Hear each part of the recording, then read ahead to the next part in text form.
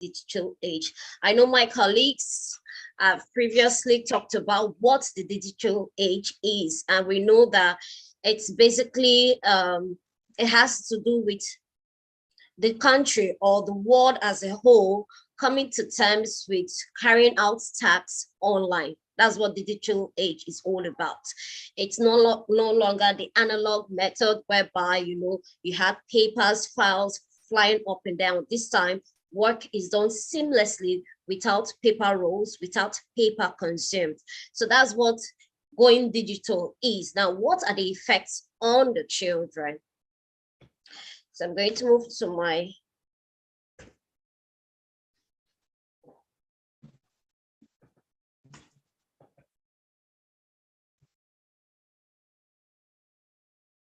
all right. I'm having it to be off. All right, so I want to put this on. All right. So first, what are the effects? It has led to untold. No, sorry. It has led to untold opportunities for learning and development and personal exploration and growth. We all know that back like 4 years ago, before COVID era, would always come to school to teach as educators or as students. You need to go to the classes to receive lectures. But now this is not the case. Basically, this digital age has opened up doors for exploration whereby you can sit in the comfort of your home and learn, or you either do hybrid. I think that's the language, hybrid, whereby you go to classes for some certain number of days, and then you stay back in the comfort of your home for some certain number of days to receive lectures or even to teach. We have a state currently in Nigeria that before we went on vacation that was practicing such hybrid, whereby they would teach for some certain days in school and then teach online from their comfort of their home. So one of the effects is that it led us to opportunities for learning and development and personal growth. I, for one, as an educator, I can't count how many online courses I've taken, which has helped my personal growth.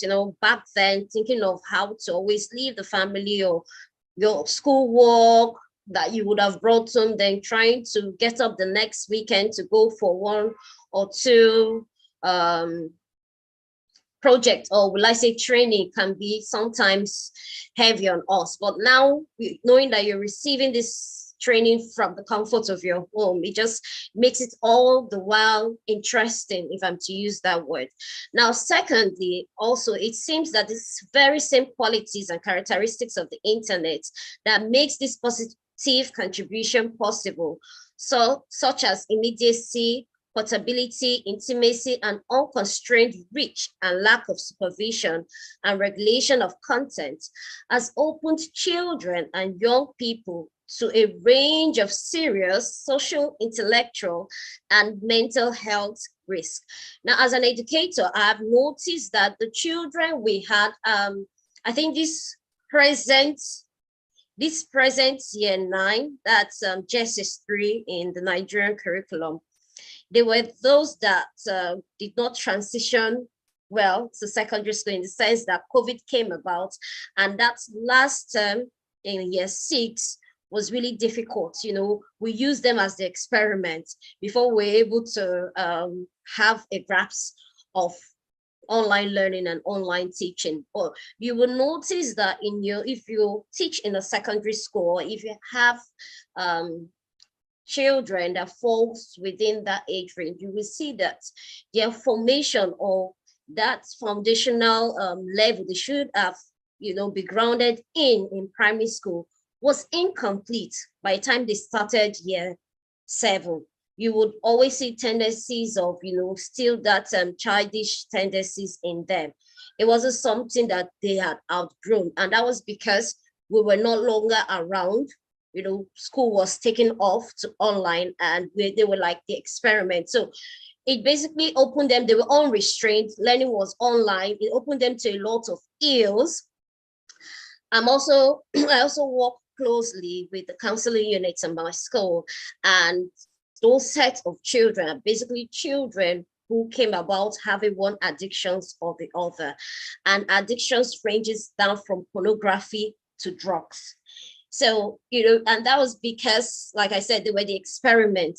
We were learning with them. So it opened them to a lot of harmful content on the internet. And this had an adverse effect on their psychological and mental being.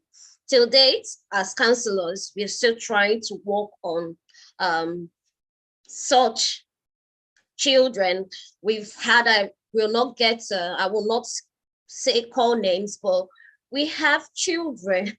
It's really sad, but amongst these children that we're working with, we've had those who are suicidal or play with suicidal thoughts. We've caught them actually in the act. So it's not as if they are saying it, we've caught them in the act, and it's really, really sad. So this also led to a lot of exposure on their part. Now, also one of the effects, finally, I'm just trying to wrap up all, I can take it one at a time. So what I did was try to group them and talk more, try to cover all. So finally, the digital space is increasingly successfully being harnessed for the identification and treatment of mental health problems. Now, accordingly, the internet is not so much a double as a triple-edged sword with regards to children's mental health. So irrespective of the fact that we know the ills of the online world or the internet world or digital age, we know about the ills. Irrespective of that, we also have a positive side too. We found out that most of our problems can be solved up just keying in some words. How can we do this? I have a daughter that is always asking me a question. I will always tell her, get your iPad and Google it out. I don't know everything, but I remember when we were young, for every question we had, whatever any adult told us, we took it as the truth, whether it was the truth or not. But the fact that it was coming from an adult, we took it as the truth. Then eventually we grew up to know that, no, this wasn't it. So in our days, if our parents couldn't answer our question, or we could not find it in Wikipedia, that's the encyclopedia book we had then. I had one in my own. If your questions or your answers was not found in that book, or your parents didn't know the answer to that, you were basically left on your own to sort yourself out. But thankfully, with the coming of age of the digital world, we found out that most of our problems can be sorted out. Now, also the internet has also helped out in sense of the mental health issue. There are so many apps now, and there are so many apps that will be developed to help humans, in their daily problems or in their daily challenges. And we have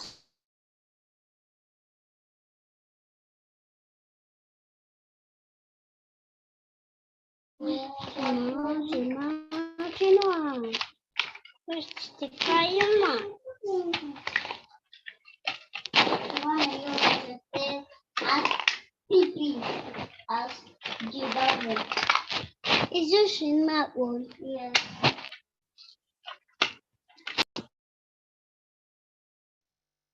Hello, everyone. I guess her internet must have disappointed,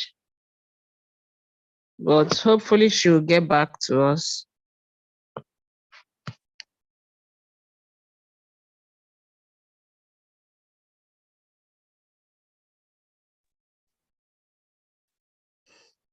All right, so sorry about that. I had to quickly change my internet. Exactly what happened. Yes. Yeah. Okay, so let me share my screen. All right.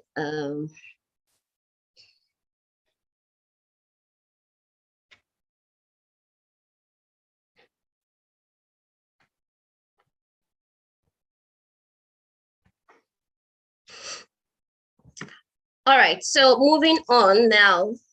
So the increased access to and engagement with the internet and the digital technology over the past 15 years or so years has transformed the social, educational, and therapeutic space occupied by children and young people in society in extraordinary ways.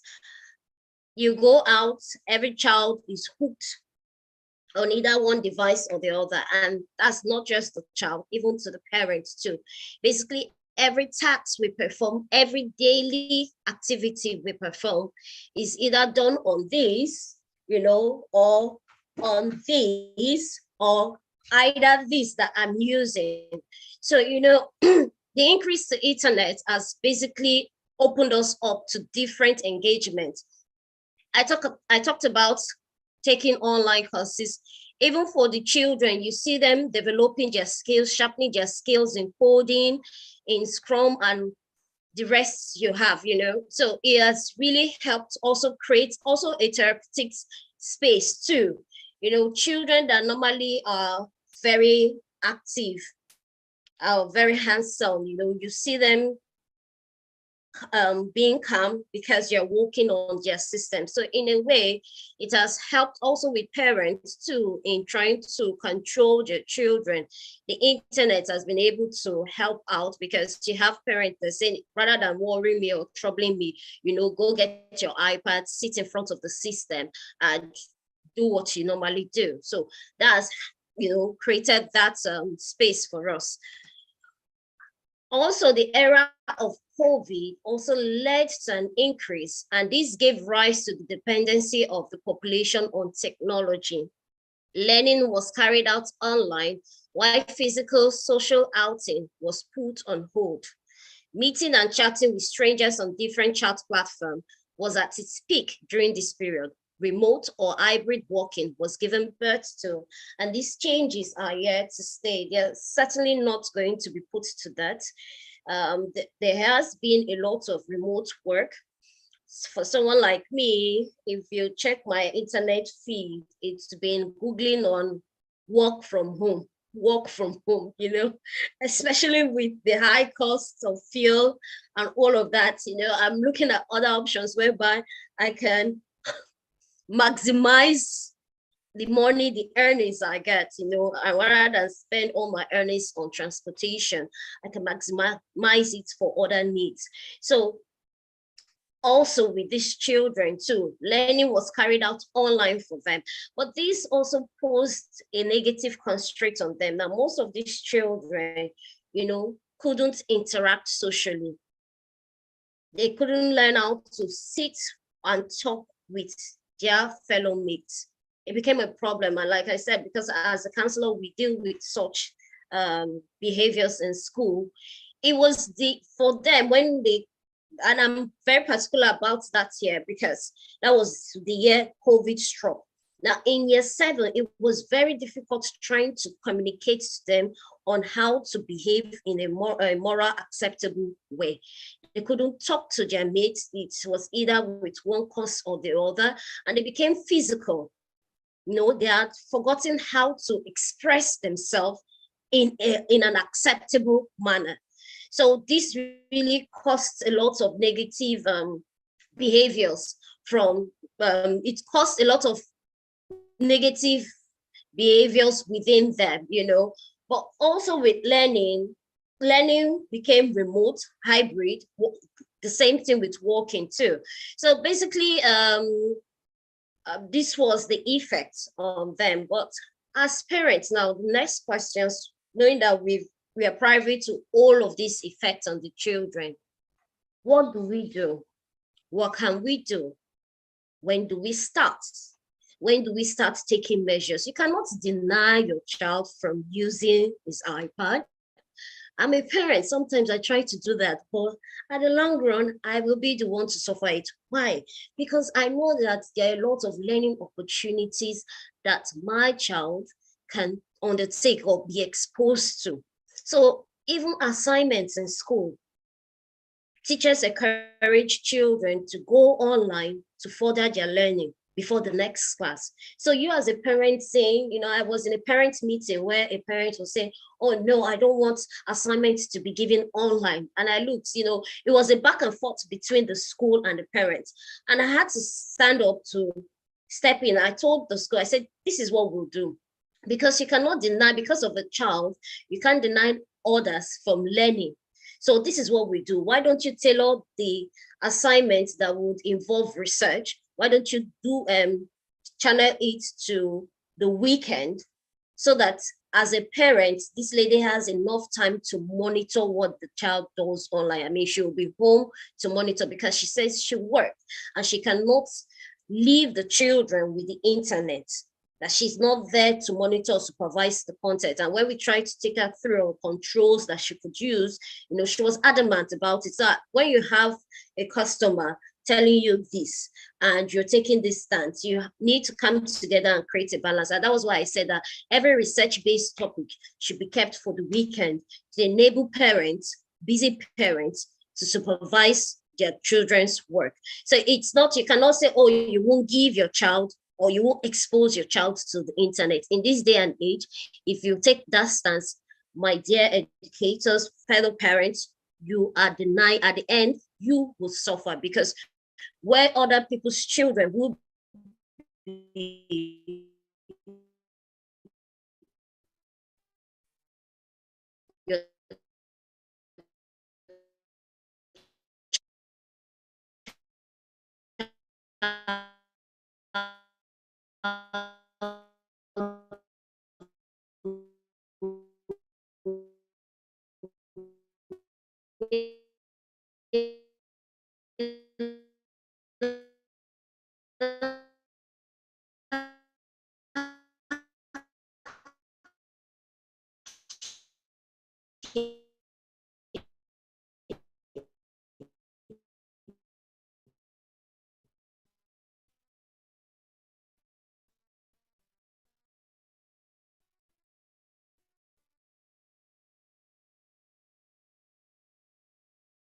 So it has come to stay, start. Okay, so what exposes them to many risks? Now, your sense that this technology Sophia, can you hear me? You might have to leave and come. Okay. sorry, so sorry. It's my mobile connection, so I'm so sorry about that. All right, let's continue. Yeah.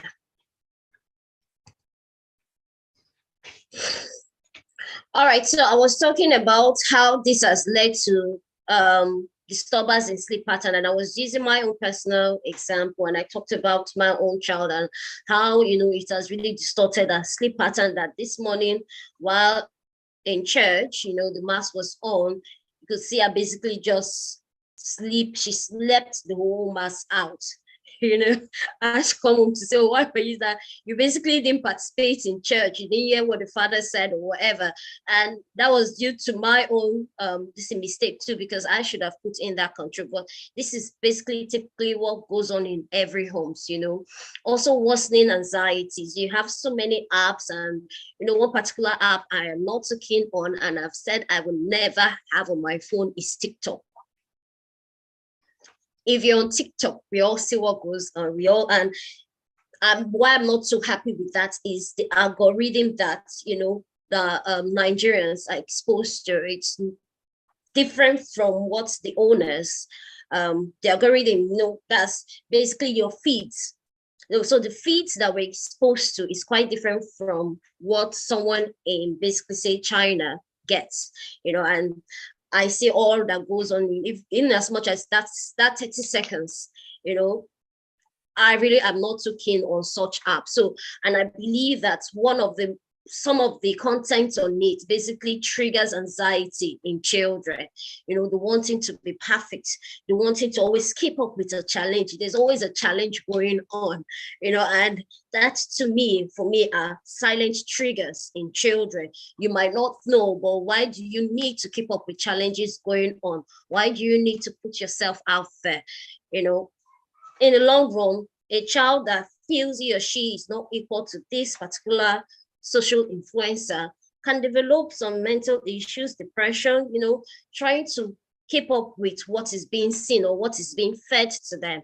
So like I discussed, what do you do when that happens? All right.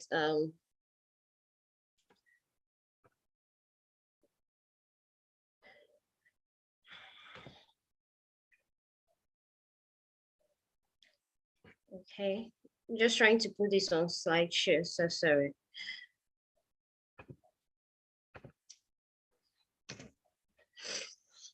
All right, so when do we start? It is sometimes a debate among parents, more importantly, first-time parents, on how early a child is introduced to the digital world. When is the best time to introduce your child to digital technology? First-time parents are always keen. They're like, they're like protectors. They say, oh, my first child, I don't want this to happen. I learned too much exposure to the screen might affect their eyes or whatever. So you see, for first-time parents, you see, this is one questions they ask. For those of us that went to antenatals and attended parenting class, you always see them ask, a matron or an experienced or an aged parent, when is the best time? What can we do? What alternatives can we do? So when is the best time? I'm going to throw that question back to you when it's time. You're going to tell me when it's here. What time do you think, at what age do you think a child should first be exposed to the internet or to the digital world? We have I have it. I'm sorry, I like to personalize my example, but I have a 2-year-old nephew that has an iPad, and my phone, he can basically go in there and do some things that leaves me in.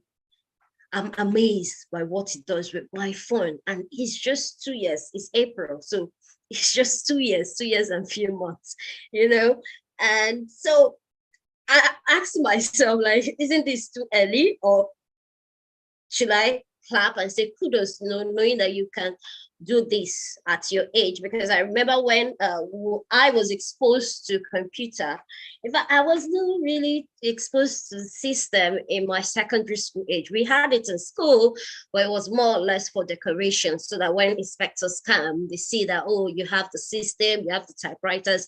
I think during my time, I've studied business studies, so we learned how to type on the typewriter first before moving on to the system computer.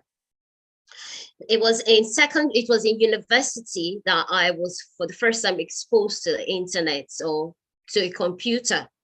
And that was because I had assignments I needed to do. I need to go on Google to Google them. I can bet with you that I used to swim on the keyboard to paint a vivid imagination, meaning that I would do this, do this. I was scared to type into key in those words or key in those letters. It was like I was just scared, right? If I touch this key, something bad might go wrong, but I know I needed to touch it to type in a word. I was basically swimming in the keyboards. And this happened for like a couple of years before I got a hang on that. Now, everything now is now touch screen, and you see these kids, you see these children doing the ASDF, not even looking at your screen to key in these words. So also, we have some experts that feel that children under 2 should have no screen time at all. Meanwhile, kids between 2 and 5 should have no more than 1 hour per day, and for school-going children, no more than 2 hours per day, apart from homework. So I'm coming to you, my fellow educators, my fellow parents. I want to hear from you. When do you think is the right time to expose a child to the digital world? Yes, let me start from you, Miss Oyebola Awodeyi. Can you unmute yourself? Okay, I'm going to unmute you, yes. So I've asked for you to unmute so that you can give us your own input. Yes. All right. So please, when do you think is the right time for a child to be exposed to digital world? And please bear in mind that there's no right or wrong answer. We just want to get your perspective. Yes. So thank you. All right. Well, I would say around 10, 11, but it seems with education now, and just like you mentioned, the example you gave, the giving up of homework online, Class Dojo, and my son's school, most of the activities are on Class Dojo. So, it comes as low as 8 years, 7 years, they start using, they start getting exposed to the digital world via educational resources. I remember we used to download educational resources to writing, for our 2-year-olds when they were growing up. So now it seems with the, education going online, going fully digital, it's as low as 2 years now. So really. Well, personally, what age are you sticking with? 8 years? What age do you think a child should be exposed? Personally, okay, if I take out the educational resources and academic work, I would say 10. 10. Okay, but with the educational, because we cannot take that out. Yes, that's why I said it's 2 years now. They're starting to learn phonics on their iPads. We're downloading things for them and all that. So if you take that out and there isn't all that academic work digitally, then I would say I'll be convenient to expose my child, digitally at 10 years. 10 years. All right. Thank you so much for your contribution. All right. I'm coming to you, Mr. John Arthur. Yeah, I'm going to unmute you, and I want your own perspective on this too. Mr. John Arthur. I've asked for you. All right, beautiful. Okay, hi. Hi.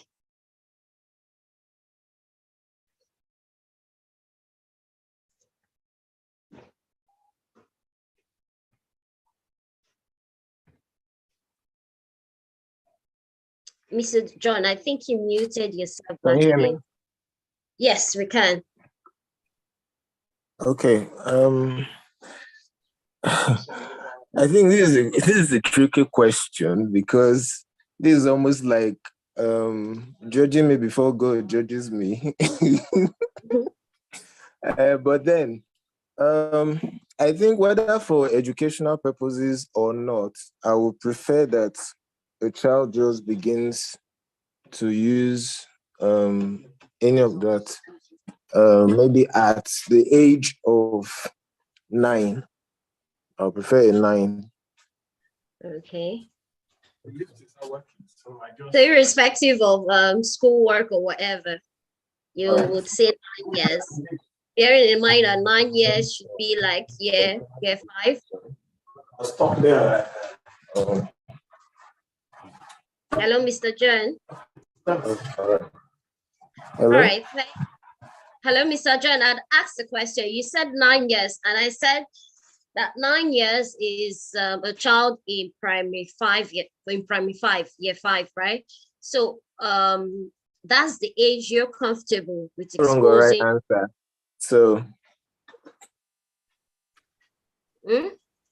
you said there was no wrong or right answer. So definitely there's no wrong, but I need to follow up. So we are all educators, right? So what happens as a parent? Because I don't know do you have a son or a child? Do you have a child, please? Or I don't have, but then I've wait, hold on. But then I've kind of been around children for a while, and I've had to be around one of my nieces from the age of I think 0 to 2 or so. So I kind of have some idea about some of these things, getting exposed to this or that, like that. Although in her own case, we didn't allow a lot of exposure so that we don't start seeing certain behaviors that will make us start feeling like, oh, I'm not sure you are going to get a phone till you are 18 or something like that, or you stay grounded in terms of these gadgets and the rest of them. So, but what we do most times is we try to expose them mainly to cartoons, certain kinds of cartoons anyway, not every kind of cartoons. and certain kinds of cartoons that are meant for maybe her age. She can understand, okay, laugh, jump around, dancing, and the rest of that. But anything other than that, all the normal other movies that I watch, no, you don't expose Okay. her to it at all. Okay, thank you so much, Mr. John Arthur.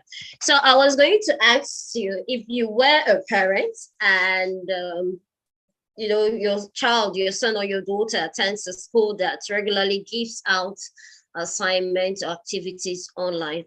As a parent who has made the stance that I will not expose my child till this certain age, what will you do? I think I will leave it for the next person. Miss Ijoma. Yes, I'm going to ask to unmute so that you can talk to us. All right, so the question is now, I kind of tweaked the question. The question is, at what age are you comfortable with exposing your child? And there's an additional question to that. Now, whatever age you say, what if the school your child attends decides to, give assignment or educational activities earlier than the age you have anticipated? What will you do as a parent? All right, I don't know how to put myself in that scenario. Oh, I can't imagine what age a child would be, and they give assignment that will be, except it's a whole day assignment, which doesn't exist. If it's a 1 hour assignment for a 2-year-old should not be getting assignment. So I don't know how to place myself in that situation. If it's a 5-year-old and he's supposed to spend 30 minutes on an assignment, that's fine. So I can't say, I don't know how to react, because I can't imagine myself saying, no, my child is not getting on the computer because we don't do computer work at 6 years old. I don't know how to relate to that. Do you understand? Okay, so first, let's get the age that you're comfortable with exposing. For me, from experience, right? Minus remove school. Okay. Children at home growing up. From experience, we started listening to audiobooks and listening to music, which was our earliest form of entertainment. Music and audiobooks, and those came from my phones and whatever thing could produce those sounds, right? That's technology, right? I mean, yes. They're not necessarily interacting and watching, but as early as 1, 2, we're listening to stuff from these electronic devices. Now, if you now say maybe playing game, so I'm one of those people that restricted. I mean, for all these things, I would say 2 is fine, but everything has to come with its own restriction, with its own boundaries. There cannot just be, even as now that I have 10-year-olds in my house, there has to be restriction, except the day I tell myself I don't have energy, e.g. today, my children are downstairs, I don't have energy. They are just going to be there until I put energy inside my body and say, oh yeah, it's okay. But on a good day, on a good school day, my kids don't see any screen until Saturday and Sunday. And it's been like that. I mean, they are used to it. I wish they were less, because once the screen comes on, they're still stuck on there. As in, I wish I wish they were so desensitized, but they can't be, because anywhere else they go, these things are there, right? So I mean, I could speak on this for a while, but I think basically in this year that we are, it is, if I had a child tomorrow, I would not plan to keep technology away from that child. I would expose that child to appropriate stuff in appropriate times, right? Because I don't want outside to teach my child, basically, because children are so we were like that. So it's not just these children, all of us were like that. We were all curious, right? So once a child doesn't see something at home and is not educated about something at home, once he goes outside, he doesn't even have to know that it's the wrong thing. It's just curiosity. He's going to go and find out, what are these people watching? What are these people doing? So it's better that you start early in little doses to say, okay, this is what we watch, this is what we don't watch. You know, if you go outside, see this, come back and tell me. So yes, 2 for me is fine. I don't like early stimulation, but 2 is fine. We started around that time, yes. All right, thank you so much for your contribution, Mr. Juma. Thank you so much. All right, so we've all, given no, you don't want to ask me. Because you're the convener. You don't want to ask me. Because I'm looking at convener cannot talk. I beg, let convener talk. Convener can talk, but convener should understand that. I didn't even know you are here. Convener should understand. I have to talk. I have to talk. Okay, convener, please, can you contribute? But please make 1 minute. Thank you.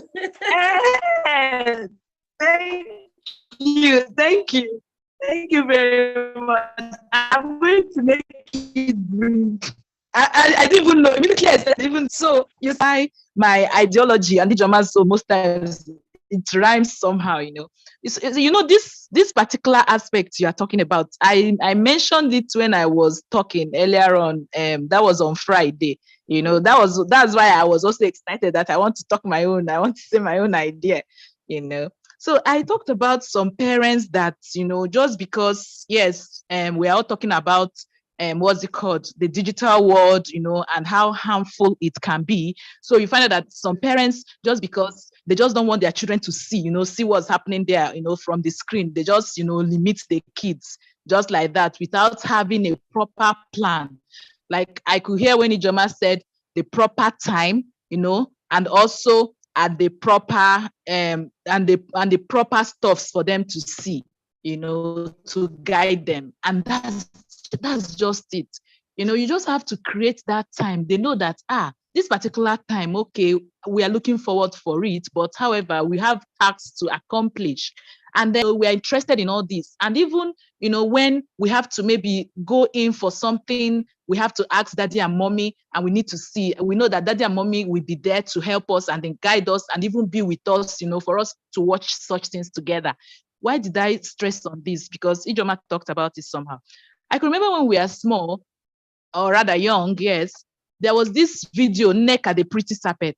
My parents did not allow us to watch it. And then we became more curious. You get? Yes. Why can't we see Nneka the Pretty Serpent? You get? So, like some other person said here, because of that, we went to go look for that stuff. We wanted to see it.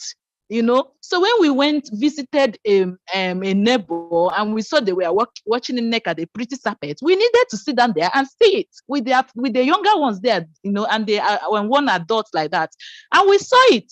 And honestly, we were asking ourselves, okay, why was it that mommy and daddy didn't want us to see this?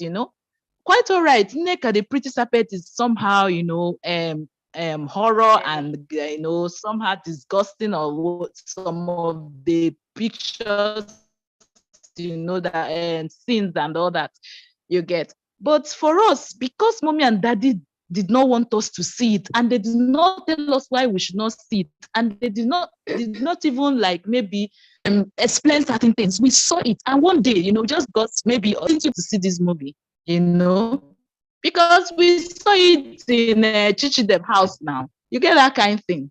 So they were curious, really. So what did you see? What did you learn? That's when they now wanted to come and discuss with us. So I guess I'm coming back to your question. But so I guess that if parents are trying to, prevent children from a certain thing, especially when they have heard about it or when they have seen a flash, or what's it called nowadays, this streaming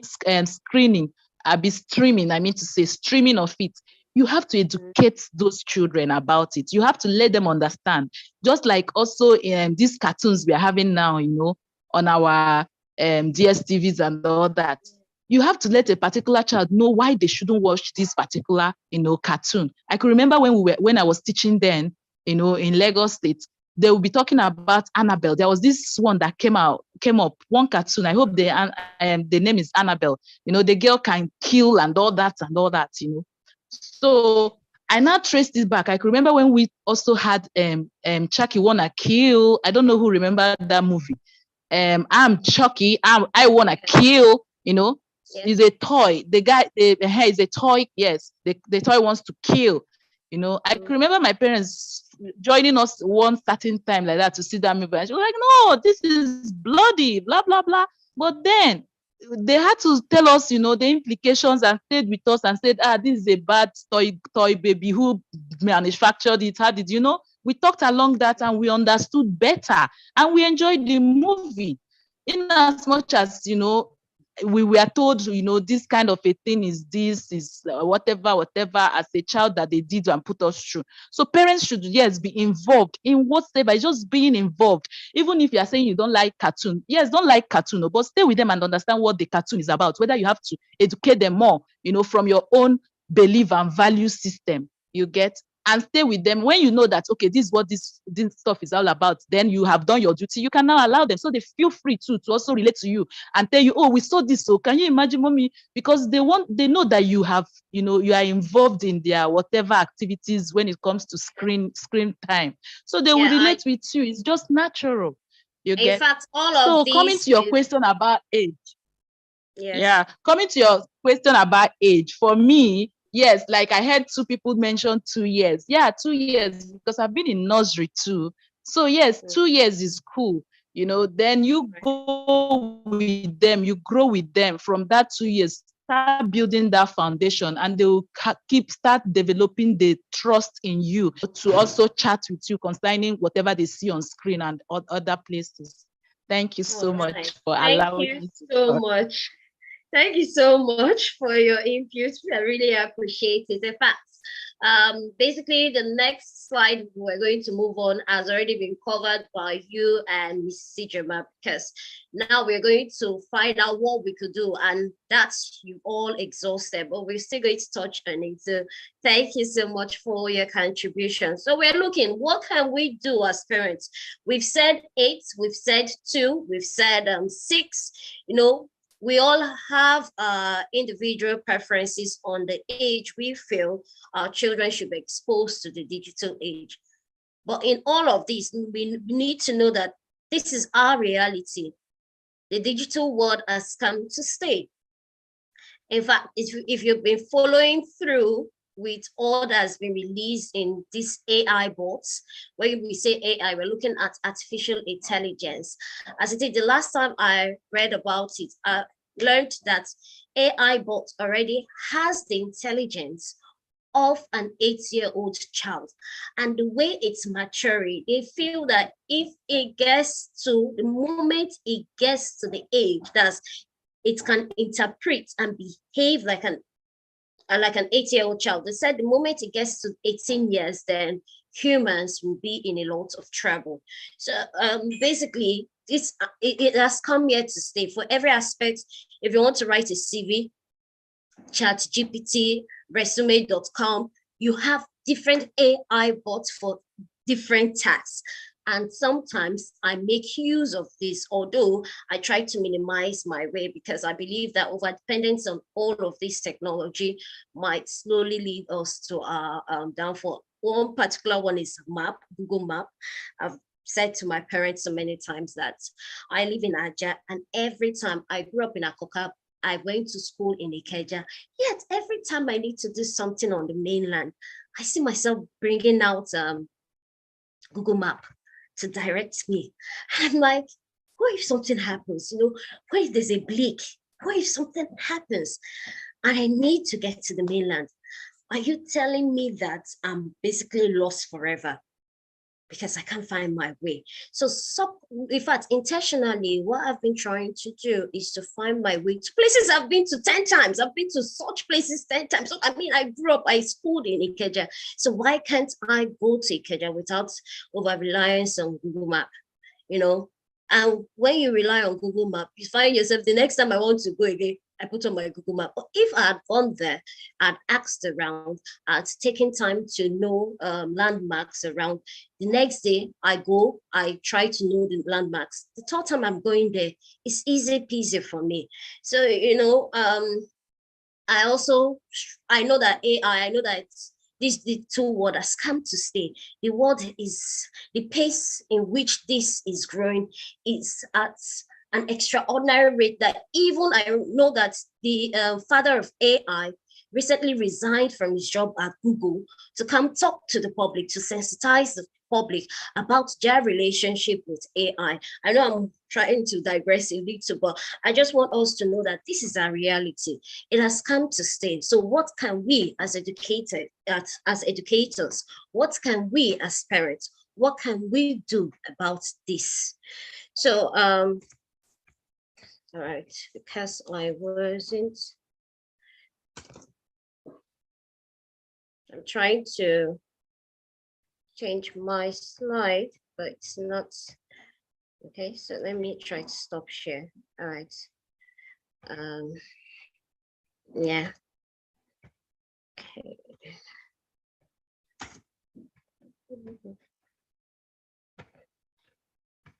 Okay. All right. So what can we as parents do? One, first, we need to take advantage of parental control devices. My daughter has 3 gadgets to her name, and I have 2. But this is what I did, because I know that most times we have fiber internet in my house. So most times if I'm not around, she goes online to watch her cartoons or whatever. I installed a parental control in the sense that, now most of these apps, you need a Gmail, right? So I opened a Gmail in her name, but I'm in charge of that account. And whatever application she downloads on her device, I get it on my phone. So sometimes I get home, I come home and I say, why did you download this app? Remember, for whatever app you download, you need to take permission from me. The last time she was asking me about Snapchat, and I said, no, you don't need Snapchat. She said, oh no, I love Snapchat, the faces, whatever. And I'm like, you don't need Snapchat. Now this girl downloaded Snapchat when I was out of the house. And I received it because it downloaded on my phone. So whatever she downloads on my phone automatically. And when I came home, I gave her a piece of my mind and I told her to delete it immediately. So we can take advantage of parental control. It helps us, especially when these children know that she's currently here. She's even laughing at it because she knows that basically that was what happened, So as parents, we need to be involved, just like you said, Vivian. You can't deny yourself from what they do. You need to be involved because our role as a parent is to guide these children so that eventually when they leave us, they will live their life based on the trainings which they received while they were with us. So take advantage of these parental controls. You can do a lot to stop the ills that they are being exposed to, especially when they're even underage, when they're not matured enough to decipher or to see whatever information that comes in. When they don't know the truth, they don't know what is right or wrong. For an adult, that, okay, he or she can make up his mind on knowing what is truth or what is not, is false, and choose whatever to follow. But for children who are below the ages of 18 down below, you need to really take advantage of this so that they're being guided accordingly. Also, families should have joint screen time activities and co-viewing sessions. You go to a family of 5, you see mother on the laptop, you see father on the laptop, you see if they have sons, they'll either be on video game, one will be on video game, one will be on this. If they have girls, you see them on so app, on TikTok or whatever, trying to imitate the dance step or whatever. It shouldn't be. Let's try to come together. Remember, the essence of a family, or the essence of being in a family, is so that you people can have quality time together. And part of your quality time is not just going to KFC to eat. Part of quality time can be setting up a mini cinema or, watching a program, having you ask around, okay, father, what movie do you want to watch on Netflix? This week is father's choice of movie to watch. Everyone watches it, but you have to make sure that when you're doing such, whatever film or program you choose should be age related. As a father, you're not going to watch an adult themed movie when you have underage with you. So you should try to have such activities. It just promotes togetherness. I remember growing up, I don't know, for me, I was exposed to, Vivian talked about Nneka the Pretty Serpent. I was exposed to 18 and above rated movie early on in my house. And that was because my father was with us. And he guided us. I remember, if you clearly remember, as kids, when there's a kissing scene, you want to shy away from that. You want to turn your this. But my father had to say, oh, no, hold up, that this is film trick.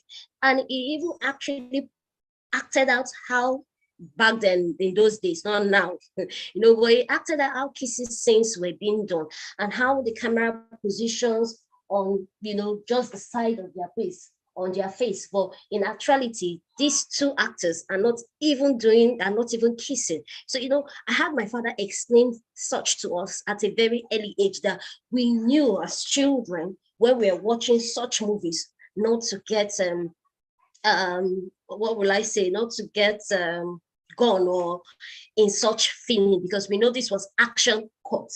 We understood that this is action. They act out their scene, cut. They go their different ways. So I knew that early on, and that was because we had family time. We would sit together to watch movies together. So you guys should have such, but not that you expose them to content that is above their age. Let it be age appropriate. Now, also, you play online games. Oh, sorry.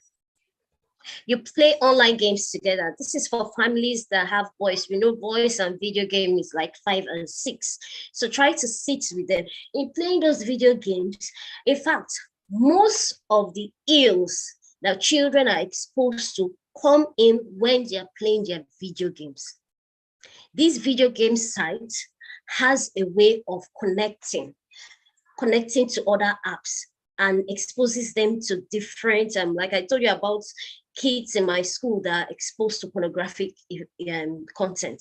Most times when we sat down with one, it was through playing video game that, a link was set, and when he clicked on it, it was hooked on Pornhub, so sit down with them, play these games so that you get to see what they're being exposed to. Now, such games that you feel, should not be, you try to immediately, you can go behind their back and then you put a parental control on it, or you tell them outrightly, don't do this. And of course, you're the parents, they will listen to you as long as you've been able to cultivate that control in your house. So to try to play online games together. There's this family, they do these silly games, but it's online, whereby they ask them different names and they try to fix in the X and O's in a box, or they arrange dollars of money on a table, whereby if you answer a question, you pick $1 of money. Those are online games you can also, invest in as a family. This basically brings the family together, and you can't say the child is being denied of going online or participating in games. The child is exposed to it, but you as the parents, you as the educator is in control of this. Also, try to encourage activities at home, outside the home rather. It's all about staying indoors, because when you're indoors, the tendency to want to pick up a gadget to peruse through the internet, the temptation is high. But when you're out, you see yourself try to involve yourself in other activities. So go out with your children. It's not just going to, I'm not saying you need to take them to Rufus and Bees or Omo Resort. Just going around on a car ride. I do it severally. I sometimes just go out. I know, but in this situation of fuel scarcity or fuel increase, that might not be an option. But there are other means you can do, either walking around the estate, doing an outside activity or outside the home. These are things that as parents we could encourage to avoid the over-reliance of internet on the children, or basically to help protect whatever ills you're being exposed to on the internet. And in this, I'm going to conclude by saying that raising children today is hugely different from how our parents might have raised us, or how your parents might have raised you. However, the digital world is unavoidably nowadays. Hence, a balance between online life and real life is healthy and necessary. If parents make the effort to keep up to date with research and then make time to supervise, communicate, and educate their children, they will be able to mediate the harm, nurture children's mental health and well-being, and expand the opportunities digital technology makes possible for children everywhere. And with these few peace of mind, I hope I've been able to convince you and not confuse you, but I do hope you've learned from this and you would also take out time, to set out on all that we've discussed. And so from me to you, thank you so much for your participation. I really am grateful for you attending this session. Thank you. Over to you, Ms. Vivian. Wow, what an awesome one. That was a good presentation. Thank you so much, Miss Sophia. Thanks. Thank you. Yeah. So, I don't know, is there any question from us? Any question for her? Any question? Or you have one or two things to say, so we move to the next speaker.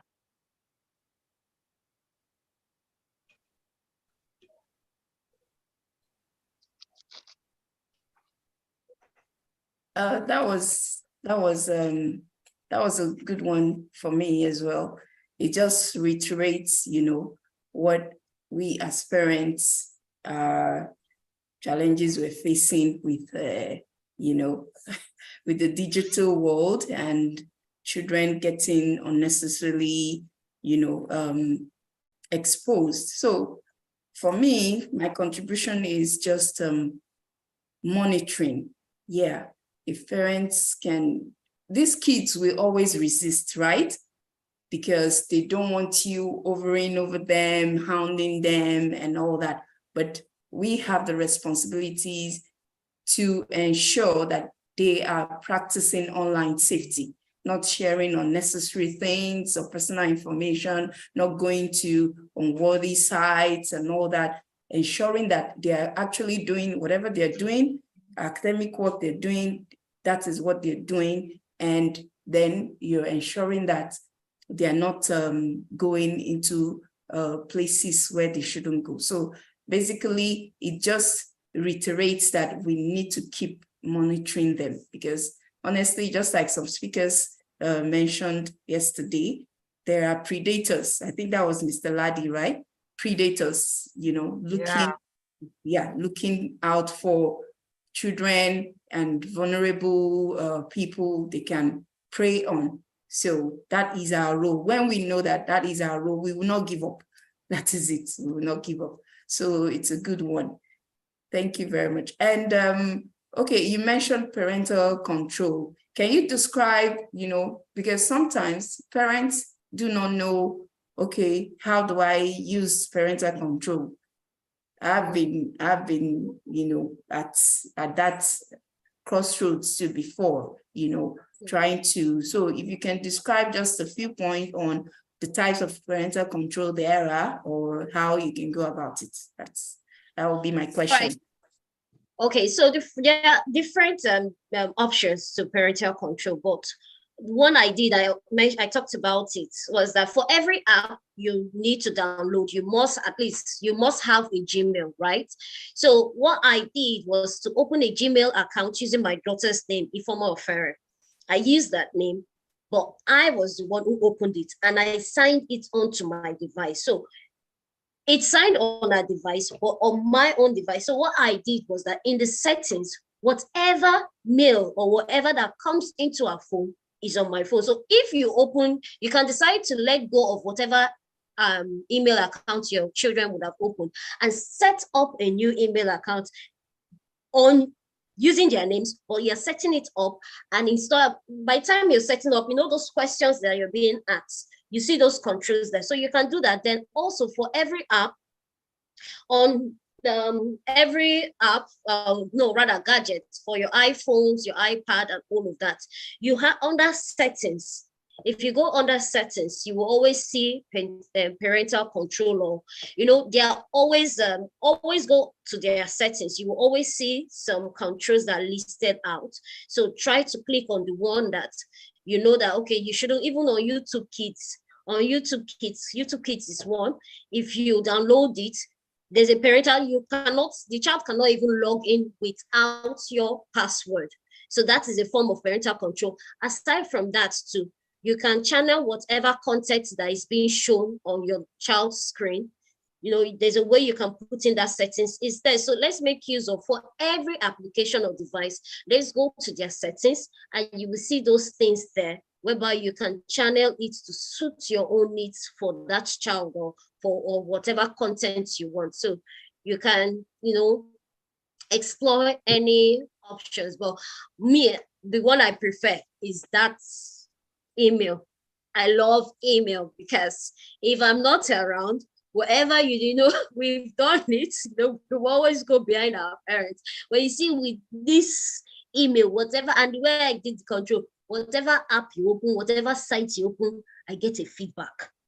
So I always like to use, I feel opening an email for your children, especially when they're below the ages of 18, I feel that's the best, because you can always tailor the settings to suit your needs.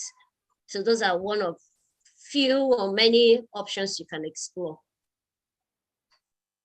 Okay, so I want to say something about the email. What if a child now opens her own email? Exactly. You know, like Vivian, like a that one child has of happened in my house before.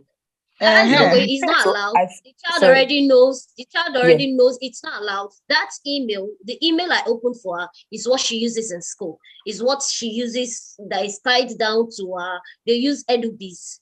It is that email that is being used. So if the child opens, for me, it's gone.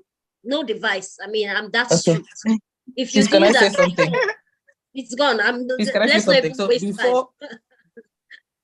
time. before, when my kids were, for me, I think it comes in stages. There's that age where you monitor them in that way. You see what's going on the back end, then use it to come and talk to them on the front end. You know, at some point, which is where I think I am at my stage of demystifying stuff, right? So I'm not in monitoring stage. I feel like monitoring stage has its use. Use it as part of your training, you know. After a while, your child will have a fair idea. The day that the child will see content, the child will probably come back and talk to you about it. So the day that this happened to me is that I skipped a stage. I skipped a step. So in all those days where which is still on, but it's not for monitoring, it's just so that I know what's going on. I don't really use it to monitor this email thing. So the day it happened, I never told them that when you do this, I'll see it. When you do it's just that we use this email address, that's all. So one day he went in there, tried to download something. It didn't work. He didn't have the password. Whether there was a glitch. So in his head, he's like, oh yeah, now this one is not working. Yeah, let me open email address, you know? So it wasn't in a, no, I'm going to go behind and sneak. It was in a, this thing is not working. So let me open another email address to download this new game that says it's available on Android and on iThis and on iThat, you know? So it was just finding his way around, you know, until when I now came home and said, my guy, what happened? He told me by himself that, he saw this game and he used his email. So imagine if that child was trying to be sneaky. Of course, I won't get that information, right? Yeah. But if I am sure that at a certain age, that will not be, as in, that has to be like something that moves into something else. So, like I said, in the phase I am now, I've left that phase as my primary source of information. Is their mouth now. That's it. That comes to me as notification. I still get the notifications, but I expect that any new thing that happens, because of all those other years of, in quotes, training, they'll come and tell me. So, as I was saying, I'm in my phase of demystifying, because the thing that we're seeing now is not what we were seeing in our days. You know, there are hardcore stuff going around now, you know. And if you are in a group of people in secondary school and they're talking about adult themed stuff, there's no how you won't be curious, especially when you're the only one that, no matter, even if you're, in fact, I want to say even if you're pastor's children, but in our time, those were the worst children. She's a pastor's child, don't mind that. There's no how you won't be curious, right? So I feel like the phase I am now, is demystifying stuff, this LGBTQ, KK, not keeping it away from them, but that's, you just make it look like water. Not like they will not be using it or using swear words or anything, but like demystify it in such a way that there's nothing to be curious about. You know everything you need to know at your level. You get? Because the amount of games and the amount of information out there, it has gone at the age I am in. Like I said, I was in that phase, but I'm now in a different phase. So I feel like monitoring has to have levels. The different levels to this monitoring. At a certain level, the monitoring of waiting for feedback of what they do with that kind of parental control, it would be obsolete because they will be doing other things if they know that that's how they are being monitored. Do you get? There's a way you're being monitored, you go the other way, right? Yeah. But if it's a matter of information, then it's fine. The child can still make blunders because the child knows that there's no security camera. It's when there's no security camera in your head that you are free. You just be watching what you're watching here. So just to say that there are different levels. It's not every child that email thing work for. Some children, even up to some children remain quiet and naive to that. Anyway, all these things is your child, to be fair. Yeah. That's what I wanted to say. Based on, the children you have at home, it then spawns whatever option you explore. Truly, I think mine will work for me because she's 6, so I can be strict to monitor and all of that. Definitely. But eventually, when she begins to get curious, secondary peer school pressure and all of that. Yes, that's why it's mentioned peer pressure. I would have to devise another means. And I do know, Vivian, if I'm not mistaken, even based on your internet service too, you can fix in the parental control. There are some sites that you can lock in. That you can lock out. Yeah, there are some sites that are not downloadable. But aside from that, so we also have this. I think also as parents, we also need to educate ourselves because, Ms. Ijoma, you talked about the LGBTQ, ABCDIEF, and whatever letters they are adding to their name, Yeah, it's ABCDF. That's how I see it. They added too many, LG. It was LGB. They added T, they added Q, they added IA plus, and I'm like, whatever letters are you? So I also think we need to also educate ourselves. We always constantly need to be in, especially with Disney. Disney needs to be a children-friendly network whereby you can always leave your child in front of the computer or in front of the TV screen to watch any Disney-related movies. But nowadays, we all know that the movies coming out from Disney is carrying out an agenda of the LGBTQIA plus ABCD and all of that. There was recently a movie that came out, this Cop Pro or whatever, it was everywhere in the cinema. On my own, I knew it had LG because I had researched on it even before it came out, before it was released. I'd known about the movie, how it had the LGBTQ agenda intertwined in it. So it was a no-go for me. I could not even take my child. Even when she wanted to watch the movie, I told her, I'm not going to allow you to watch such movie because I knew already it had that. Because there are many, if you don't want them to watch, that means she will not watch TV. They are everywhere on DSTV, YouTube Kids. I think because sometimes she asks me, even sometimes when I'm watching my videos, she'll say, Mommy, why is a man dressing like a woman? And I'll be like, go to bed. Why are you watching? Because, I have to be careful when I'm watching my reels, my Instagram reels and everything. So she always wants to see what I'm watching. So most times I have to be very careful that she's not peeping through. And when she peeps through, she sees men dressed like women and, all of those things that she's asking me. I feel at the appropriate time. For me, I don't feel at 6 years old, she's matured enough to have that discussion. But I know that at the appropriate time, I will let her know that, okay, some people have some mental issues going on. Don't call it mental issue. Don't allow the episode in public. Vivian, I am a psychologist. I am not going to go with them and call it gender dysphoria.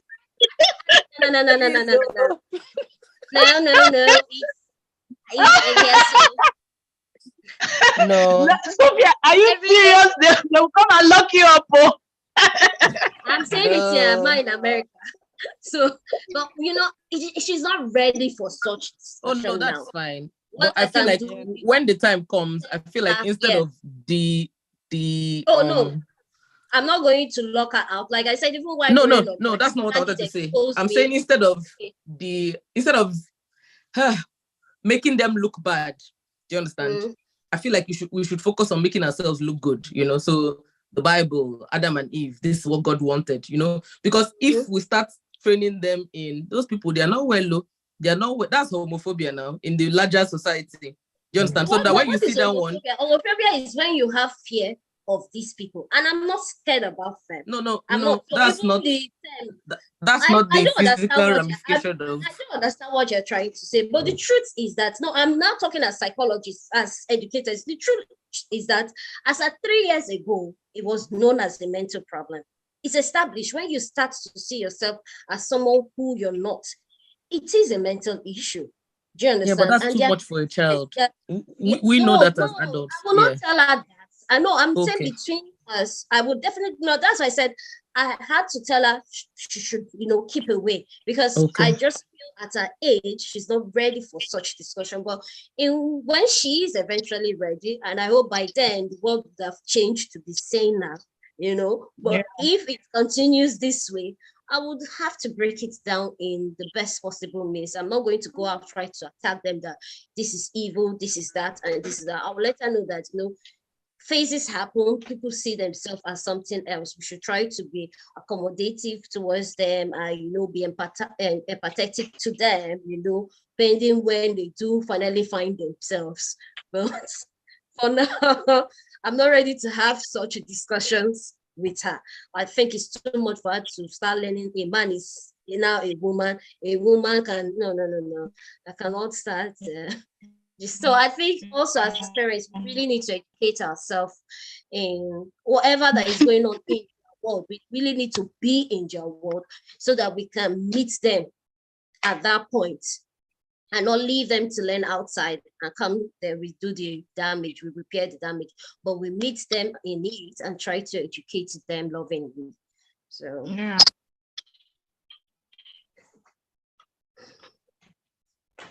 Okay.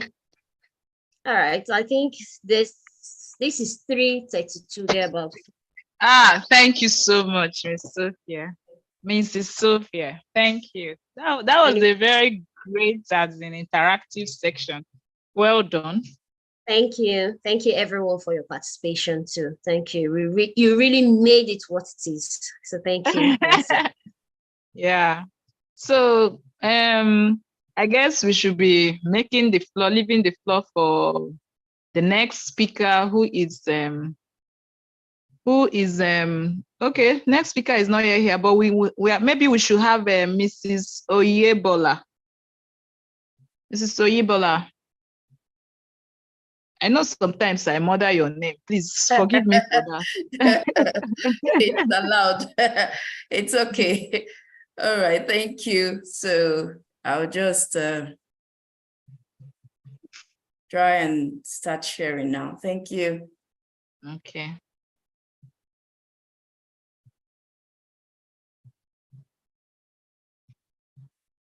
Okay. Thanks for this opportunity to speak on this platform, Vivian. I really appreciate that. And yeah, it's going to be a good session. Mine also is going to be a little bit interactive. And yeah, it's going to be interactive. So my name is Oyebola Awode, and I've been teaching for, let's say, 15 years. Yeah, 15 years thereabout, and been a head of school. I've headed the school for more than 8 years. So all my life I spent in the education sector as a teacher, and then moved up the ladder. So, and currently I'm also a consultant, a freelance consultant, educational consultant, and I've also found a new love in SEND, that is inclusive education. with children with SEND. Okay, so they use the word inclusion for many things now. Yes, diversity is good. I support diversity, but I am into inclusive education for children with SEND. And that is where my topic lies. You can see SEND and the inclusive education in Nigerian schools. Policy and practice. What is the policy and practice for the I generation? So I became I've had a fond new love for SEND because I'm like kind of an adventurous person. I wanted something else. Okay, if I'm not living this career, this is my passion. What else is there to learn, you know? So I found SEND, I found inclusive education, boom. That was so interesting for me. I wanted to see more because coming with my background as a teacher, firstly, and as a head teacher, head of school for 8 years, I know it is really, really usually difficult to get special teachers. So I was intrigued. I was like, so what is it about this thing in Nigeria that, you know, to get a special teacher is difficult? We're having more, if you would agree with me, from my experience, we're having more children with ASD, autism spectrum disorder in schools now. And it is fact, actually. The statistics is out there. I'm not quoting today. I didn't go into that to quote, but the statistics is there, honestly. So, and people are beginning to find out why. Why is there, you know, is it what we are eating? Is it what is causing this? Nobody knows yet. Nobody can say categorically. So with these challenges as a head of school, I was like, okay, this would be a very good place for me to explore, you know, and learn more. I tried at a time to even, you know, do the training. It was, so anyways, I couldn't because I was still actively a head teacher and I had to leave the field to go into field. So that wasn't possible. So anyways, so that is why I'm passionate now about SEND and about inclusive education. It is the #1 educational agenda now all over the world. And I see that Nigeria, we're, you know, being with our peculiarity, and it's not just us, honestly. India has the same problem, and many developing countries have the same, you know, learning curve. I call it a learning curve. Okay, so if we are passionate about it, it is possible. So that is what I'll be sharing my knowledge on today. And okay, so my content here briefly is going to be what exactly is SEND? What is the definition? What are the categories? So I won't be going into the definition, dive in first. I want us to look at the categories of SEND first. And SEND is an acronym for special educational needs and disability. So disabilities. So it's an acronym. So we're going to be looking at the categories. It's a very broad, you know, a large scope. So, but, you know, I'm going to try as much as possible to stay within my 1 hour that has been given to me. And then we're going to move on to the meaning of inclusive education. And then we're going to be looking at inclusion, segregation, integration, and inclusion. These are terminologies. These are scope of education. These are like levels of education. So we're going to be looking and getting to know more about what these terms mean and what exactly we are practicing in our school. So what this will help you do is to, you know that, okay, my school is actually practicing this. Oh, if we're an inclusive school, we're practicing inclusion. Are we doing it the right way? So this will help us, you know, have a better perspective on the terms. And then we're going to be looking at best practices around the world. So first, let's dive into categories before we now come back to the definition of SEND.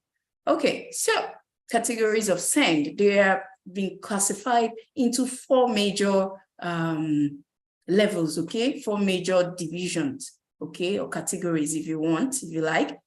But I have broken them down. So now we're having 1, 2, 3, 4, 5, 6. Yes. So I've, broadened it out, because under the 4, there are a lot of, when you have you're writing an exam and you have question 1, 1A, 1B, 1C, 1D. So it has different levels, but they've been able to compress them into 4 levels, okay? And then all these things are under those 4 categories. So the first category is communication, and communication integration. The second one is social, emotional, and mental health. The third one is physical and sensory. And then the fourth one is it's cognitive and learning. When we're talking about the children that have difficulties in learning difficulties. So those are the major 4 categories, but I've brought them, broken them down further so that we can look at the broader, bigger picture. So here I have the speech, language, and communication needs, okay, which is the LCN, yeah. Those are the major people that fit, or major pupils that fit into this category are children that stutter, stammering, if you like, children with loss of voice or voice problems, understanding language, children that have difficulties in understanding language and having difficulties with the use of words and making sentences. Then next level is social, emotional, and mental disorder. Those ones have disruptive behavior to themselves, sometimes to their classmates, to others, and even to themselves. Those ones, some of them have they do self-harm, okay? You just see them either cutting themselves or trying to get something to inflict injury upon themselves. Some don't have self-harm issues, they just have disruptive behaviors. They want to break something, they want to, they're aggressive most of the times. Some have anxiety, self-harm and drug abuse. Some have temper tantrums, withdrawn and depressed attitudes. And then we move on to sensory impairment. Those ones have, this category of children have speech impairment, hearing impairment, visual impairment. It might be total loss of their visuals. It might be total loss. It might be, total loss of speech. So these categories are regarded as sensory impairment. Neurological disorder, we have the ASD, ADHD, ADD, epilepsy, cerebral palsy. These children sometimes, especially with cerebral palsy, movement can be an issue, so they might fall under physical disability. For those children with cerebral palsy and mobility is a problem, they might fall also under physical disability. So, because you have to use a wheelchair. And then we have the specific learning difficulties. Those are children with dyslexia, dyscalculia, dysgraphia, language processing disorder. Language processing disorder, it takes them longer time to process whatever you've said. You have to give them time to, assimilate and process. The brain takes a longer time to process. And then dysgraphia deals with writing. Dyscalculia deals with numbers, numerophobia, fear of numbers. Those children fall into, they're most likely children with dyscalculia. And then dyslexia, children with reading disability. They cannot, it takes them longer to read. They have reading disability and issues. Then we have the physical disabilities. We have mobility impairments, maybe due to polio or whatever, or an accident, And then we have the hearing loss. They have to use hearing aid or something, a visual impairment, and seizures. So these are the broader categories that there are under special educational needs and disabilities. So now that we know the categories, we know the children that fit into this category. And may I say that under the Nigerian Special Needs Education Policy, we have gifted children as part of SEND. So if you have and it makes sense because gifted children are children that need another provision. Because if you have a child, a 1-year-old, a 6-year-old that is already doing a 9-year-old math, you know that you have to change your lesson plan, you have to do differentiated learning.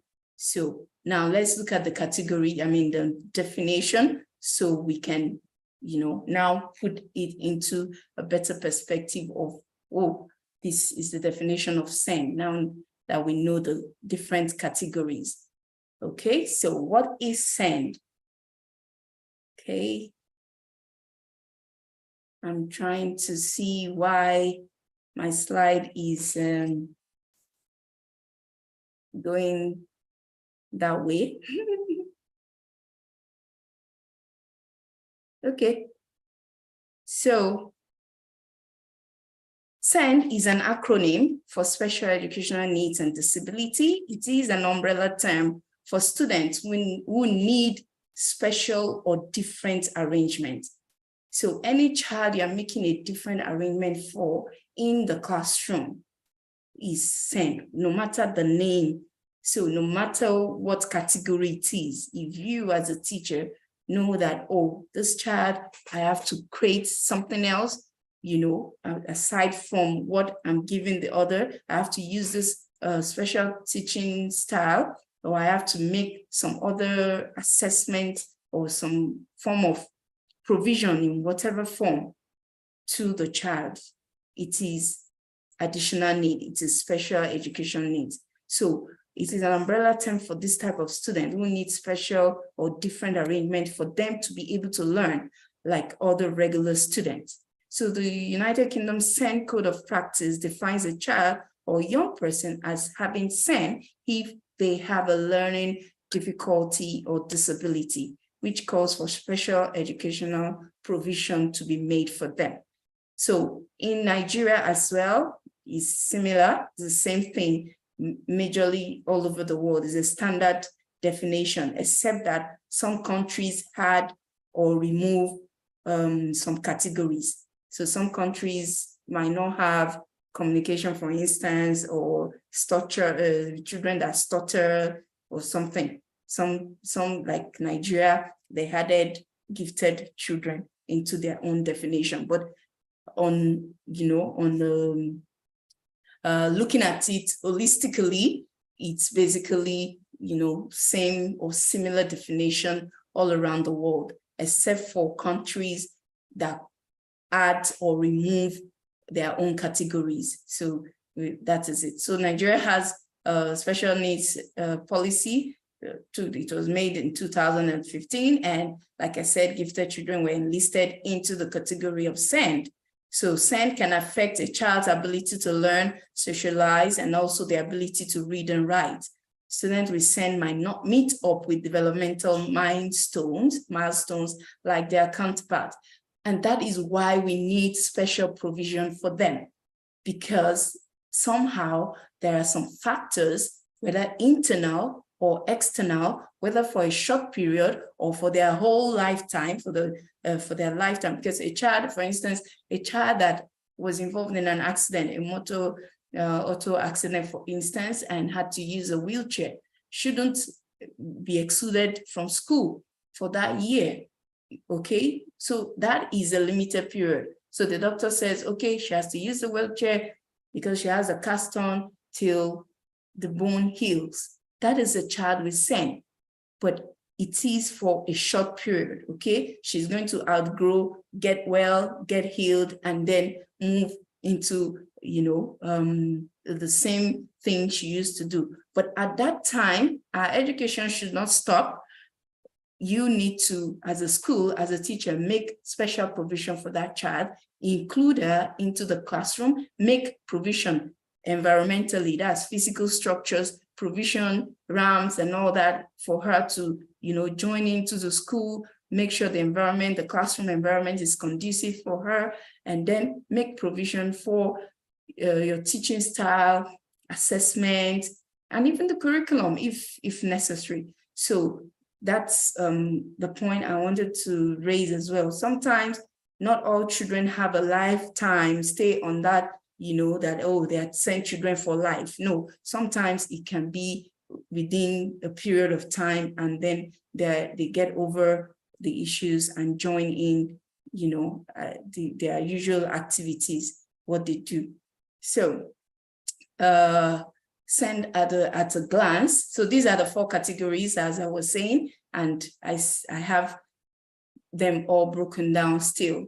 So this is saying, did you know that all children with SEN have different strengths, limitations, therefore you may need to modify the standard curriculum, or for those with more severe requirements, design or find a recognized degree at a lower level. So it is your duty to support SEN students' growth, learning at their rate. That is another key point educators should put in mind, that children with SEN have to learn at their rate. Okay, so that is why they cannot be put on the level with the others that do not have anything, standing in their way or any challenges with them. It is unfair for any educator to put a child with SEN on the same level with a child that is not a SEN student. It is discriminatory.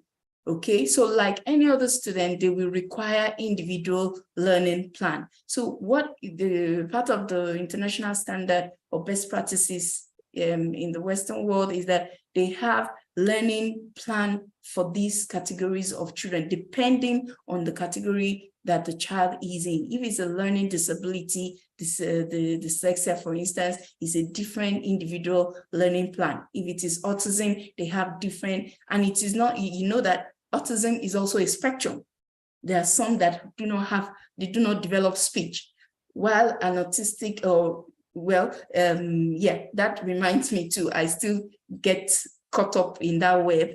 We do not say autistic child, we say a child with autism, a child with this, a child with that. That is another thing that is raving on now with the name calling, a change of perspective. In fact, as a matter of fact, now children with autism are called neurodiverse children or neurotypical children. Okay, children with neurodiversity, things like that. So anyways, you have to create an individual learning plan for them. So some of them that do not have, that have not developed speech, for instance, there is a separate learning plan. The child that has developed speech, that is with autism, and it's about social communication and things like that, it is another learning plan. So even on the autism spectrum disorder, you shouldn't be how will I put it now, like taking them all in that same package, or that same, having that stereotype. Yes, that's the word I was looking for. You shouldn't be stereotyped. Oh, this is a child with autism, she is the same with the others, or is the same with the child with autism that I taught last year. No, they have different needs. So making provision for their different needs is key. Being able to identify their different needs. So autism is also different, and it presents itself in different ways. And it is noteworthy to also say that these special needs category also have comorbidity. What I mean by comorbidity is that sometimes they work together. A child with speech impairment can be also a child with autism spectrum disorder. A child with let's say Let me look for one now. A child with dyscalculia, okay, can also have speech disability or speech impairment, sorry.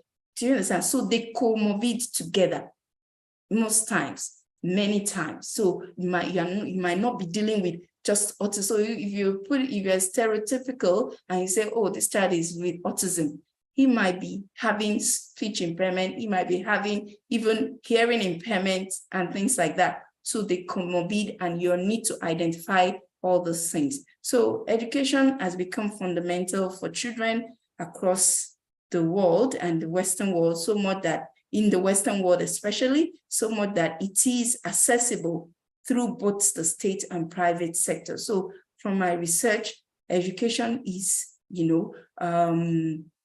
is accessible better in developed countries than in developing countries like Nigeria.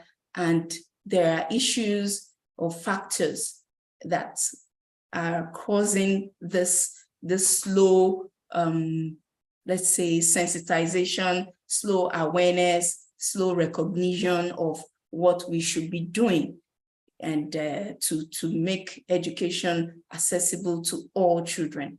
Okay, so now we move on to inclusive education. We've been able to see the categories of SEND, what acronym SEND means, the categories and the definition. And then now we're going to part 2, which is the inclusive education. So this is a child on a wheelchair with the others in a school. And this is what inclusion is all about. It's a graphic representation of what really inclusive education is about. And then we're going to the definition of inclusive education. So what exactly is inclusive education? It is the agenda, the educational agenda all over the world now. And all countries are going, because it is something we've signed. Nigeria is a member country of the United Nations. This was brought up recently, less than 30 years ago. It started from the Jomtien Conference, 1990, okay, and talking about education for all and everything. So UNESCO brought this up, and it was also included in the Sustainable Development Goals. So if you check, make your research and check Sustainable Development Goals, education is goal 4, and it is inclusive education is one of those aims or goals.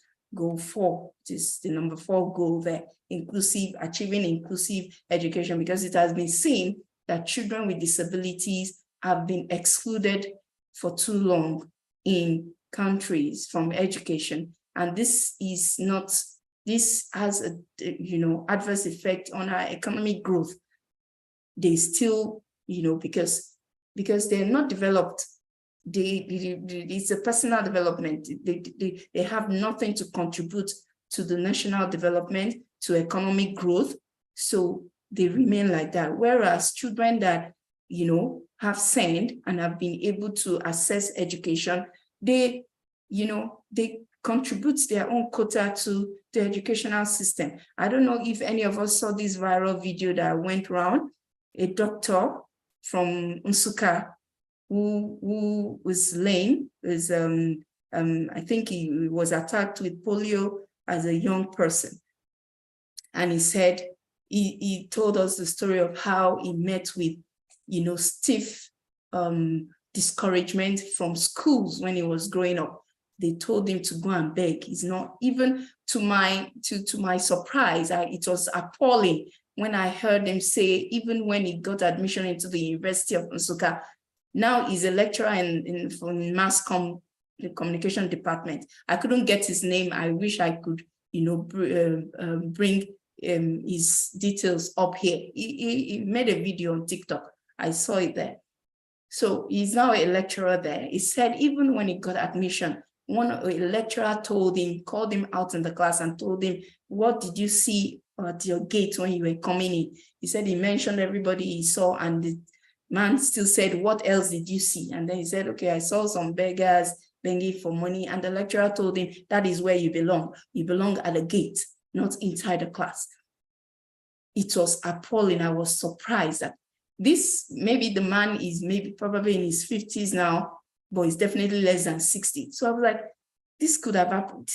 What we're saying is like 30 years ago. How could somebody who is a lecturer, an educator at that level have such terrible discrimination about, another person?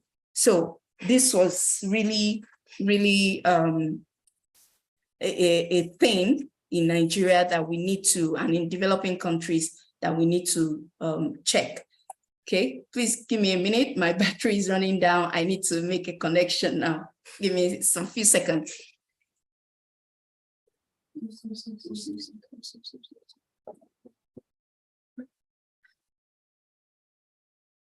Yep.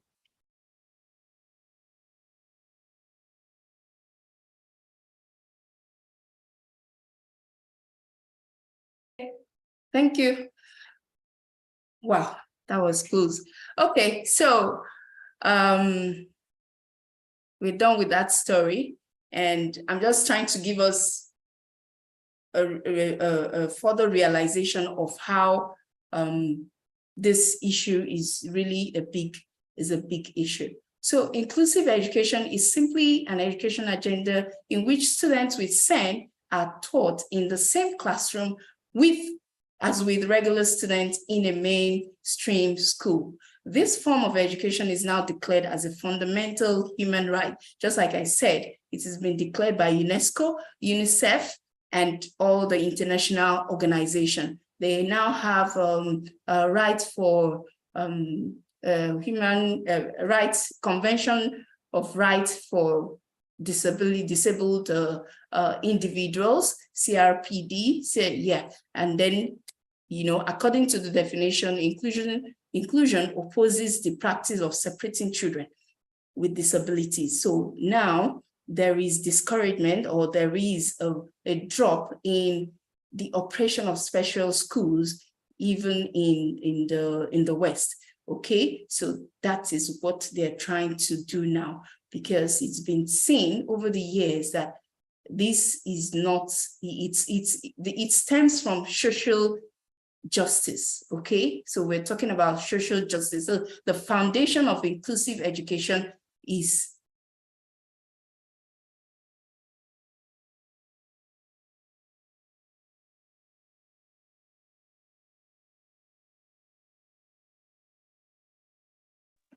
looks like we've lost her. I believe it might be internet issue. I believe she'll be here with us in a moment. Or maybe she didn't connect properly. Wow.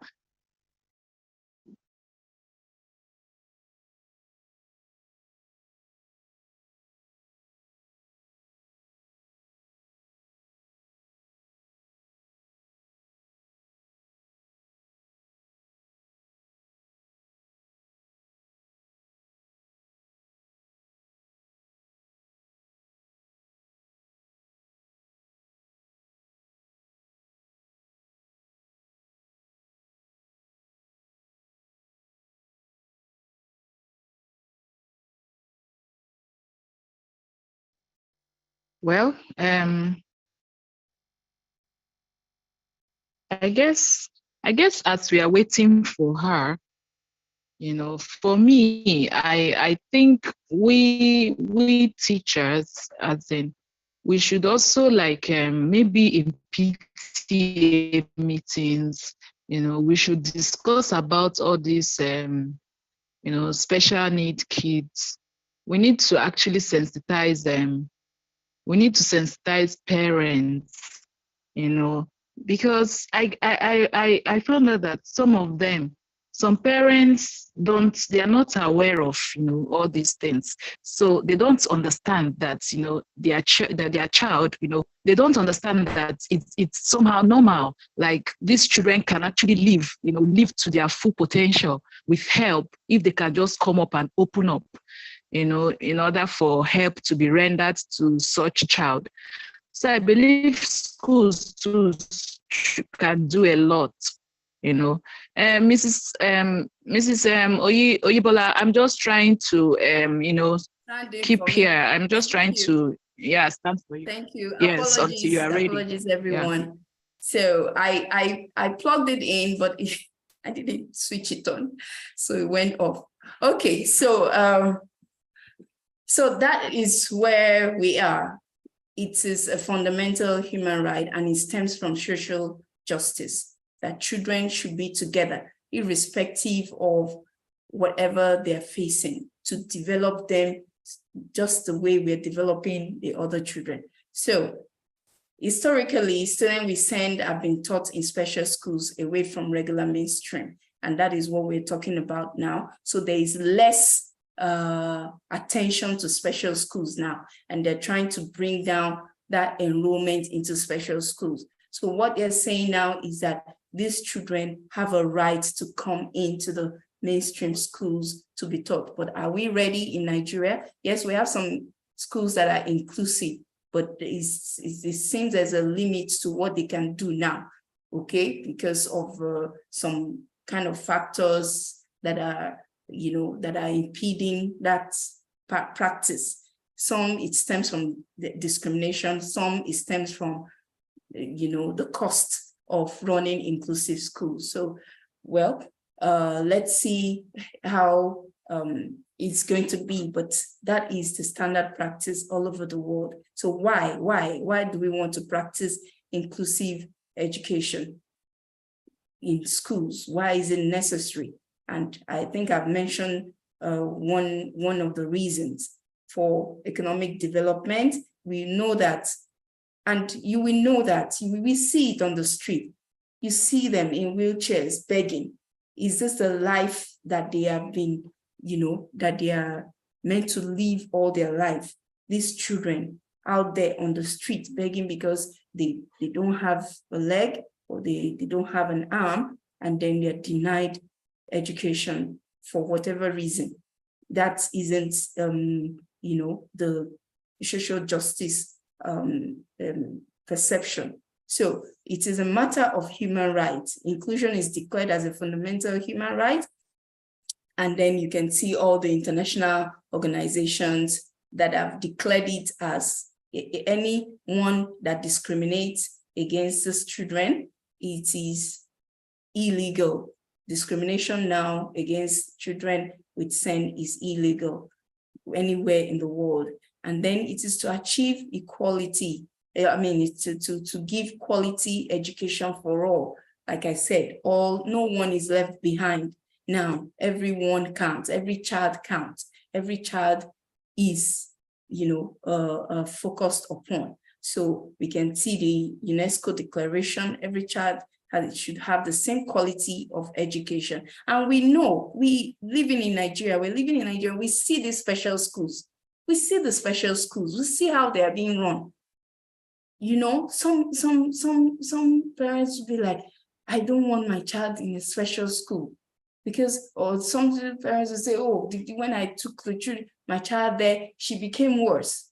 So these are things, research has been done in many countries on special schools and how they're being how they're being run, operated, and the difference is just, you know, appalling. So this is how the history of inclusive education began. So, and it's a matter of national development. It is a national, I've mentioned it, they'll be able to contribute. Now that man that is now a lecturer in the University of Nsukka, if his dad had given up on him and said, well, that is what they said you should go to the zoo and be begging. Yeah, I think he actually even said he begged at a point in his life, you know, on the streets before, you know, he decided that, no, I have to do this, I have to go to school, no matter what it's. He is contributing to the economic development now. His own part of the GDP is inside what Nigeria will declare. And that is it. So that is the same thing. it's a matter of national development. If all our children, the disabled children with disabilities, children with whatever kind of category at all, regardless, are being educated, you know, they will contribute their own quota. They will not be relegated to depending on their families for their entire lifetime. So that is what we are saying. And then it boosts societal acceptance. People, so they've seen now that children, when they are brought together, okay, the regular children are able to accommodate, tolerate the children with, I want to share my experience right now. Something just ran up my brain now. I remember there was a year, because I wanted to teach the children, I wanted to inculcate emotional intelligence in my students, in my school. I now said, okay, this time around, our excursion, we're going to association of, you know, they have an association of disabled individuals. Let's go and see, let's go and feel, because these children we're raising, they're going to be leaders. We all pray, yeah, as teachers, we are looking at how we tell our students, we say, you are the future of Nigeria, but if they don't have a touch, they don't have a feel, they don't have emotional intelligence, what do you think is happening right now, even in this country? I don't want to go into politics, but you know, that is what it is. Our leaders are out of touch to the masses. They are out of touch, they're in another world. When they are voting, you know, and stuff like that, they're in another, they're in their own world, in their own caucus, they're in their own, you know, balloon, in their own bubble. They're not feeling what the masses are feeling or suffering. So that is the same thing. So I said, well, this is it. We are going to go there. We're going to see how they live. We're going to raise donations. We're going to do this. Usually we've always gone to orphanage. So right this time around, I said, no, we're going to go to people that are disabled, that are having issues with mobility and all that, you know, the blind, the people with visual impairment and all that. And I got stiff discouragement from a few parents that were on the board. You know, you do parental involvement in schools now. And I know if you some parents do not like it. Some parents, why would they take them there? Well, and we were planning to go to there. It's on the Lagos Island, where they have their association. No, that is not that. I said, okay, if we can't go there, let's bring them in and let them share. I didn't like that because it will feel, oh, you know, why are you bringing us in here, you know, and then have them talk about their situation, or it didn't really, you know, go well with me. So anyways, long story short, I had to take it out. We had to go for excursion somewhere else. So this is what we're saying. It's if they have access to education, they will also perform. They will even do better than some of the regular students. You will see very bright ones that are doing well, you know, amongst them, and that will make Nigeria proud, make the country proud, invent things, create things. You can see them out there. You see them when they put them on TV shows, artists, someone that draws with the legs, someone that, you know, so it's always amazing.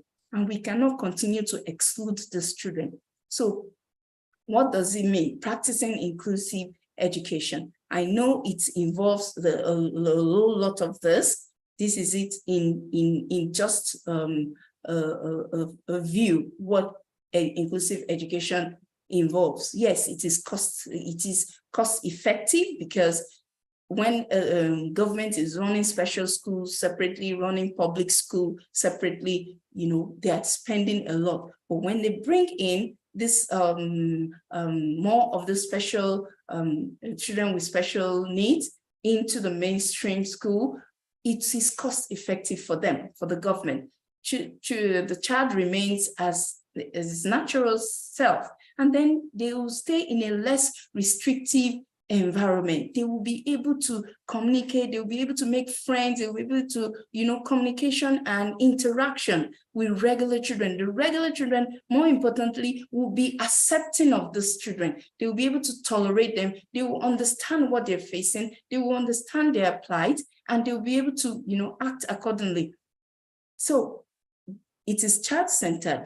We have to, if we're doing inclusive education, we have to be we have to do self-centeredness. I mean, child-centeredness, pardon me, child-centered form of teaching, not teacher-centered, because that means you're not making special provision for them. Then equal opportunities for participation. You will see them all playing together on the playground, in the same classroom. So you are providing that level,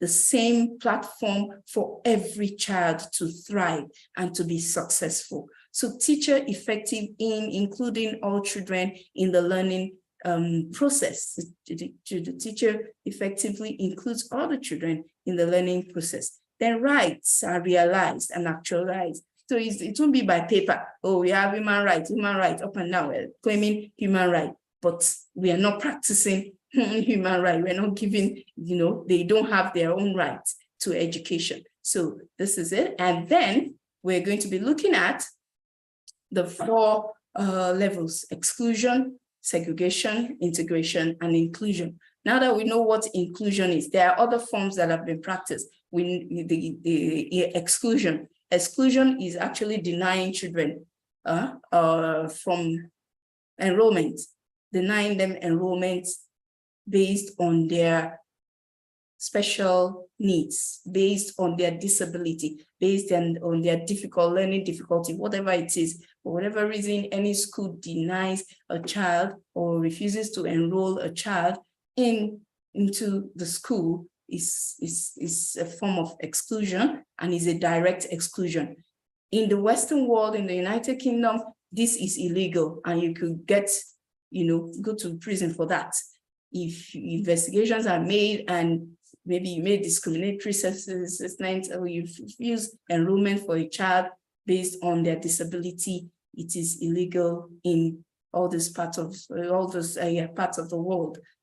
And it is against the law. So you will be committing a crime for denying enrollment for a child with disability or with SEN. And then it is when students are denied access to education. It's as simple as that. Then what is segregation? Segregation is when students are provided separate education in a separate environment, just like the special needs, special education, special schools that I just mentioned. So special schools or special classes outside the main, class. So for instance, now you're creating a separate class for maybe children with autism in your school and putting them in another class. That is segregation. So there when you put classes that are only for certain students and when they are taught rather than teaching them together. So that is called segregation. And then what is integration? Integration is when students with disability are placed in existing mainstream classroom. You bring them in, okay? You put them in a class, but you did not make provision. The school is not making special provision for them to learn like other children. Then they are the ones that are trying to adapt into their environment, adapt to assessment, adapt to curriculum, adapt to your teaching style. That is not inclusion. So bringing them into granting enrollment and bringing them in, and then they are the ones doing the adaptation. It's called integration, but it's not inclusive. So for inclusive to occur, you have to provide special curriculum, instruction, assessment, and even a change to the environment. So you have to make the environment conducive for the child. A child in wheelchair, how the table, how the child is sitting, is the table convenient, or is the wheelchair higher or the wheelchair lower than the table, and the child has to be stretching his hands or her hands, all those things, even physical structures has to be, made for them to receive the education. So its inclusion occurs when all children are educated in regular classrooms in the mainstream neighborhood school alongside their peers. with adjustment to the environment, adjustment to the curriculum, adjustment to the teacher teaching style and method, adjustment even to assessment. So I've been in schools for children who have dyslexia in schools in some countries. Instead of, you know, the comprehension, when they give children comprehension passages to read, these kind of children, they have pictures instead. It will be pictures that they know the meaning. They would have put the draft, you know, the meaning of the pictures and all that. So it's visual comprehension for them. So these are the kind of assessment, special assessment. You can't expect a child having difficulties, reading difficulty, you know, dumping a comprehension passage, you know, onto them to, of course, the child will not do well. The child will not do well. So you're not making the platform a level playing field for them. So these are the different forms of education. And then I have a diagram here, which also shows us in the graphic form what it means. This is exclusion. The first diagram here, you can see all the other regular children are in blue dots inside a safe circle, inside our education system, in our schools. These are the children we are teaching, while the children with special educational needs and disabilities are excluded from education. There is no platform for them to thrive like regular children. Then this is segregation, when you put them in special schools. This is it. So they have their own caucus, they have their own circle, you know, circle of trust. Then this is integration. You put them in, but they can't fit in. They can't fit in. They are struggling. They are failing exams. And, you know, the school does not care. It's your child. Your child cannot read, you know, at 7 or 8, he still cannot read. There are no provisions made for the child. Oh, the child is on wheelchair. What do you expect? Oh, the child is a child with autism. What do you expect? He doesn't belong to this school. Take him to special school.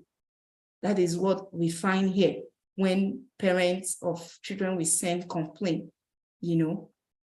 And then this is inclusion, when they have a level playing ground, they are able to, the school or the teacher makes provision for them to fit in, they belong well. And then here we have how to practice inclusive education in schools. How? What does it entail? So this is a breakdown of what it really, really entails for schools or for people, aspiring school owners that want to, you know, establish their own schools in future, or for even already school owners who are looking into, oh, how can I help? How can I help? So this is what it entails. Curriculum. Student, there should be an adjustment to the curriculum. They have their own, it is the international practice everywhere in the world where they're practicing this culture, inclusive culture. They have separate curriculum, you know, for them. All students can access the curriculum through differentiated learning. So when you break down your curriculum for them, then the teacher is able to apply differentiated learning. So there was a time I introduced a different format in lesson planning for my school, and I added differentiation. I told my teachers, I said, I want to see the child in your class that is, you know, that is hyperactive, or that is way above the level of others, or that is, you know, I want to see how do you want to, don't give me the same, you can't tell me that you're going to use the same lesson plan for every children in your class. No, it can't be. So we have to move away from rote traditional teaching. We have to. So if we really want to practice inclusive education, make our schools holistically inclusive, we have to learn how to do differentiated learning. So I should have my work task for this set of children. I should have you break your class into groups, the butterfly group, the bee group, this is all, things we do. And it also applies to children with SEND as well. So this differentiated learning, they are the ones that even need it most, okay? And then inclusive pedagogy, teachers are required to use variety of methods. You cannot just do lecture methods, stand in front of the class and teach. It is wrong in this day and age, in the 21st century. Our generation teachers, we have to change our thinking. We have to, and I've seen a lot from my experience as a head of school. Teachers do not want to change. It is really, really tough. It is tough because it is what we've done all our years. But now we are in the I generation, we are in the 21st century. We have to move with the tide of time. Otherwise, we'll be left behind. And that is what is happening. I once went to a conference at Green Springs. We all know Green Springs in Lagos. And, they were saying that it will take Nigeria about 100 years to meet up educationally with other countries, with the Western educational system. I was like, God, this cannot be 100 years. Why? But really, it is obvious. It is what we are seeing. It is what we're seeing. Look at the state of our public schools. Look at it. So really, we need to move, and we need to move fast. We need to move aggressively. We need to move, everything that we've got. We need to do it, because if you are quiet because, you don't have a child with SEND, you might have a friend with a child with SEND. You might have so are you going to still be on that? So this is not good for our country. It is not good for the educational system. We need to move, teachers. We need to change. We need to change. We need to do personal development on our own. We have to learn more, do our research and all that. So teaching styles, various presentation method. I just gave an example of different presentation method, even on comprehension for children that can't read or that have a difficulty in reading. So instead of all the words, they added pictorial stuff. In my school, we used to do picture reading for year one children. And some teachers will want to move on without that one. They'll feel, let me give them one. I say, no, let the child read and interpret the picture. And that is how to develop creativity and, critical thinking. So the child sees a picture of children in the beach. It tells, they're at the beach. You can name the children, give them names, say what they're doing and all that. So these are really, really important for teachers and multiple teachers. Inclusive education, involves employing teaching assistant, support staff, sometimes have to be in the classroom, so that, and I know that is what many of the schools are running away from. We are used to one teacher to 30 children, one teacher to 20 children. Nowadays, it is, if we want to really practice inclusive education, we need to reduce the teacher workload. And that is why sometimes it is affecting the teachers too. Some teachers really want to do, they know what to do, but because they're incapacitated, they're the only one with 30. So there won't be, so I know we understand what I'm trying to say. So science learning may often need intervention, which is provided by additional teachers, the TA in the class, even the primary sector. Yes, even the secondary. In Western world, they have supply teachers, they have TAs that will handle those children right there in the class, give them additional, intervention as the teacher is monitoring or teaching the class. They are there by their side. It's either a group or one-on-one, and everything is going, concurrently. That is the way. If we don't do this, inclusive education might not be thorough. We might just be practicing integration and not inclusive education. Then resources and facilities. Yes, a lot of resources that needs to go into building or establishing an inclusive school. So you have to have the structure that will help them come in.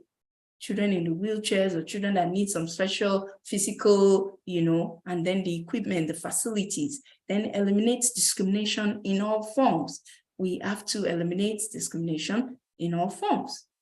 I've from my experience as a head of school as well, I had a pupil in a class, in a nursery class, and this child is a gifted child with autism.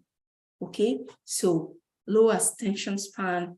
Don't mind the low attention span. The child was calculating maths for GS1 for me in nursery 2. That you give him up to 9 times the table, the child is giving you the answers. You know, those kind of, I don't know, many of us would have come across those kind of children. They are way beyond their level, but the child is so hyper, you know, and so sometimes could be destructive. So we have extra teachers to come in and of course see to that and manage. So there was a day, you know, this open day stuff. So that was the day I learned that sometimes some good intentions might backfire. That was the day I learned that, okay, open day with children in school or in the classroom has a demerit. So this parent came, they were a couple, and they noticed the child. And that child won the best, the award for best in mathematics that year, because it was so, mathematics is a thing. If they bring him overseas, I tell you, that boy can go to join university at age 13. Those are the kind of children. So anyways, the parent now saw how, you know, the child was so hyper and all that. He can't still sit still, he can't do that. After the parents left, we asked them to come read storybooks to their wards in the class. You know, those kind of activity now involving parents. So after they left, they came straight to my office and they started talking. So we're talking about discrimination now. I'm giving you an example. Oh, madam, no. Now I know where my son is misbehaving. This is the reason. This is that child. No, my child cannot stay in that class. My child, you have to take my child out, or I take my child out your school. You know, so it became, you know, kind of, I had to calm them down, talk to them. So we are operating an inclusive and holistic education, inclusive school. I know this can be, you know, what you're saying, blah, blah, blah. I tried to pacify him, but he was just, he wouldn't have it. And I said, my child, we have to change school. So these kind of, and I've heard people coming head of schools telling me, or school owners telling me, oh, parents that came to my school and saw this child with cerebral palsy were saying, why is he here? Why are you enrolling this kind of children? They should go, they have special schools now. Why are you enrolling them? They shouldn't be in this school. They should just tell them, no, your school cannot be, you can't be enrolling this kind of people. So these are all forms of discrimination we're talking about. Have zero tolerance for discrimination. Bring the talk into your PTA meetings. Let there be sensitization, or even on enrollment. Let them know. Write out your vision, your brochure. Let it contain what your school believes in. You know, when they know what your school believes in, they will not have, you know, any issues probably later to come say, oh, why are you admitting this kind of, why are you enrolling this kind of children into your school? So extensive teacher training. We need to train and retrain. Now, I've noticed that in Nigeria, we are so dependent on special teachers. But do you know what? This is a new wave going on, even in schools, or in the education system in the West. Now they are training mainstream regular teachers. Now they are saying to practice inclusive education, the regular teacher themselves should be trained. So you are not looking for any special teacher somewhere that you are saying, oh, we don't have. That is what will curb the shortage of specialists or professionals that are engaged with SEN. So now in England, in America, they're saying regular teachers should be trained on how to. So when a regular teacher can teach a regular child and can also teach a special, a pupil we send with help with the assistant teacher, then everybody will be able to practice inclusive education. So this is my challenge for teachers. Thank God this is a teacher platform. Please go into, if you have your spare time, it's summertime, go and do your research, learn. There are a lot of online training on what resources you need to teach a child with special educational needs or disability. Go and learn, put it upon yourself. Don't wait for a school to train you. They say, they won't train me, because that knowledge will make you, if you see the way, you'll be hot cake, honestly. In Nigeria, if we can train ourselves, get into this nitty-gritty of what will it take me to be able to, even for the love of the children, every one of us now, if I say, do you have a child that, while we were going through the categories of sin, you say, oh yes, this child pops up in my head. This child pops up in my head. So for the love of the student, for the love of, because teaching is a passion, should be a passion. For the love of what we do, we need to train ourselves. If the school is not training you, get into this thing and learn. How can I help this child? How can I do this? In the Western world, it is easier because they have what they call CPD courses. Okay, they have agencies, the government made collation of courses for teachers. So you are joining any school, you're joining any educational agency, you have to do two things that is really important that you do. Number one is the safeguarding. You do training on you, give you training on safeguarding pupils from abuse, from all those abuse, and my colleagues made mention of some of them yesterday. And then the SEND. If you can do a training on SEND as a teacher, you will be fluid, as in you can take SEND pupils, you can take regular pupils. That is what they are aiming at in the Western world. So, and this is also a nice thing if Nigeria can also do this kind of, make a platform like TRCN, for instance. Aside from doing TRCN exams,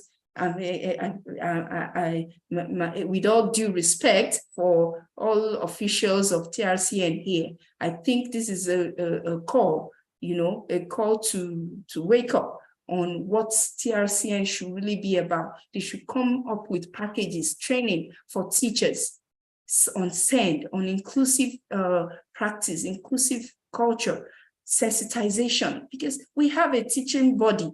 What are they doing? What are they doing? Okay, the world is moving. So we live in a dynamic world. It should be a wake-up call for us. This is a picture here. And so I'm going to take a break. Can anybody identify the inclusive group? So let's imagine there's a wall in between these two groups. Which one?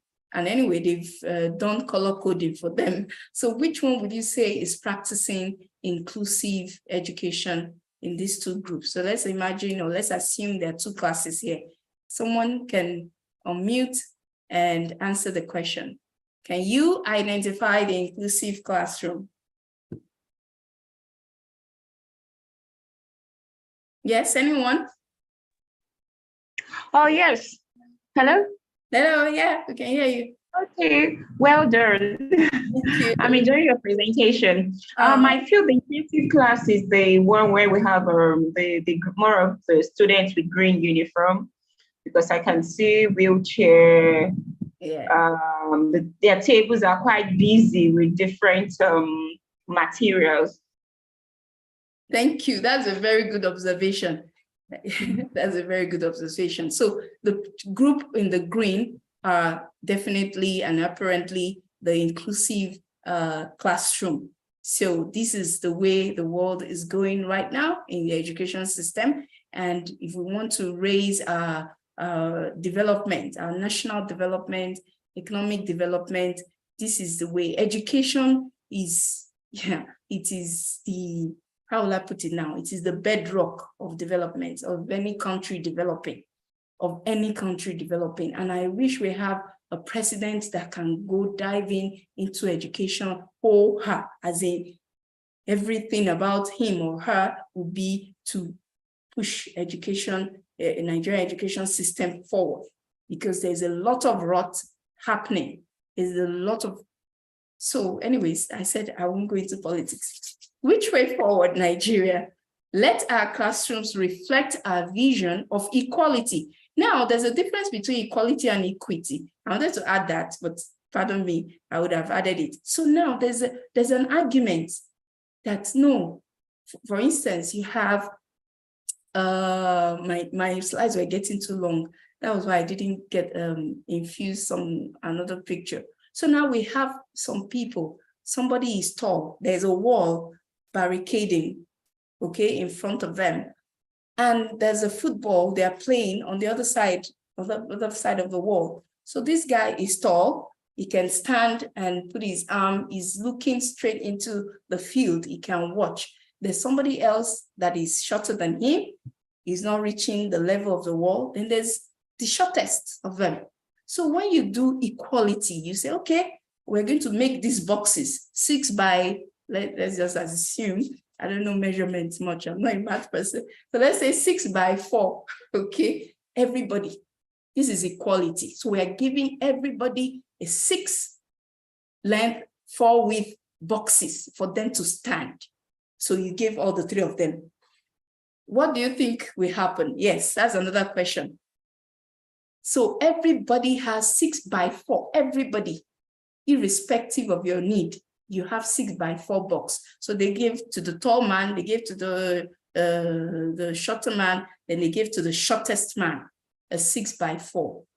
And yes, does anyone want to say as a contribution to that? So then let me give you another scenario. Then that's a group. Then there's another group with the same height of people, tall, short, shorter, shortest, okay, or tall, short, then shortest, anyhow you want to put it. They now said, okay, how many more do you need to reach the wall and see? Okay, this one needs, this tall person just need maybe 2 by 2 platform. Okay, they create it. Then this one, oh, his height, okay, it needs a 6 by 4. And then the last person, they measured him, measured the wall. Oh, this man needs a 10 by 4. So which one do you think is equality? Which scenario is equity? Anybody? Someone is raising her hands. Oh, okay. I didn't see. What? Can you please unmute? Go ahead, please. Unmute. Okay. Good evening, everyone. Good evening. Yeah, I guess the second group is the one that is practicing equality. The second group. Okay. Meanwhile, the first group that gave equal boxes is not practicing equality because it's not giving the other set of people the enablement to be able to function properly in the classes because they will not be carried along. Thank you. Thank you. Anyone else? So there's one, the same blocks, right? There's another one according to their need. Let's see. Thank you. Thank you. That was quite right. But now I'm trying to help us understand what equality and equity. So there's a different argument, school of thought on equality and equity. So some people are saying, no, it's not about equality, it's about equity. So which of the two scenarios is equality and which one is of the two scenarios is equity? Anybody else? Yeah.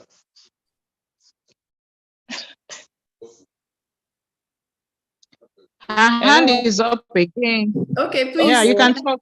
Go ahead. Yeah, now there's clarity with the differentiation. The second one is practicing equality, while the first group is practicing equity. I guess that's the question you wanted to. Yes, that's the question. Thank you. Yes, so thank you. Thank you very much. So that is it. That is it. Is it about equality or equity? Everybody, if you say, oh, I'm giving you this, everybody is having this, irrespective of the level of their need. Are you really meeting their needs, or you are tailoring the provision according to their need? And that is what inclusive education is about. Are you tailoring according to each pupil? It's a whole lot of, it is a paradigm shift, I will say that, from what we've been practicing. But we have to start somewhere. And I assure you, even in countries that are practicing it, that are way into it, they are having issues. It is not all rosy, honestly. There are issues upon teacher workload, even in the Western world, that issues with placement, where to take them to, schools. Some schools do not have that provision depending on the need.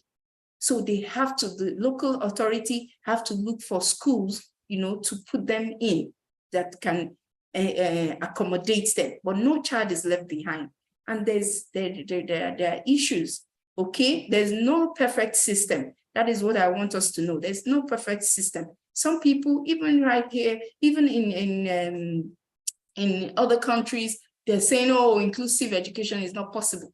Oh, inclusive. So there are people that are saying, no, it is not possible. We have looked at it. It is not, there is no way you can do it.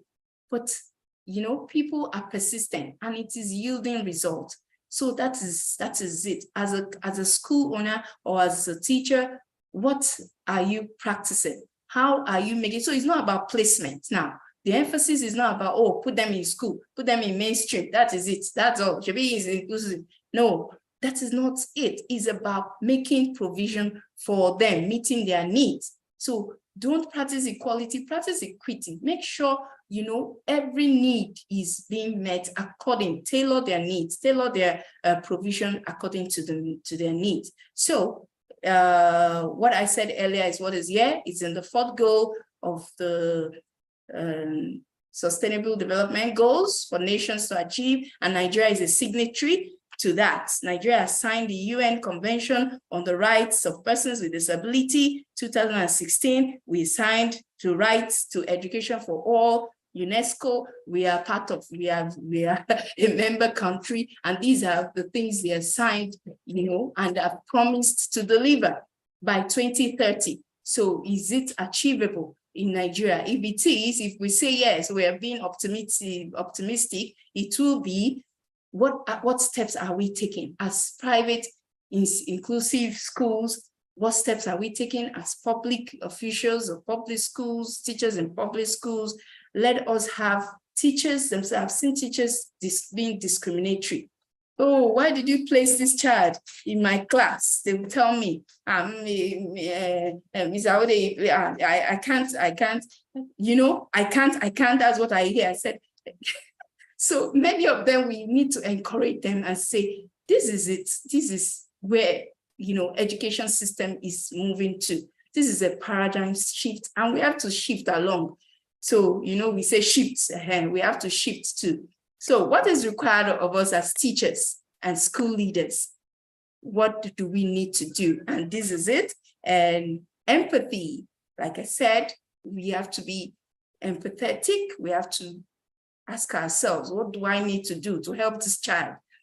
If you're a passionate teacher and you did not just, get crashed into education, this is one of the questions you should ask yourself. Am I empathetic enough? Do I understand the child's suffering? Do I understand what, have I taken off my prejudices and bias against this child? Am I looking at what I should do, step in, to help him, bring him from where he is to where he's supposed to be? Imagination and creativity. We have to be creative. As an inclusive teacher, a teacher that practices inclusive culture, you have to be imaginative, you have to be creative, you have to find ways to teach the children in your class. Like I said, a good example is our way of instruction. Assessment has to be different. Teaching style has to be different. We need to import different styles that will help the children. And when you see them thriving and achieving, you'll be happy. Professionalism and values. What are our values? You know, one of the good things to do for schools in schools is to preach your values and do not hide it. Paste it all over your school as signposts, signpost them. We are an inclusive school. This is what we do. This is what we do. When teachers are seeing it, you know, when teachers are seeing it, I got to realize that this thing will work. So I started putting it all around the resumption of term. I get involved myself. I go printing, colored, white. They put everything, our values in different presentation, in different manner, put them all over the hallway. As they are walking in and out, they're seeing it. This is how to enforce your values so that any teacher coming into the school or as a teacher coming into that school, you will go, wow, wow, wow, quotes, wow, this is what they do, this is what they believe in. You see yourself, you know, coming into alignment with those values, coming into alignment with what the school believes in. So these are the things we are required as teachers. Professionalism is key. Training is key. Let's train ourselves. In this day and age, we shouldn't wait for any school, anybody to come and say, okay, come and have it. That's what I tell teachers. Let's train ourselves. Let's come together. You will see that even in school, I say, okay, who's good with this? Who is good with that? Who is good with that? We all assign ourselves. This person is talking about this. This type of person is talking about this. We all learn and share. In my school, we say, no, you don't keep knowledge to yourself. It is impossible. Where I worked, no, you have to, if you go for a training, you come to school and share it. Yes, that is what we make it, everybody learns. So everybody is carried along. Because I've worked in schools as a teacher, as a young teacher, where I saw that time it was Montessori. I didn't know anything about, I didn't know jack about what Montessori was all about. You know, and I saw teachers were hoarding, yeah, we understand the way to do this training, 1 million naira training is fine. Those of us that didn't have 1 million naira to training, you know, we were left to our own, and I have to teach the class. So if I have all these materials in my classroom and I don't have the knowledge up here, the school just need a teacher. They see a qualified teacher come inside. In fact, the man, my head of school, I will never forget him when we were in the interview, and I said, sir, this is where I've taught lower secondary, primary. I've never taught preschool before. Please put me in. He said, no, that is where we need someone. So go in there and go and teach. You are a teacher, right? And you know, is this not your qualification? So that it is. So if you are a teacher and you're telling me you can't, why should you not be able to teach? And that was the beginning of realization. In fact, that is what pushed me into learning SEND, going into SEND, that every aspect of this education, let us thrive, let us be interested, let us go in there and say, what are they doing here? You know? So that man saying that single statement to me, it changed my perception. And that was how I've been able to have experience in all the levels I have today, you know?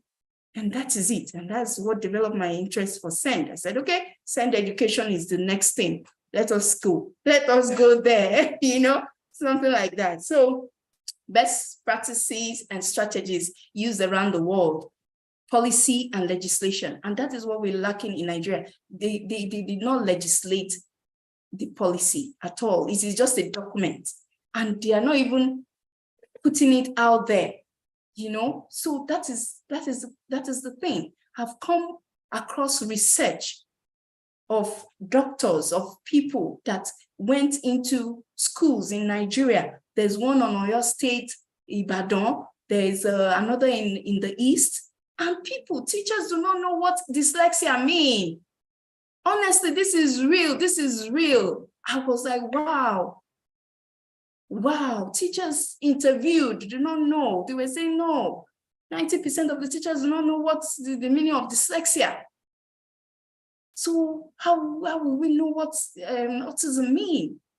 And that is what we are saying. Our teachers, regulatory bodies, this is their calling. This is what they should take note of. So when teachers, the professionals do not know, okay, all these categories of SEND, how will we practice? How will we? It's a whole lot of step-by-step thing. It's a process, a flow chart. So even from the beginning, the first flow chart, we're already failing. We do not know. So this is it. And then we do, so it's a document, there's no legislation on it. Countries that have been successful with inclusive education have been able to legislate. It is an act, it is a law, okay? And this is what we need. Then sensitization program, we need to put the word out there, radio, TV, anything, jingles, blah, blah, blah, PTA meeting, you know, everything. There's a program I used to listen to that I really like, and although I've not been able to get in touch with the organizers, they teach about dyslexia awareness on radio. Usually in the car, we listen to it, and so it's a very good, that kind of program. I think it's an association of dyslexic something in Nigeria, I think, and they're doing a good job. If our government or more people can come into this and talk about not just dyslexia, not just autism, talk about inclusive education, talk about people having the rights to education, you know, it will really help bring the awareness. Then in-service training package for teachers. Like I said, in Western cultures, they're having this training. There's always training package for teachers to engage in, to empower you, to make productivity better. We want something like that in Nigeria. It would be really, really, really lovely. It would be nice. And I gave an example here where the UK government, this is not recent, this is about 20 or 15 years ago, this thing they did then when they started, they made a website called www.sendmyfriend-to-school, send all my friends to school. That was the beginning of all their sensitization programs to people and parents, you know, because there's no, like I said, there's no perfect system. They too are struggling with their own peculiarity. Nigeria has that, we have our own peculiarity. We need to come together, think of, oh, what do we do? How do we do this? Let's do this. Let's start. Let's even start, you know, and then we'll be solving issues as we go. So special educational needs and disabilities, all different, all together. And that brings me to the end of my of my presentation. Like I said, my name is Ebola Awedeyi. Thank you very much. We have 5 more minutes for questions or contributions. You're welcome. Thank you.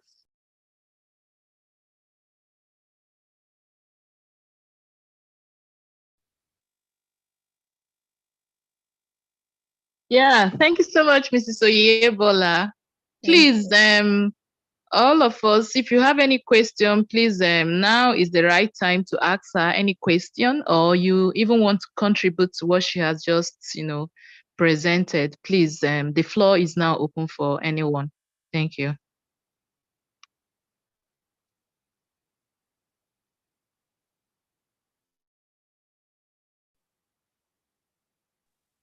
Yes, please, Mrs. Arigide. You will pronounce this name because I couldn't. Yes, that's correct.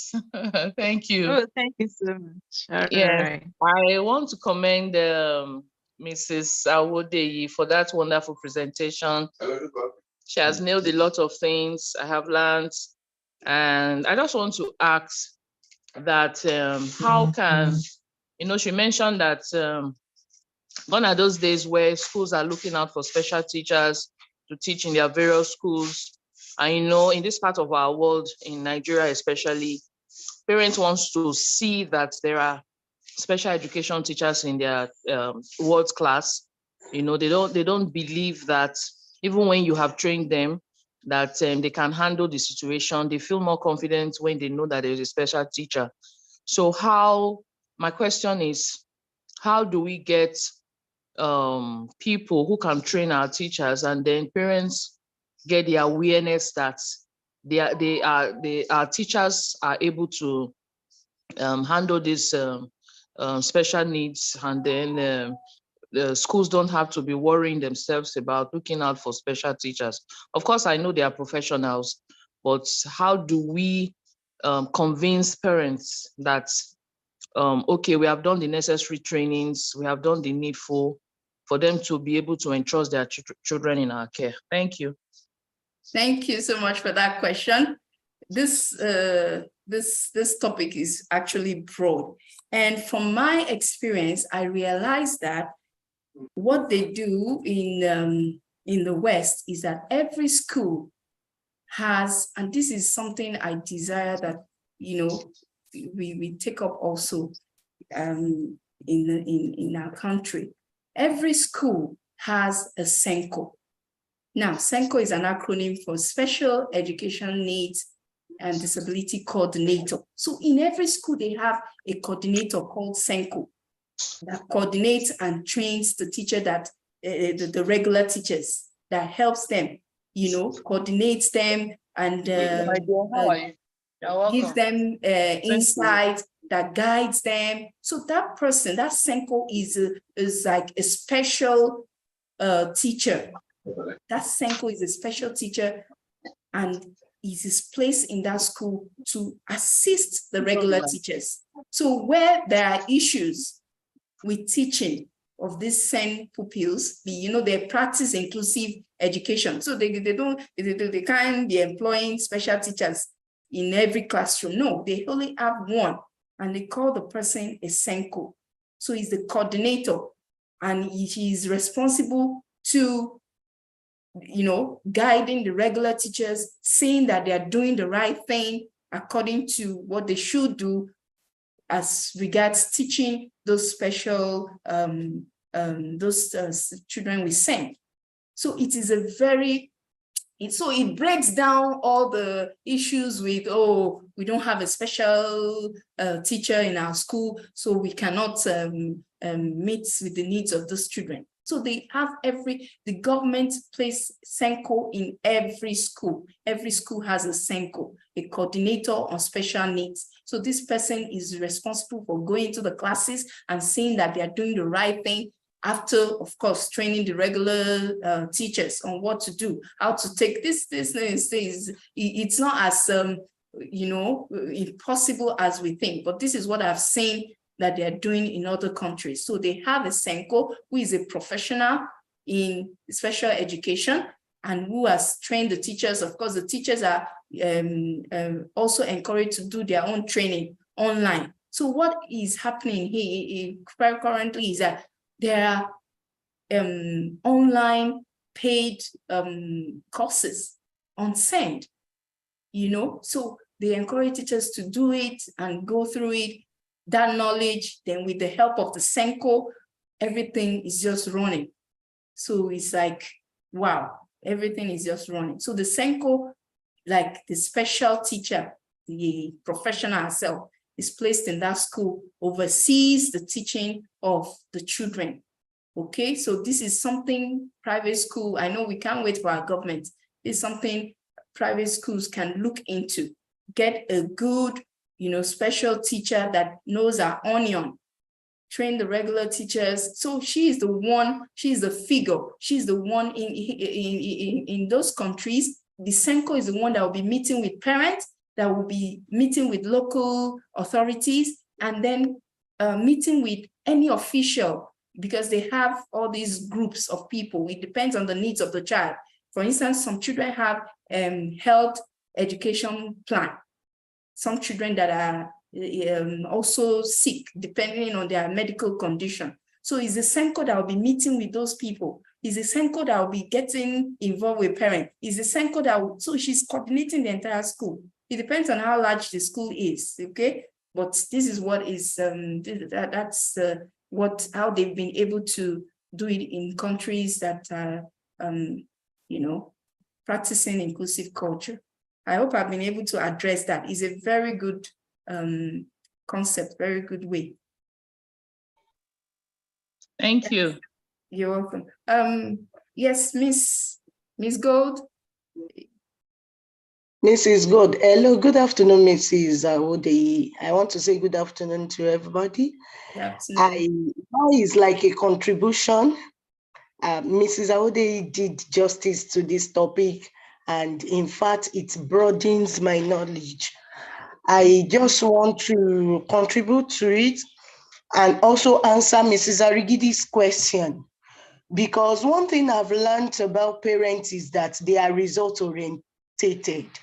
When we have results will publicize our school. When we do inclusive, directly or indirectly, we have been privileged by God's grace in our own school to do inclusive education sometimes ago. And we are still working more on it, although lack of equipment and some things stopped us a while, and we are still doing it, even for next session. When parents sees your results, they will tell another parent. And what we did then was that most of our staffs, we try to employ out of our staffs, someone that read special education. So we include them whenever we are recruiting. We can just take 2, 3 staffs that have this type of knowledge, and they will impact it also in another teacher. And like that, we wrote the section. So it is very possible that we achieve this when we have results. When parents start seeing it that a child that couldn't hear very well, we introduce a way of teaching the child, or hear impaired. Before you know it, they tell another child, if you go to this school, they don't separate kids and they undo it well. So I think through our results, a lot of parents will love our staff. And I think I want to support Mrs. Awode on this note, that inclusive education will really help. So what I discovered when we were handling such was that some are sad, these children, the less privileged, whenever we discriminate. In fact, it even helps us not to discriminate when they join. So I want to say, when we have results, sincerely, a lot of parents will embrace this style. Thank you. Thank you. Any other contribution or question? I think we've been crawled into Ms. Viv. Is the next speaker ready? Ms. Vivian. Oh, yeah, sorry. Right. The next speaker, thank you, everyone. The next speaker is trying to log in. Yeah, she's trying to log in. Yes. All right. Thank you so much, Mrs. Oyebola. Thank you too. Thank you, everyone, for listening. For this wonderful presentation. And I'm even thinking, when very good for all the schools, to have a thing. Even thinking maybe, and then you now said they send train the teachers, keep training, continuous training, and all that. Can allow you are certified, already a certified Senko teacher, So we wouldn't mind having you, package something, for someone, because some of us actually, like you said, in fact, we are not aware when it comes to special needs kids. Okay, it's a very broad topic, and as time goes on, standardized and globally acceptable ways of doing things are always, also need to be on top of our games. So it will be a nice thing, if you can also package something, so that we have it on our platform, so that, of course, people who belong to this platform will also enjoy this benefit, at least, even if they are gonna do some payments, it's not gonna be that, high as we know it could be, that is obtainable elsewhere. Yes, you are smiling, but honestly speaking, that's why, we have people. That's why we have platforms, that we can help one another. Yeah. Yes, because As far as I'm concerned, you are certified and you're not even in Nigeria, you're not certified in Nigeria. So it's a good one. That means your experience, and your knowledge is wider. Of course, that's what it's about. So Yeah. we will appreciate that. Yes. No So I problem. guess if you don't mind, we could discuss that, afterwards. Yeah, I don't mind Yeah. sharing. I'm not actually I'm not certified yet. Okay. I mean, let's say I'm still learning. I'm not certified, but of course, Oh. with my knowledge now, I've been able to cover up my knowledge gap. So really, Okay. it's not something that is a big deal. I'll be willing to share anytime. Okay. Yes. All right. Thank you so much for You're that. welcome. Thank you so much. Okay, here comes the next speaker is already entering right now. I guess maybe network is trying to hold her. All right. Mrs. Florence. All right. Once again, thank you so much, Mrs. Oyebola. So thank you everybody that's joined us for this presentation. We are very happy and we are saying thank you so much, Mrs. Oyebola, as we are waiting for Mrs. Florence to come in and give us what she has for us. But I don't know. I think internet is actually obstructing her. I don't know why. Because I can see her struggling to actually come in. But I want to make Mrs. Oyebola, I want to still make you a co-host, just in case.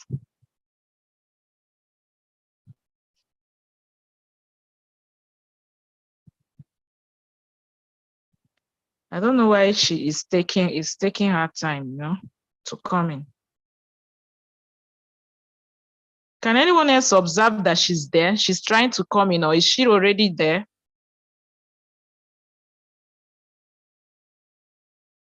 Okay, Mrs. Gold, your hand is still up. I don't know if you want to ask a question or contribute to previous hand.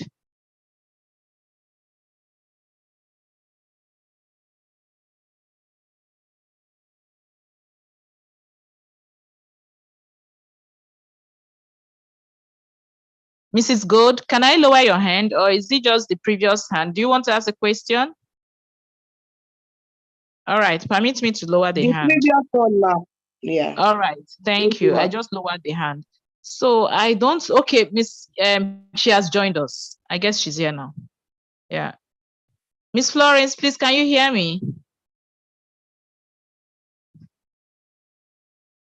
Miss Florence? Oh no.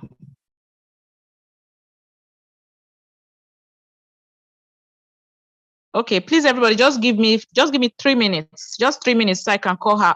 Let me call her up.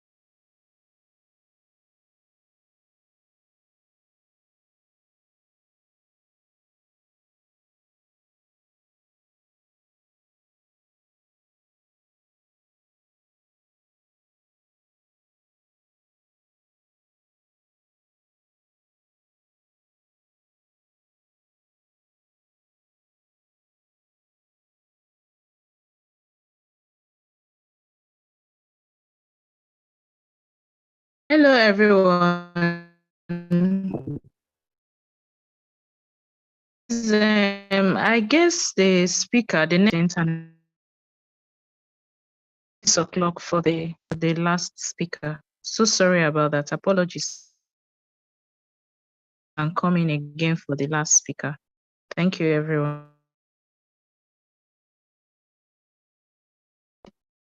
Hello, Vivian. Sorry, we didn't get that. Oh, I said having issues coming in. Maybe she's having issues with her internet. I don't know, because she made mention of it and she has been on the door several times and I've logged her in, but then it's not, she's not internet issues. So I guess we might have to, leave. If you want to leave, you might have to leave for the last speaker. Okay, someone is in. Is she Ngozi Goodness? I don't think so. Okay. Hello. Her name is Florence. The next speaker is Florence, not Ngozi. Hello. Unless she's using another person's, unless she's trying to use another person's device to come in. Hello, Miss Florence, is that you? Did you come in with Ngozi's gadget?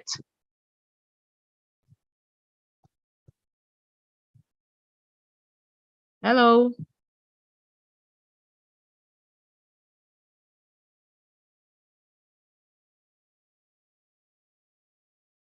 Hello.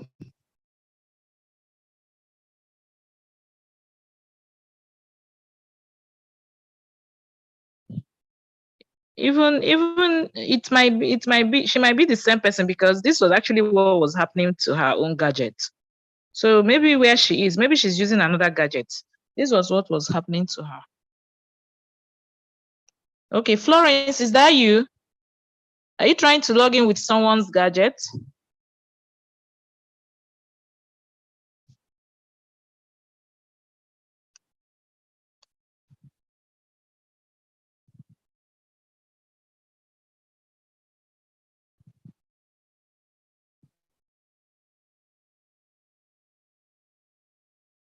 Is she the last speaker for this conference? No, the last speaker should have been by 6. She should have started by 5. So the last speaker, yes.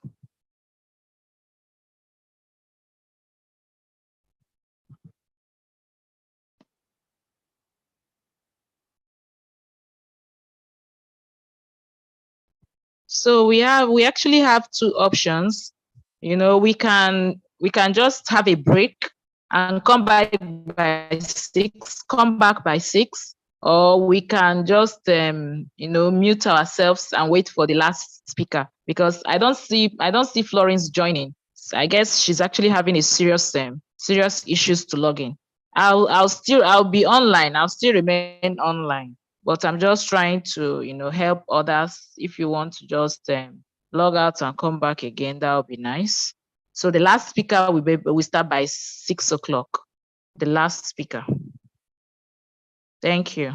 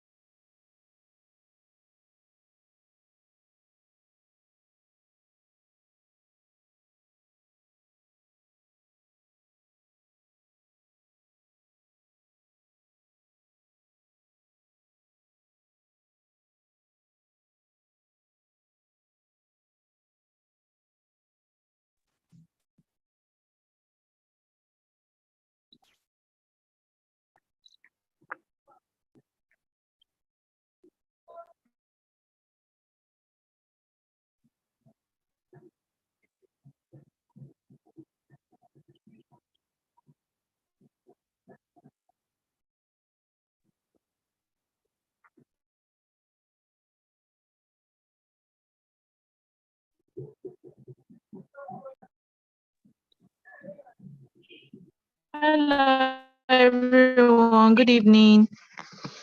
Please, the next speaker is trying to join. I guess we all know that the next speaker is now the last speaker because the other one couldn't join. Dr. Zoma, welcome. All right, the next speaker is here. Okay, she's trying to join. All right, she's here. That should be the last speaker. Okay, hello, good evening, everyone. Sorry, I'm still trying to log in with my laptop. Good evening. I'm still trying to log in with my laptop. I just had to use phone to log in. Let's be like I've not or I'm keeping you guys hanging. So I'm sorry, give me a minute. I'm trying to log in. I don't know why it's actually taking a lot of time. Okay, thank you. All right.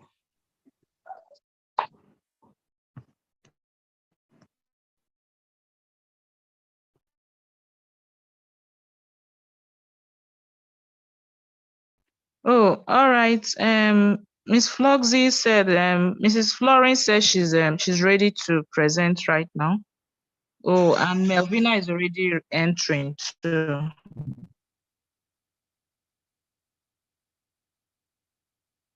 Okay. So, Miss Florence, do you want to present now, or should Melvina go first? Yes, I'm ready. Very sorry for keeping everyone waiting. I had a little challenge. Okay. So you have the floor then, Miss Melvina. So sorry. I hope you can hear me. Can we go ahead with Miss Florence? Can we go ahead with Miss Florence? Yes. Can we go ahead with Miss Florence? Yes. Can we go ahead? Hello, everyone. Yeah, hello. You have the floor. You have the floor. Thank you. Okay, today I'm going to talk about the importance of networking.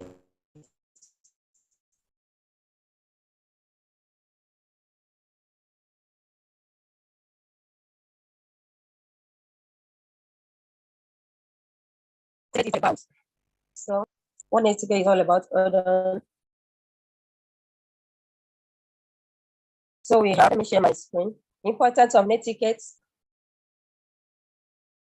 The content we are going to talk about: introduction, what is netiquette, key principles of netiquette, importance of netiquette, netiquette tips for social media, and the summary.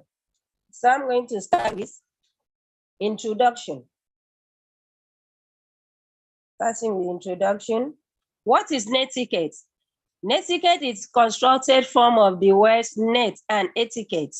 Thus, netiquette refers to the standard of behavior for polite and appropriate online conversation. In this presentation, we will explore the importance of netiquette and how it contributes to positive online experiences.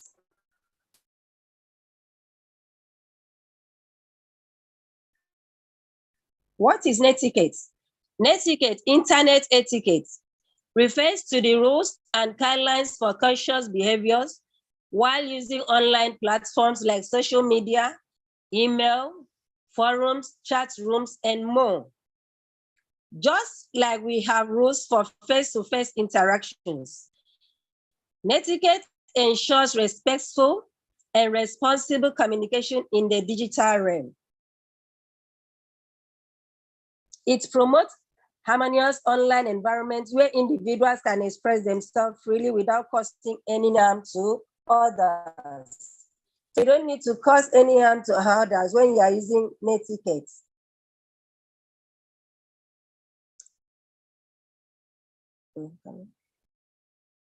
Now we want to talk about the key principles of netiquette. 1, think of other person. Think of the person behind the computer when you compose your messages.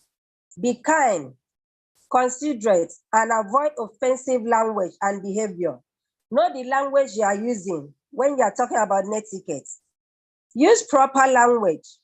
Avoid excessive use of capital letters, which is considered shouting. or texting acronyms excessively. Write in a clear and coherent manner that someone will be able to understand what you are talking about. Okay. Be cautious. Be cautious with humor. Sarcasms and humor can be misinterpreted online.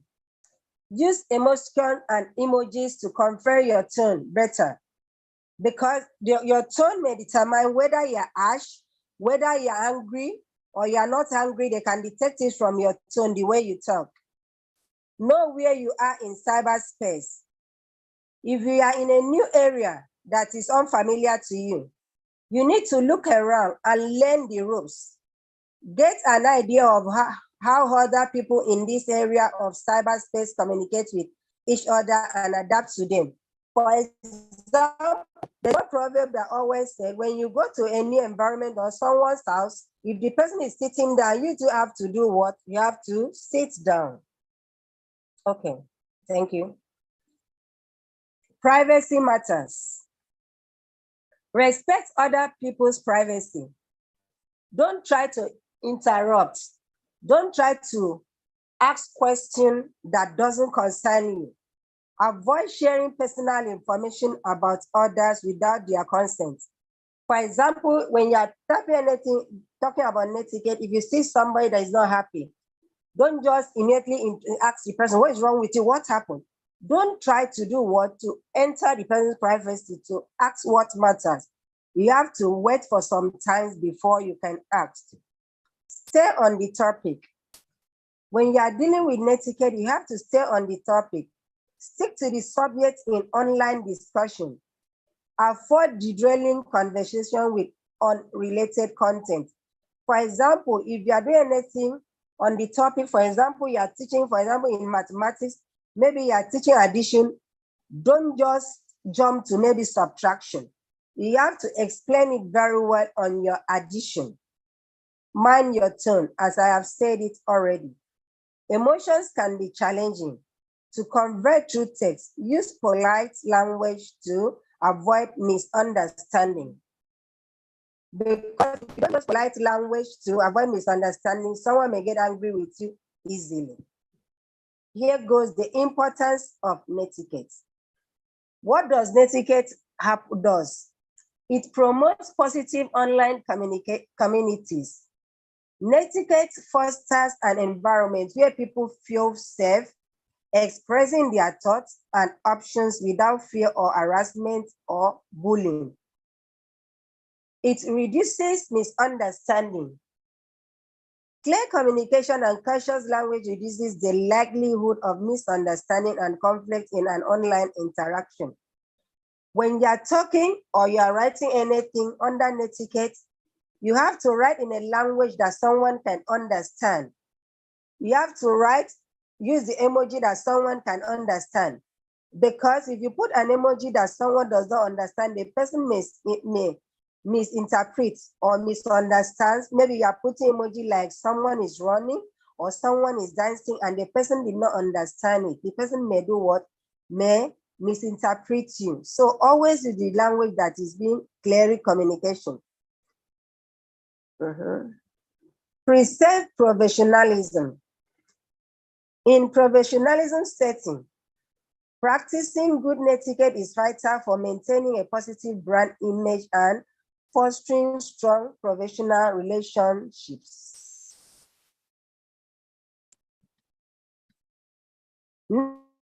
Etiquette also enhances collaboration. When people communicate with respect, collaboration becomes more effective, leading to better teamwork and productivities. In etiquette, it's very important for you to do what? To enhance collaboration with respect, because only you cannot do teamwork. When once you work in team, it will bring out a better productivity. Etiquette also builds trust and credibility. Be polite and respectful online, enhances your reputation and encourages others to trust and engage with you. You have to make someone to trust you. because if I don't trust you, I cannot work with you. And you have to respect other people's opinions. Don't think that it's only your own opinion that is better. Netiquette ensures cyber security. Avoiding sharing personal information and be cautious with links and attachments can protect you and others from cyber threats. Netiquette violation: trolling, cyberbullying, spreading misinformation, sharing offensive content.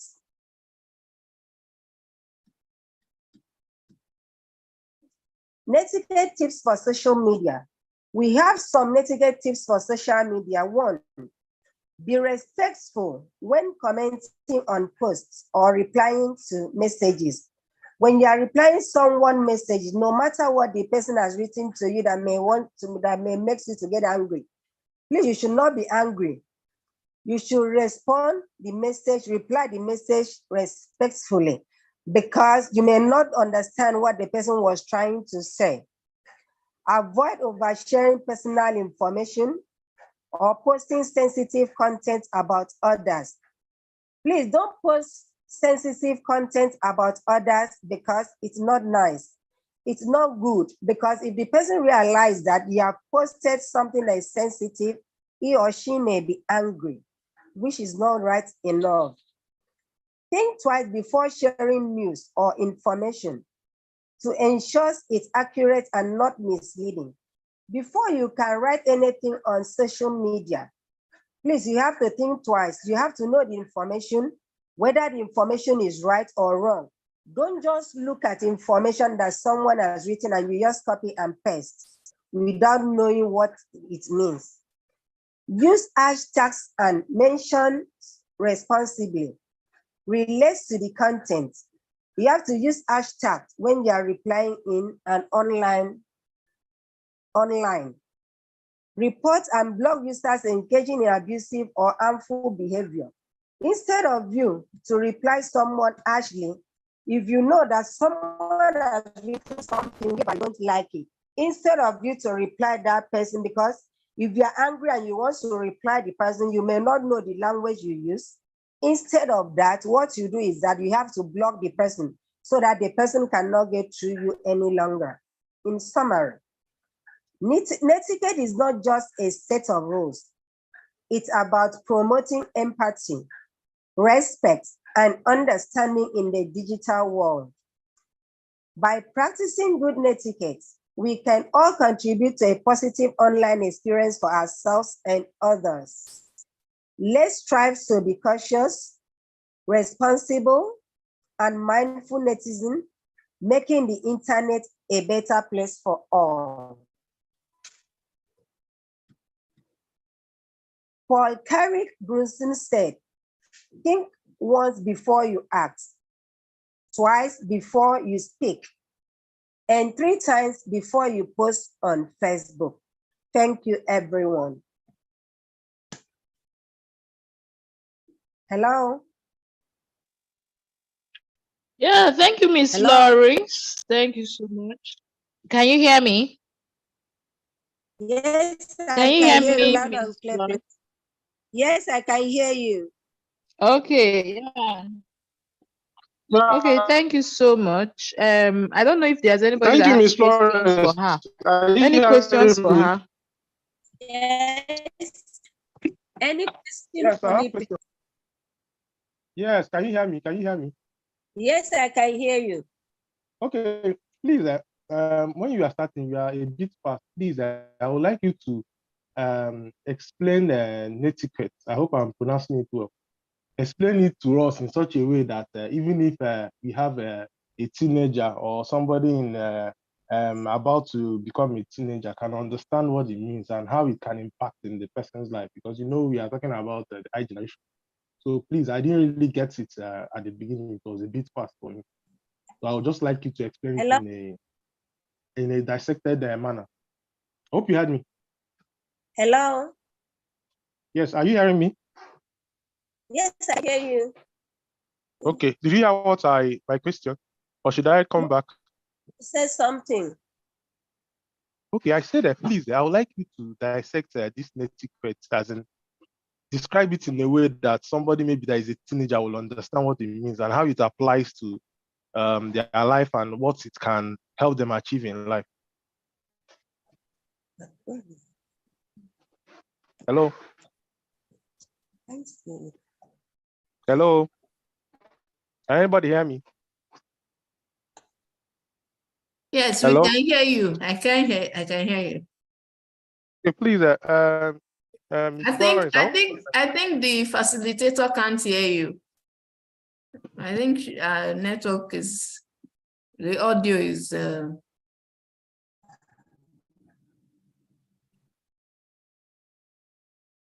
okay.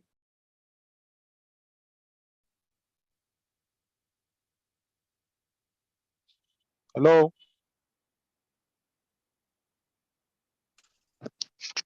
Hello?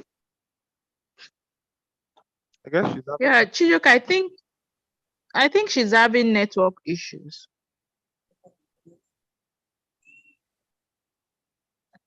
No problem. I think she's having network issues. Yes. Hello, Miss Florence, can you hear us? Hello, hello. Okay. Miss Florence, Hello? is that you? Can you hear us? What did you say? Hello? Okay. CJ, she can hear you now. So that she can hear me before I've gone. Hello? Yes, I'm hearing you. Can you hear me? I can hear you. What was your question, please? I said at the beginning, I was trying to catch up, but you were a little bit fast. Please, I will please with you to describe or explain netiquette in a simple manner, in a way that somebody that is a teenager will understand what it's all about and how it can help the person in his or her life time. Thank you. Netiquette is a way that we can use etiquette. It refers to the rules and guidelines for conscious behavior while you are using online platforms like social media, email, forums, chat rooms, and more. And how you can make use of internet in the way that it will not make another person to feel bad. Okay. Hello? Okay, I'm hearing you. Thank you very much. I think I've gotten it clear. Okay, you're welcome. Please, any other question? Okay, my own is the I have a question, Miss Florence. Okay. Yes. Okay, for example, the theme of this stuff is high generation. All right. So my own question is how is this internet etiquette? Okay, how is it affecting our high generation children? So can you tell us anything how is affecting them? Do you think it's actually affecting them positively or negatively? Do you think they're utilizing it, or what's your own take in that aspect? Yes, it really affects them because if you are not with your child, when your child is using online platform, you may not know the place where he or she has gone to open that is not good for her to watch. So it really affects our high generation in the sense that when they open maybe they are using their gadget to do one thing or the other when you're out for work, you don't know where he or she goes to inside the internet to watch what he or she is supposed not to watch. So, and anything that has advantage must have disadvantage. To me, I would have said that since it affects the IG generation, what you don't deprive them from having targets. What you should do is that maybe you have a password that you use that when he or she is using the target, you will know where he or she is going to, even though you are not at home. So it really affects them. And nowadays, most of the children with this gadget, with the use of phone, the laptop, they deprive themselves from reading everything they want to do online. It really affects them.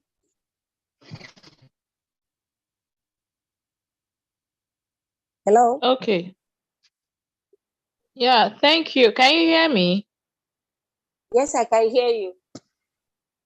Yeah, I said thank you. Thank you for that. Thank you. I think I'm You're good. welcome. I don't know if any other person has any question or addition. Any question or contribution to this topic?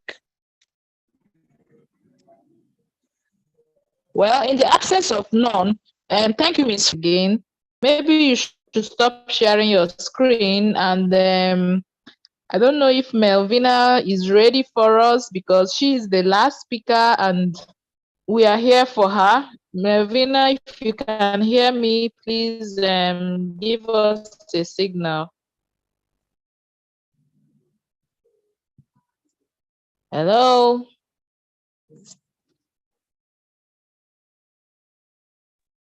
Okay. Melvina, Yes, I can hear you. Can you hear me? Sure. Thank you. Yeah, you can go on. All right. Good evening, everyone. Good evening. Yes, thank you so much for being here. And sorry about the delay. I sure know that we have spent quite a long time here. And maybe most of us are tired and maybe we were just worn out. So I'd like us to start with a very quick game. Recording in progress. So I'd like us to start with a very quick game. And it's a game of playing with words. So I think we're actually supposed to sing it out, but I'm sure that if each one of us would have to unmute ourselves, here would be very rowdy.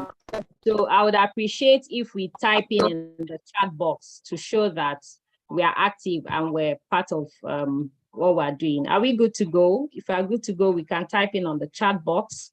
Good to go. Okay, are we good to go? I'm waiting for us to type in very quickly. Okay, great. Can we take numbers? Number one, Vivi, you go number one. Florence, you take number two. Oyebola, sorry if I mispronounce your name, you take number three. CJ Onox, you take number four. Do we have any other person here?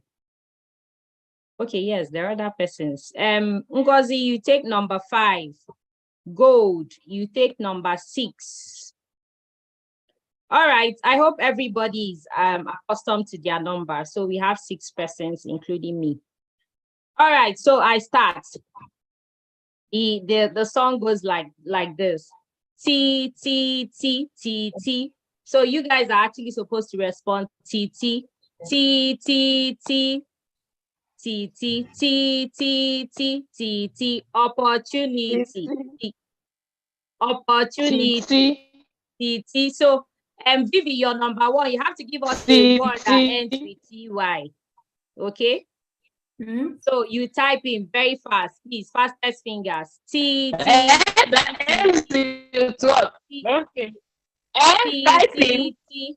Yes, you type in, or I don't know if we can unmute ourselves. Will it be very rowdy?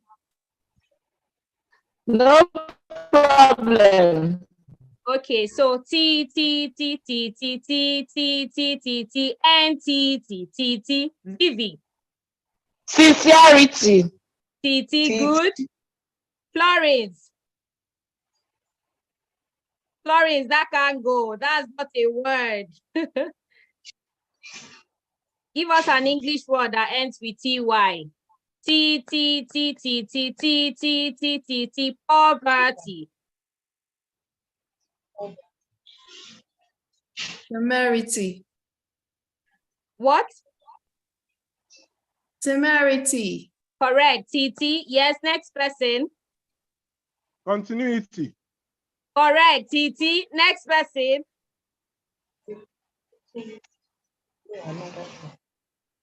Opportunity. Positivity. What? Possibility. Good, Titi. CJ, have you said something? You said continuity. Continuity. I said Titi. continuity. Okay, great. Oyebola, have you said something? Temerity. Oh, great. Thank you very much. Online chocolates for you guys. Thank you. Okay, so quickly, I would like to share my slide. And if you can see it, you can give me a thumbs up on the chat box. And I know that we are good to go.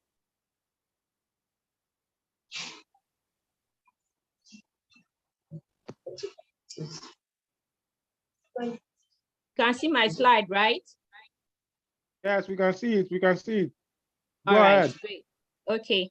So my name is Melvina Iwanugo. I am the Director of Studies, more like the Vice Principal of Roseville Secondary School at Enugu State.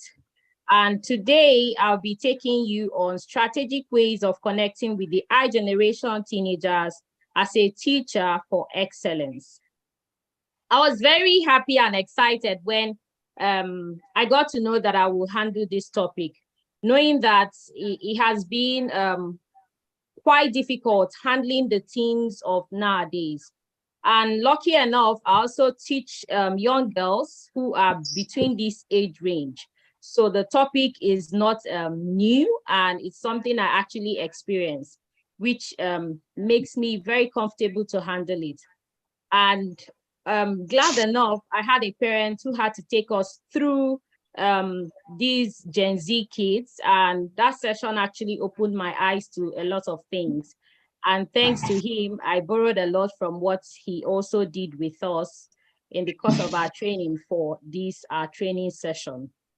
So for the purpose of this session, we'll be covering the following. We'll have introduction, definition of key terms. I know that in the course of this presentation, that conference that started over 2 days ago, we have had speakers who have tried to break down who these I-generation teenagers are. But of course, I would not start my presentation without touching them, because it's possible there is someone here who haven't joined or who may not be able to follow through if I do not give these background breakdowns. Secondly, I would also look at the journey of becoming the I-generation, looking at their characteristics and their traits.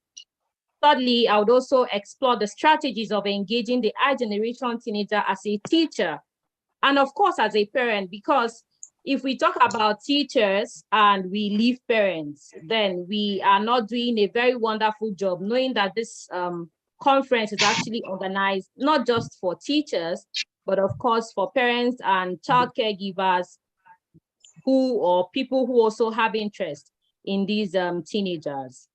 And lastly, we'll take questions and we'll conclude.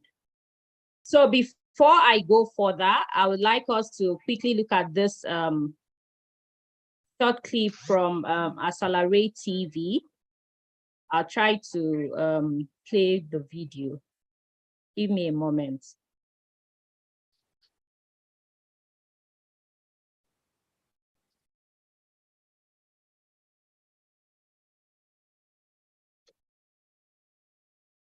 All right, I don't know if we can see my slide now. I'm sure you can. Yes, we can. We can. Go ahead. Go ahead. All right.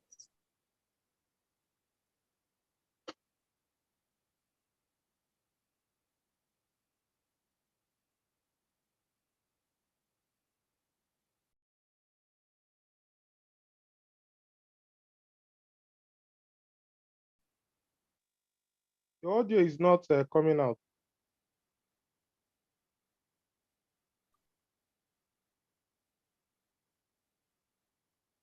Hello.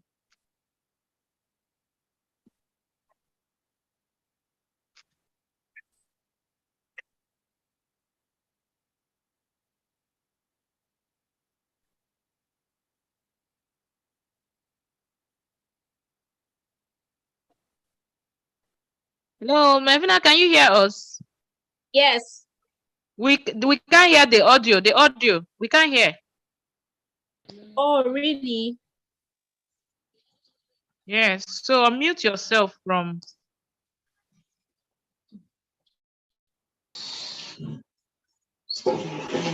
Increase my volume.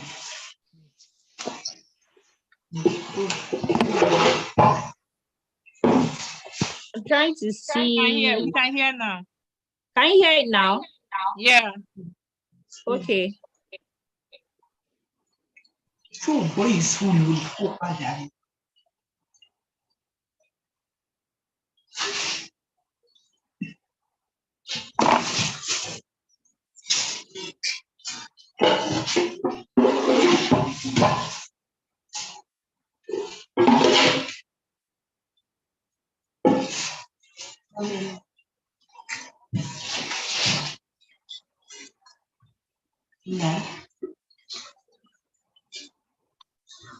No. Okay. But the video is not clear, so you might have to tell us what the video is about. The video, the volume is glitching. It's really glitching, so you might have to tell us what it's talking about. Okay, let me try one more. Let me see if that can work.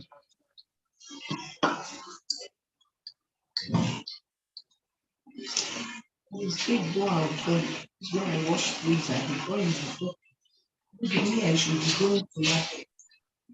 So that my dad will take care of that.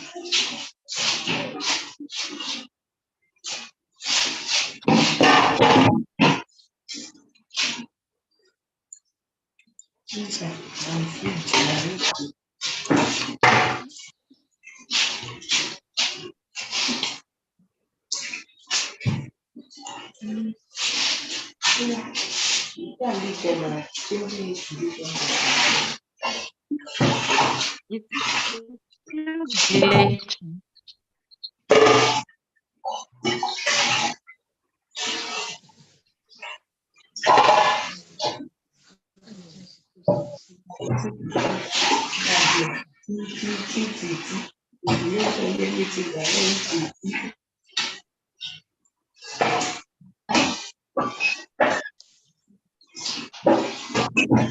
Maybe you might just want to summarize what it's about. Background is too much. I cannot even pick anything any longer. Yeah, Mevina, can you hear us?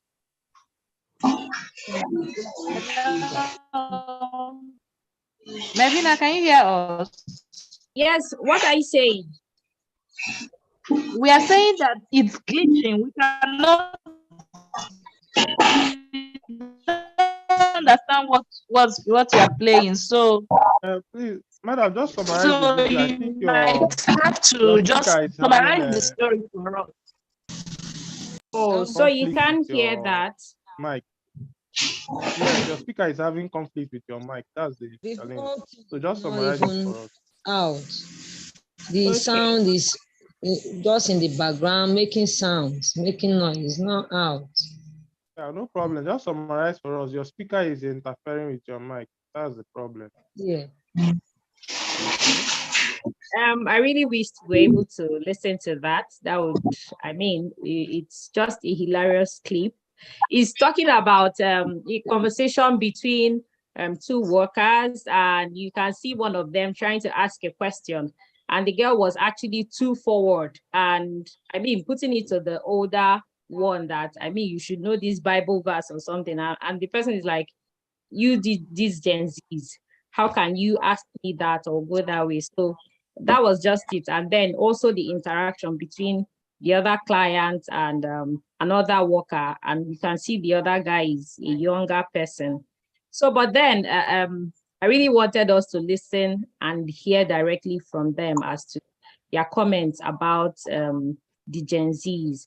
And these are the people we are battling with or we are dealing with at this time. And they are the people we are also talking about in the course of this presentation. So without wasting much of our time, I'll go into defining the key terms. So who is a teenager? sorry, I would like to share.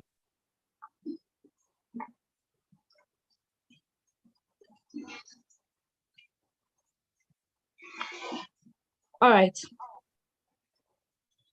So a teenager is a person who is between the age of 13 and 19 years. And I'm sure for most of us who are parents, we may have them around or in our families. And even us as teachers, we may as well have them in our classes if we are teaching secondary school students. And who is an I-generation teenager?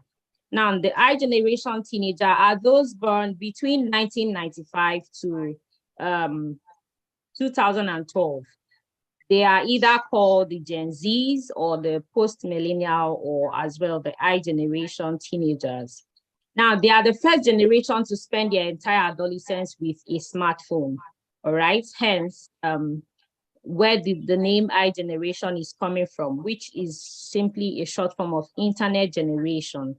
And looking at this name, it already has a ripple effect across many things they do and their activities, and even how we teach them, how they are being developed, and how they interact in the society.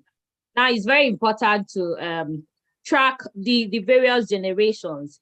Maybe for some of us, it will be an opportunity to actually know where we belong, what was our generation called, because I think it was much of this 21st century that we started hearing these different names.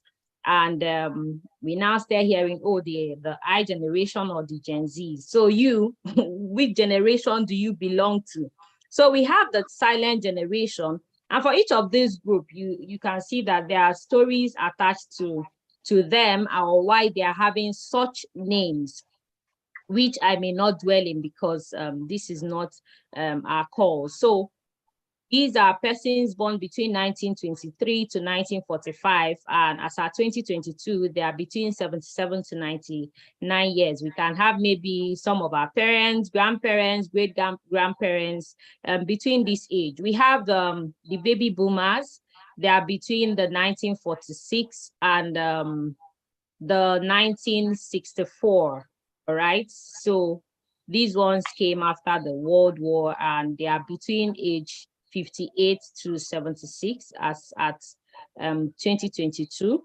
And the Generation X are those between 1965 and 1980, and are people between the age of 42 to 57 as at 2022.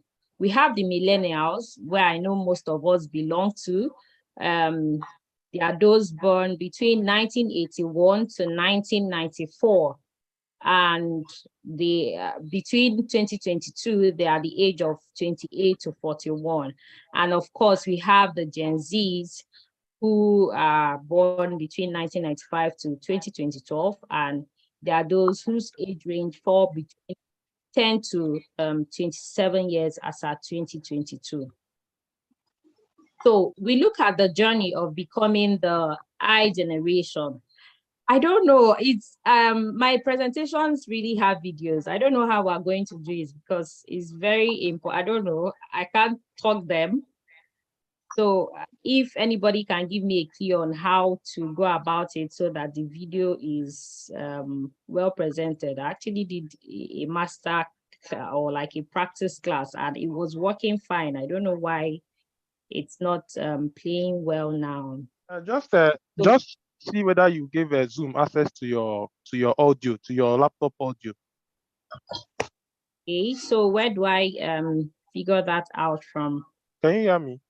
Yes, I can.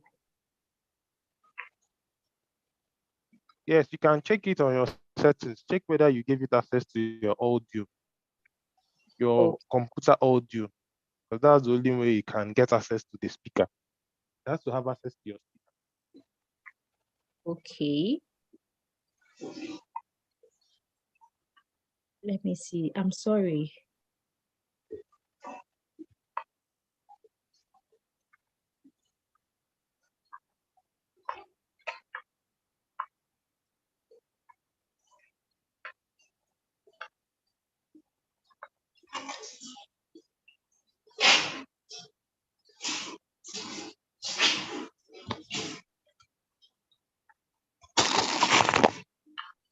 Can you see where you can do it?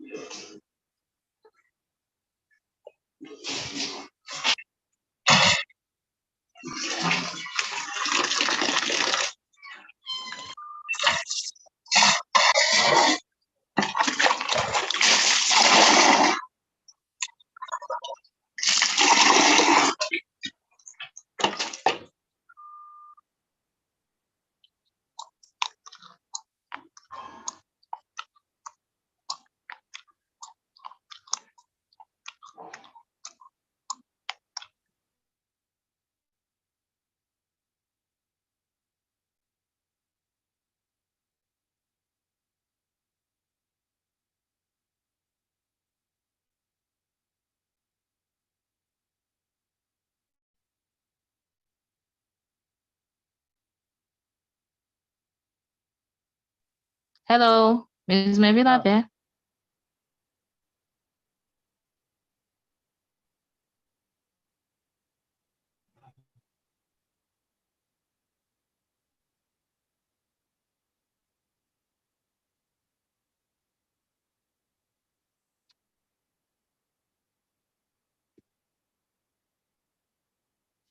Hello, are you there? You can just drop link for us. Later, go and watch the link.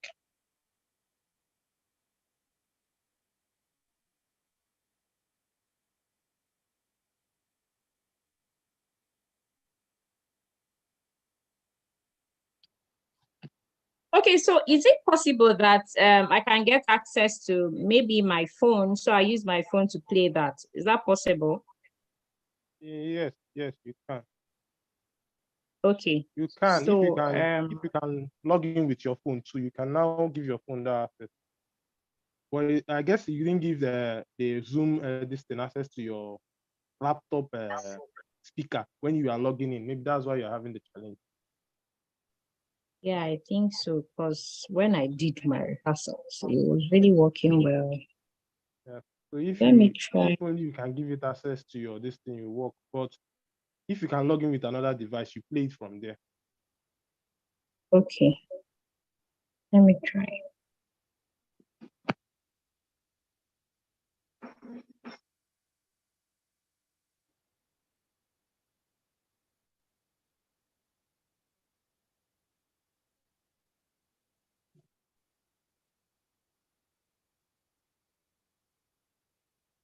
Okay, I think another thing I could do for the second video anyway, it's more of virtual activities. So we can be looking at it while I try to figure that out.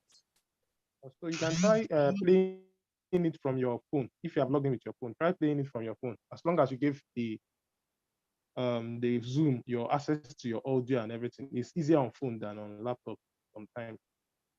So try playing it on phone. Try sharing your screen on phone and playing it. Okay, let me see how to go about that.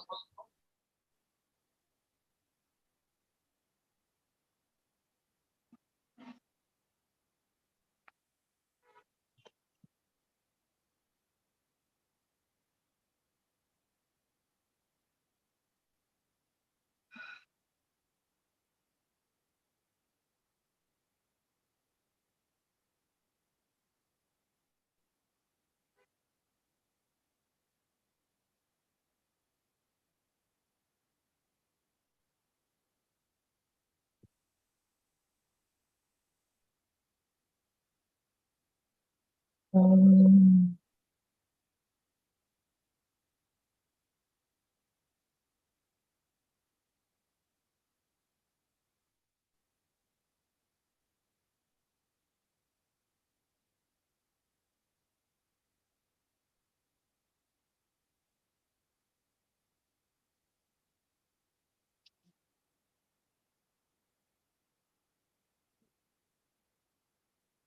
okay, so a friend would help me to share that.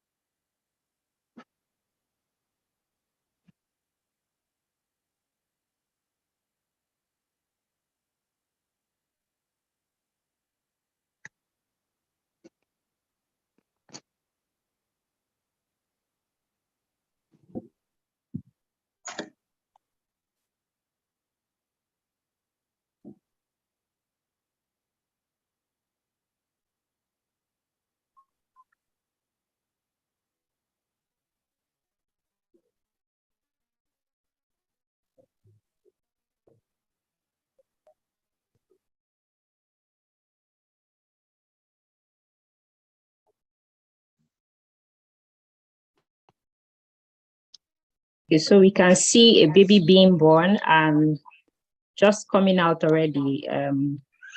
Baby is quite inclined to having a phone and making use of it.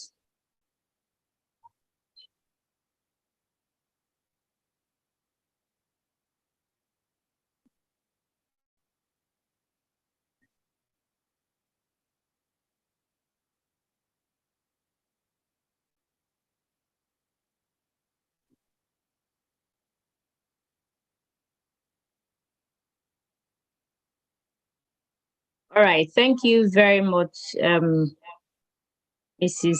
Goze. I really appreciate. Okay, so that's a short one showing us this generation and how inclined they are to the internet and use of gadgets. You can see that right from childbirth, they are already quite excited.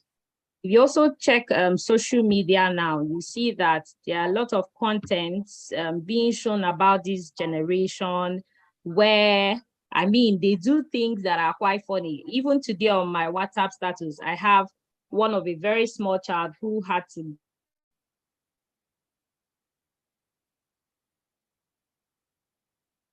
go apply lipstick, and I mean, she's very talking about it, and even the response, and you're like, how possible?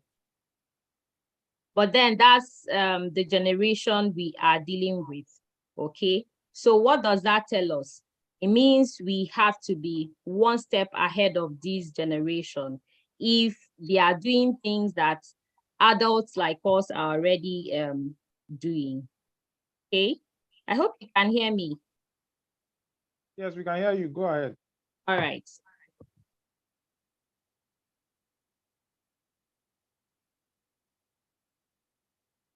Okay. So the characteristics of this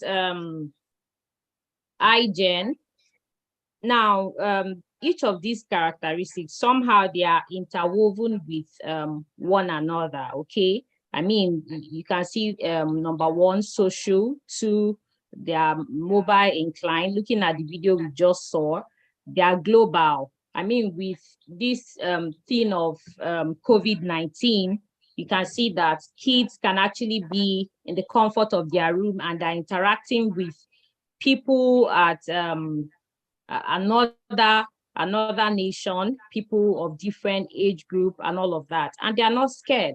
They are free to have their conversations. They are quite digital.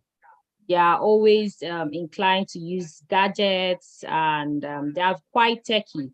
And of course, they are more visual learners. If you're teaching them and you have to be saying too much without showing them things, then you are not getting them, you're not warming up to them. They actually need these visual or things they can see and hold on to also help them in the course of learning. So we can also see the second chart there that also explores the various characteristics. One is that they have this fast acquisition of knowledge. If you teach them something once, they are very fast to learn. Look at the dance challenges going on social media, and one just comes out today and the next minute, about 1 million youths are already dancing. And no matter how difficult it is, they are doing the leg work, they are doing the hand, whatever, and they are getting it. But for us, the millennials and the rest of us, it's so difficult. By the time you even get the first leg work, maybe you must have fallen down like 3-4 times and you're exhausted. But for them, that's not the case, okay? So as much as they are very fast to learn things, we also have to keep it very short.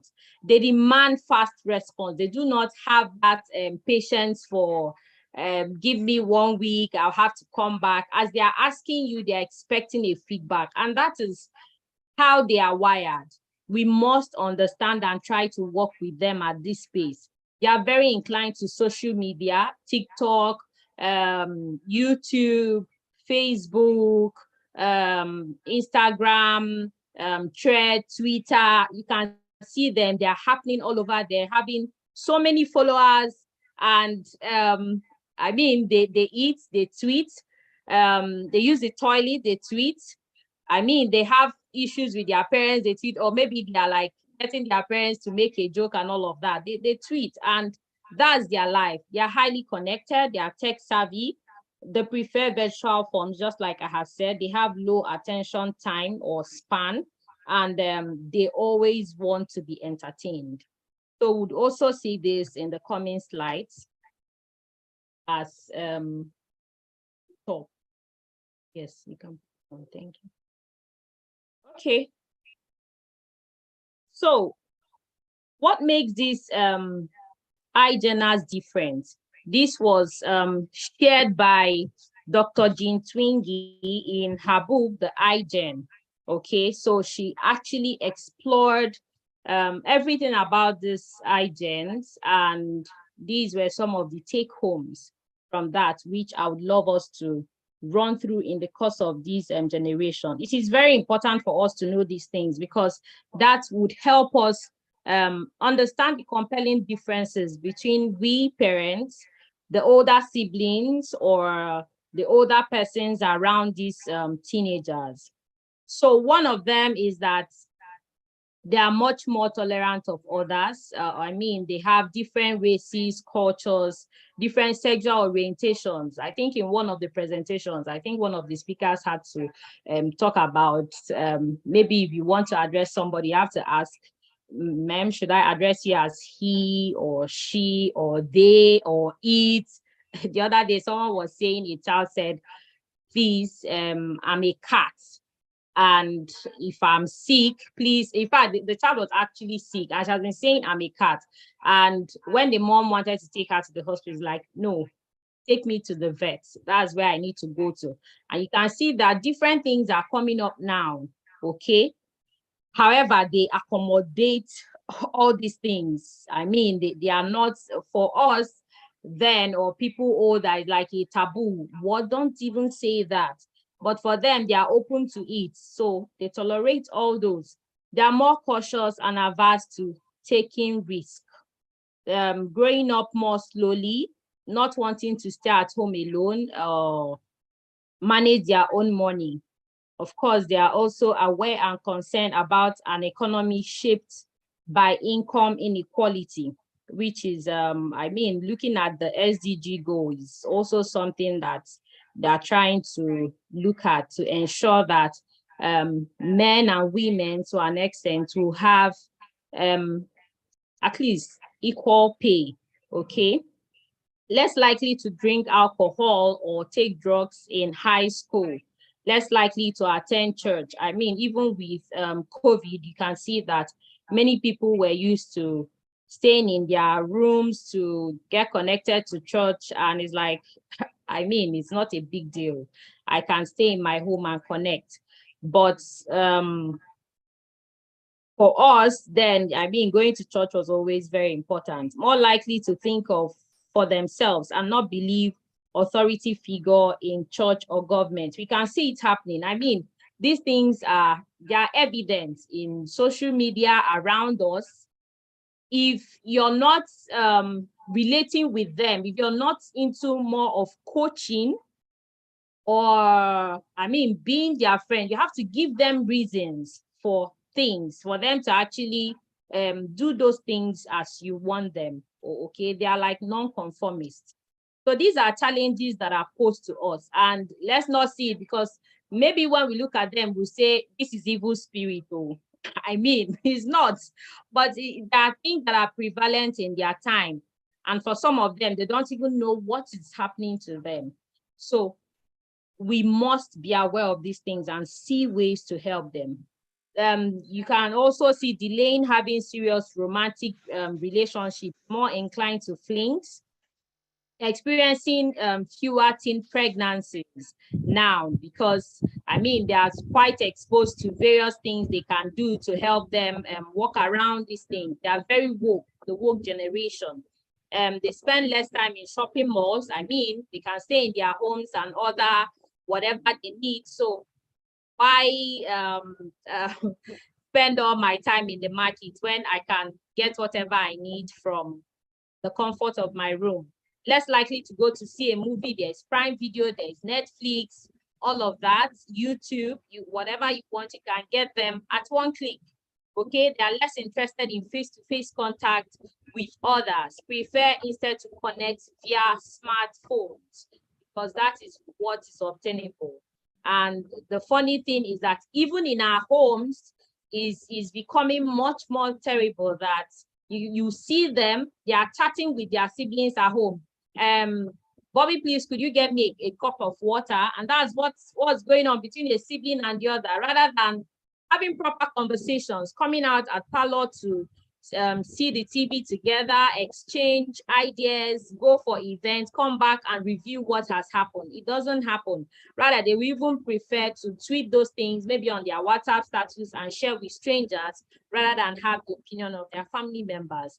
They are less interested in reading books, magazines, or newspapers. They are spending more time playing computer games. They are less experienced in having an after-school or summer job and earning money while in high school. Then they are feeling more depressed than those in previous generation, okay, because of all the things that are coming up and are associated with their time. Most often they are not able to handle it. Sometimes they also feel lonely and they feel they are not needed. And that's why you get to see all this thing of suicide, depression, and the rest of it. Okay, so more conservative politically and less interested in identifying with a political party. I believe looking at the election we just conducted, we can see that for ourselves. Rather than going to belong to political parties like the older generation would, they are more at home, championing their cause. I mean, they also go to polling units for some of them, very few of them anyway, but they are more active on social media and pushing some of these agendas than being there in the political parties. Now, due to their slow and protected upbringing, they are also less independent. Yes, because sometimes you also see that parents are more protective of them. They don't want them to go out. They don't want them to associate. No, they will harm you, this and that. Forgetting that when we actually grew up, or when they also grew up, they had that community vibes. People were able to relate with one another and, I mean, have that societal touch. Okay, now it's more or less like before, they always say this adage like, sorry, in Igbo, I'll say ofonya adazo nwa. All right, that's one person does not raise a child. We have the community to raise the child. But now let me even see you a teacher slapping a child. And what happens? The mother comes to fight you. What right do you have? Or even punishing that child, whether it's corrective or whatever, they always find fault. You have a situation where you want to expel a child and the parent is like, I mean, if you have to do that, rather than even give me that expulsion, I'd rather take my child to another school comfortably. And that is it for them, okay? So for these children, they are becoming less independent. Compared to previous generation, the generation high school seniors are less likely to drive, work, drink alcohol, date, have sex, or go out with their parents. This is part of a broader cultural trend towards growing up more slowly and taking longer to become an adult. Most importantly, now these things I have shared were some of the nuggets that I picked from Dr. Jane Twingy's book, The iGen, which she communicated, looking at the future, these teenagers, these iGens, how do we work with them? What should we know about them? Because every generation have their characteristics and traits. And no matter what we do, these things go along with them. But it's now very important that as parents, as teachers, as school owners, we identify these things and see how to work around them to produce a sound and morally upright child. So with all these things that I have tried to share, the main focus here is that these generation have a short attention span. So as a teacher, as a parent, when we are dealing with them, we must be careful not to say too much, not to overhaul things so that they don't get bored. Some of them, you're even talking or shouting, I'm like, I can't even hear you. Can't you speak like in a low tone? Can't you make it short or something like that? You also look at their vocabularies. Their vocabularies are being affected. Now you have a lot of conventional language going on, slangs, all these no evidence, Black Lives Matter, you know, all those conventional trends are also coming up. And if you have to relate with them, then you must be accustomed to these vocabularies. If not, you may not be able to connect, you may not be able to win them over. You have to come down to their level. This also goes to affect their academic performance because they are less interested in academic performance, okay? And of course, this would also go to affect future economic contributions. In the course of this, my slide, we also see that. Now, this is what I was talking about. We have the Pareto principle, which has the 80-20 percentage or 80-20 ratio rather, where this I generation, majority of them are turning to become consumers rather than producers. So as a parent or as a teacher, what kind of I generation teenager are you raising? The 80-20 principle just tries to explore 80%, it shows or tells us that 80% of consequences, all right, come from 20% of causes. So if you're raising these teenagers, if you're not careful, then you are prone to having consumers, those who would always want to take in, people who are not willing to give. But if we raise them well, if we put in these strategies that I would share with us in the coming slides, then we will be able to raise producers and not consumers. So let's look at the strategies, the I generation teenager.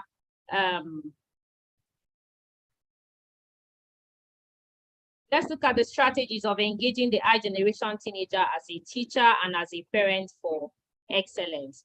So I'd like to share some of these things.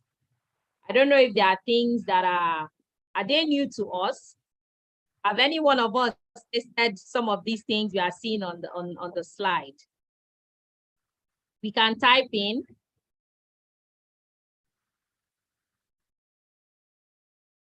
I really want us to type in. Is this new to us? Is this something we know about? So the first one is the Dawn loop. Sorry, can you hear me? I'm not getting a feedback or a chat or a response. We can hear you. We can hear you. We can hear you. Go ahead. All right.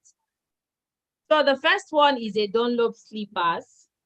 Yes, instrument of correction used by parents. Correct. Thank you very much, Mary. For that, we would call it the head straightener. I know then in the olden days, I mean, before you even do one, you must have been administered with that. And your head is just corrected immediately after you must have done something. The second one, I'll call it the Mumu duster. Okay. And that is also used by some of our mothers. Probably you're in the kitchen. And what did you just say? It just lands on you. Okay, that also helps to sharpen your mind. Maybe they sent you on an errand and you must have forgotten what was sent and you received that. We also have the third one, which I would call the alignment tool, or AKA we call it the spatula. Okay, you can see some of the parents, you can deploy it when a child has brought an unforgivable level of disgrace to the family. I can't take this rubbish from you. And then we have the brain resetter, that's the heavy knock. They give you this knock here. You'll be launched into a new season. So these are some of the things that for maybe the millennials and those, the silent generation and the rest of them, these were things we are more accustomed to.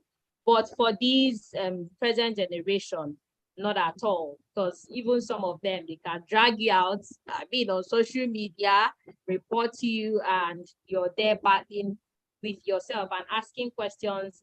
Am I still the parent? Am I still in charge? Now, the presence of these three ingredients is very important in whatever you're marketing to the I generation, if you really want such thing to succeed. So as a teacher that is teaching in the class, if you need to sell a knowledge, an idea, as a parent, you need to communicate to that your I generation teenager, or even as a business owner, you want to market it to them, then you must have these three key drivers.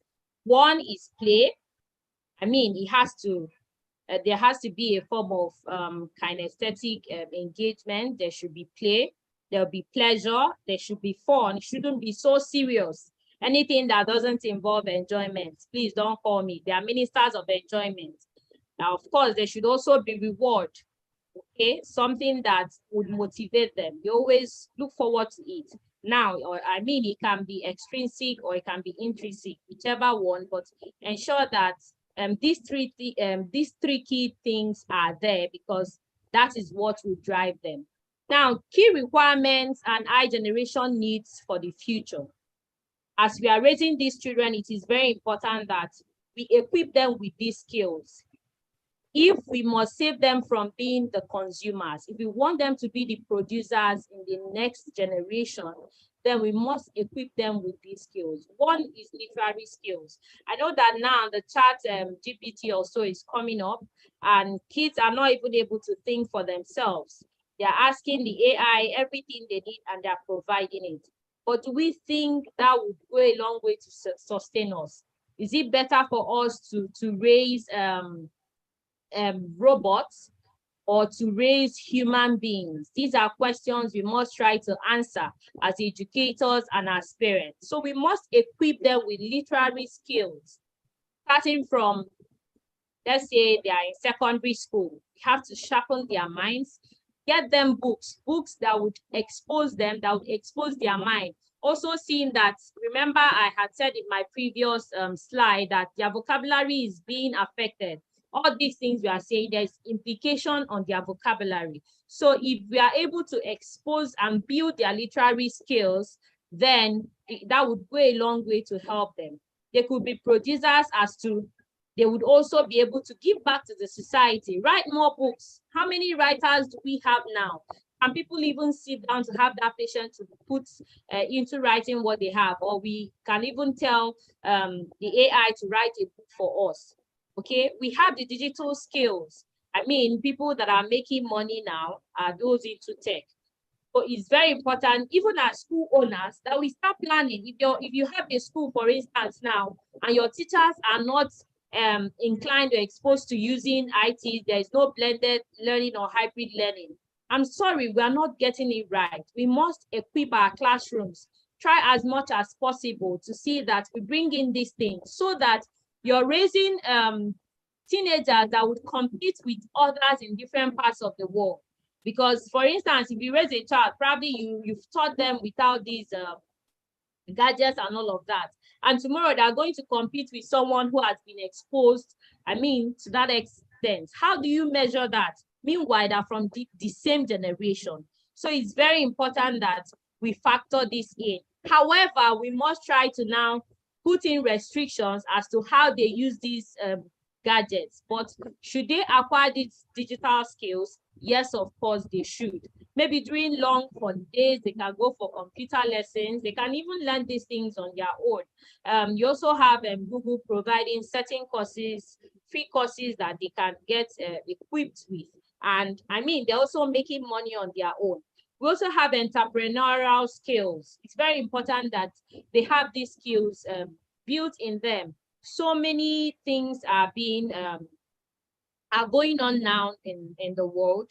People can actually, maybe it could be makeup, it could be producing slippers, it could be making dresses, it could be marketing, whatever it is, but they are CEOs of their own. And really, that's actually what they want, because they lack tolerance, they are not able to work with people. But then, even if you have to be a CEO, you would also have to work with others? What kind of attitude will you have to possess to work with others? Or such a person won't tolerate others. So we, as much as we equip them, we also try to build their moral aspect as well. So the I generation brings unique experiences to the classroom. I mean, it's very interesting teaching them. I, for one, being in the classroom, I'm always excited as much as they keep me on my toes, because you have to be one step ahead. If not, they would embarrass you in class. As just one example, they have spent much more time online and much less time reading books than previous generation. And that alone means we have to think about teaching them differently. Okay, you can't come to class and you're doing all lecture method. Diversify your teaching methodologies. Okay, maybe for this class, you practice collaboration. Next time, it could be video. Next time, it could be flipped classroom. I mean, it could be outdoor activities and the rest of it. We must try to expose them. Each time there should be new experience, something they look forward to. Bring in 1 minute game. For my classes, for instance, I try to bring in tweets. Tweets could be like highlights of the class. I mean, still connected to the topic. But you can see that they are always excited and looking forward to being in your class as a teacher. Now, connecting with the Generation Z or the I generation can be an exciting challenge for teachers. And here are some strategic ways to establish a strong connection with these I generation teenagers. One, as a teacher, we must be able to embrace technology. All right, very important, because you can't give what you don't have, really. If you must connect with them, then you have to embrace technology, be able to use those things they are already inclined to. That would help you to bond more with them. Imagine some of them seeing you on TikTok, I mean, doing the right things anyway. They are more inclined to being your friends. And you see that you would always win them over if you, before you say Jack, they've done what you want them to do. Secondly, personalized learning experiences, okay? When you go to teach them, always have in mind that there are different learners in that class. And so you must plan very well for them when you're making your lesson plans as to the different methodologies or practices we explore in the classroom. Okay, I know I've handled a session where I looked at different or creative ways of teaching or making your classroom fun, which is a story for another day. Okay, but teachers, we must be able to go out of our way to plan for them, knowing the kinds of students we have in our classes. Thirdly, we must encourage collaboration. Collaboration already is one of the diseases of the 21st century. So getting them to work together as a team so that they tend to respect other people's opinion, tolerate others. You are building tolerance. You're also building leadership, listening skill while they are doing that, all right? Knowing that everybody is important. And when they do it together, they also do it faster and better. Also try to provide instant feedback. I think I've also, in one of the nuggets I brought out from the iGen book, is they do not like delayed response or feedback. So they always want it very fast. Be authentic and relatable, okay? Use social media appropriately. Stay up to date with trends. Students always want teachers who come to class and they know what's up. I mean, you shouldn't move away from your topic for the day, but maybe you can use that as your starter. You can use that as, okay, if you listen or if you participate well in this class, I'm going to break a jinx for you. And like, really, please stop the noise. Ms. Nobina wants to tell us something. And like, you can see them, they are looking forward to that thing. It's always enjoyable to see that my teacher is up to date, okay? Encourage creativity and innovation. Most times we feel attacked or we feel that they are looking down on us when they bring up new things. Our classes must be classes that encourage them to think outside the box, critical thinkers. That is what we are building, and this is who they are. So when they even say things, maybe what we'll work on is how they present their thoughts, because I think that's where we have more issues. Looking at the first video I had to play was how the girl presented it. Yes, what she said was right, as quoting a Bible for the woman, but how she presented it was an issue. So we must be open to accept their creativity, but guide them right and their innovation, because these are things they are inclined to. Now, tools for handling the I generation. Now, this is more for parents, okay? Just like I said, we can't talk about teachers without talking about parents, because being a teacher in a secondary school, from what I've been doing over the past 7 years, I've been able to find out that majority of my students who do so well really have parental support. I don't know if we experience that. I don't know if we do. If we do, we can type in the chat box, so I know that I'm not alone in the course of this. So, but before we go into that, it's very good that as parents, because I believe that there are some parents who are here with us, or even us as teachers, we can know this thing so that we are able to communicate better with our parents when they come for maybe class parents forum, or they call us, they are complaining about their kids, then we should be able to share these things with them. We have from age 1 to 8 is the age of regulation. Okay, so I mean rules. Okay, you have to regulate the activities, guide them, and all of that. Age 9 to 12 is the age of imitation. What you do is what they do as well. So if you say, stop pressing your phone when I'm talking with you, but when you're talking with your wife, for instance, you're pressing phone, I mean, that child is not going to do otherwise. They will do what you're doing.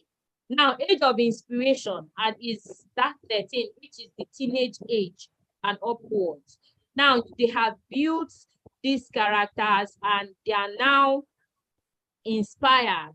It's from the thing they have within that they are able to exercise and be themselves. You see that child forming and you can say, hey, this child is well trained, this child is a bully, this child is stubborn, this child is this. These are things that have been built over the years, characters they have probably been picking in one way or the other. So as parents, we must be able to synergize with teachers. But if more than that, is even being careful as to the kinds of schools where we put our children into. What's our value as a family? Lately, I learned that it is very important. The same way we talk about building strategic plans for our schools or for our workplaces, very important that as families, as young girls or and boys going into marriage, we have strategic plans for our young families. So in our strategic plan, what's our value? What's our mission? Okay, what's our vision? Do they align with this school? Because if they do not align, you will see that your child will always be a non-conformist. And even you as a parent will be having issues with teachers. So you must understand self-awareness is one of the keys to building a very sound adult or good leader. So being self-aware of who we are, what we want, then we go for such things, align ourselves with things that go with us. And in doing that, we can now synergize properly with teachers. It should be that what the school says should be what the home says. And we must know that as parents, majority of these children are built from us. We teach, for instance, in my school, that parents are first educators. Oftentimes you see parents put children in schools and they say the teachers will do it. No, not at all. We as parents must be able to do the work. It's only when we have done it, the school only cements what we have done. Okay, so if we have the right values at home, somehow you see it transfer. And you can imagine in a class of 30 families, 30 different values, and the teacher would also have to, work on emotional intelligence to be able to cater for all of them and give each child that personal touch that they need. Okay, so we as parents must come down to synergize with these teachers to have a wholesome experience for our child. Help them attain personal reading. Okay, as to the things they do, we must guide them, we must be present. having the child, producing a child is not enough. We must be there all through the journey to give feedback, to provide support, and to follow them up, okay? We must also be able to motivate them. Just like I said, if you have to get their attention, all right, we must keep in mind that reward is part of it. So we as parents too, we're not left out. We must motivate them right. What is their love language? How do we love them properly? I remember making it every time I have this one thing I plan with my parents. So each time they come, maybe this time around, it has to be, have you identified your child's love language? Is it gifts? Is it words of affirmation? Is it quality time? Is it physical touch? What is it that your child loves, that when you do, it means I'm loved by my parent? Because most often we feel, I buy her so much, I buy her a lot, and she doesn't appreciate it. She's always on phone. Sorry, because you're not communicating right. You're not speaking her love language. Maybe that child's love language is always saying, Dorothy, I love what you did. I really appreciate it. Could you do it this way next time? That way you see that that child will not repeat it. But maybe when you are scolding and shouting, I mean, it doesn't work. Or maybe you say, you look so beautiful today, and that has made her day. She goes to class and she's very active. But then you probably started the game with, stupid girl, you must always wait for me to come and wake you up. For the rest of the day, she's just thinking, oh, I'm a stupid girl. Oh, okay, I think because I did it, yes, I can see that I'm a stupid girl. So self-doubt. And we see that when this child grows with these things, they become abnormal human beings. All these people we see that are causing havoc in the society, it's because they do not have that parental support and right upbringing. So it is very important that as parents raising these high generation teenagers, we must learn to speak their love language. Model right values for your teenager, okay?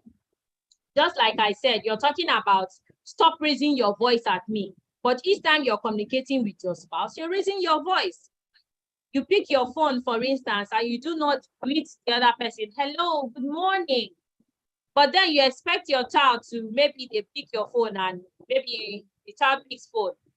Daddy, mommy said you should send me 5,000 naira. Excuse me, have you greeted? But you as a parent, you pick up a phone and you do not greet. So you have to model these right values. Probably go out each time and you expose your body, and you have a child who is also watching.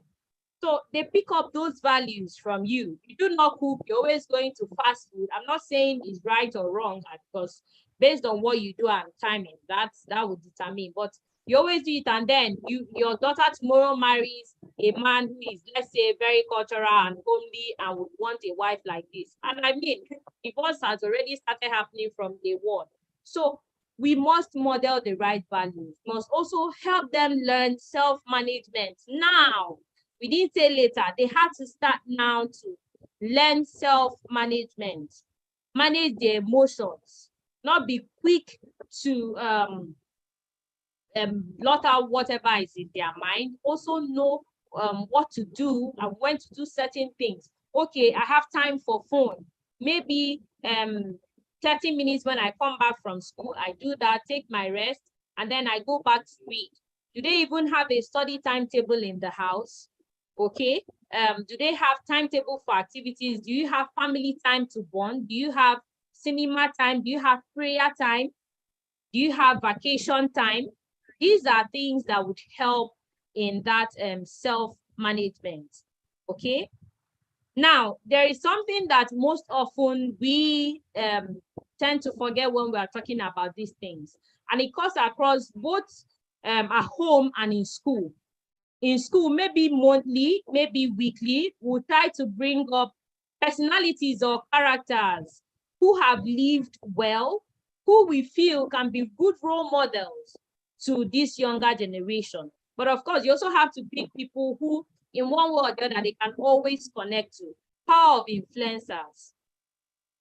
The same way we see these social media brands in social media, I mean, they have influencers, maybe celebrities market their brands and all of that. How do you think they're able to do it? It's just because people like them, they live a certain way, they have 1 million, 3 million followers. And if I just show that I'm using black soap, for instance, and hey, Miss Melvina's skin is so fine, oh, whether I'm using it or not, people like it. I mean, they want to make use of it. So that's influencing, power of influencers.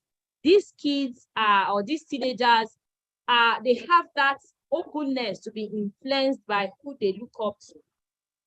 So we must open our arms towards exposing them to the right influencers. Maybe even we are parents, we may not be able to influence them. Or if we have that willingness, of course, and we'll be able to guide them right. I mean, we can do it, but sometimes over familiarity may make them not to appreciate that. Okay, but it also has to do with our relationship or how we guide them. So there are some of these powerful women. You can see the first one, Awoshika, who is the chairman of First Bank of Nigeria.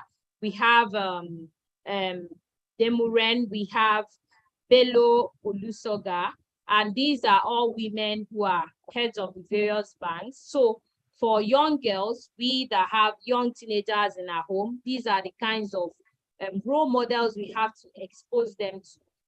Okay, and we can see how properly dressed they are.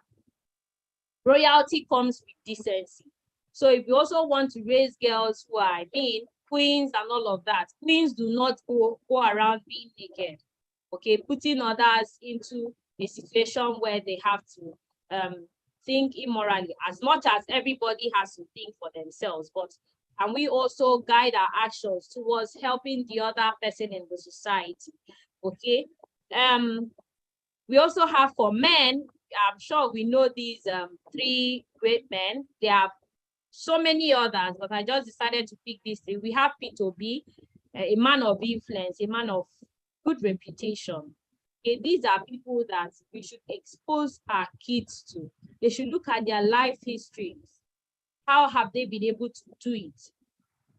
How can we also, maybe our schools, is it possible that we can get these people to come and speak to our kids? I know it may cost us more, but there are things we can get them to tap into, or maybe they have spoken somewhere on YouTube and stuff like that. We connect it, use it as starters or as reflection for the month.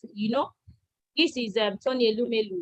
Guy does so many things. He's a very good entrepreneur and one of the topmost in Africa, if not in the world.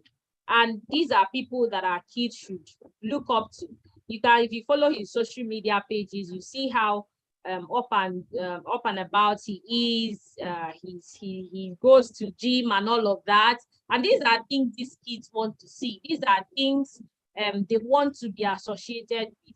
So why not show them? Why not expose them to that? This is also Apostle Selman, very sound speaker of the word of God. So when we're also looking for people they need to listen to, hear the word of God from, depending on the kind of child you want to raise, then these are very good influencers you can bring in into your home, bring in into your school, and of course, have them listen to. So with that, I come to the end of my presentation. I do hope I was able to enrich you and of course, clear some doubts if there are. I'll leave the floor open for questions if we have any. Thank you. Well done, Ms. Melvin. It was a nice one. Well done. Any questions?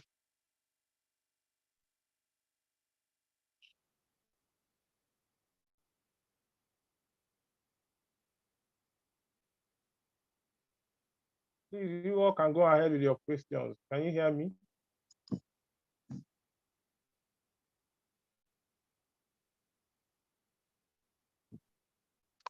Hello. Are you hearing me?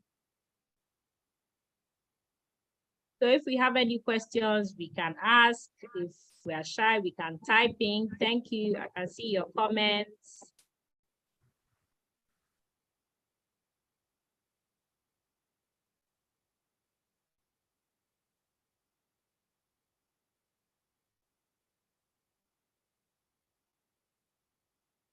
Okay, so I believe what I've said was well accepted, well done. Thank you all for your time and for being here with us all through the journey. I would also like to use this opportunity to thank the convener of this Voice of Teachers, Mrs. Vivian Ifago, and a big thank you to everyone that has been part of this journey, how we have been able to put all this together, and from Friday till now, we have been giving back. So I just wish to thank every one of us that has been part of it, and to others that also joined online, my friends, my colleagues. I'm very, very grateful and appreciative of that. Okay, please, hello. Okay, so Vivian Miss typed a Malvina. message. Yes. Are you hearing me? Yes. Please, you can as well share, maybe tell people if you're on LinkedIn, if you're on Twitter, how they can get in touch. Because as you say, some people might not want to talk, so that if they want to get in touch with you on your social media handle, you can get okay. in touch, because your topic was a very good one and you dissected it properly. I really enjoyed it. So you can tell people, maybe if you're on LinkedIn, on Twitter, yeah, they can get in touch with you and maybe all right. get more So information in case they need more from you. Thank you. All right. So on Facebook, you can find me with Melvina Delfina, and on LinkedIn, you can see me as Melvina Ibuanugo. So we have some questions on the chat box. Vivian says, how do schools over there teach sex education to these I-generation kids? Okay, well, I think I'll try to answer these questions from the context of what we do in my school. Okay, because I would say for others. Now, for us in school, first, our theory, our principle here is that parents are the first educators of their children. So it is not we, the teachers, it is the parents first. And it's always better and good when these parents teach their children first. So for us as a school, we offer so many courses for our parents through the NAFAD. It's Nigerian Federation for Families Enrichment Program. Okay, so we offer courses for teenagers, pre-adolescent and adolescents. So when you're coming in for junior school, you have a course. When you're also coming in for senior school, you also have a course.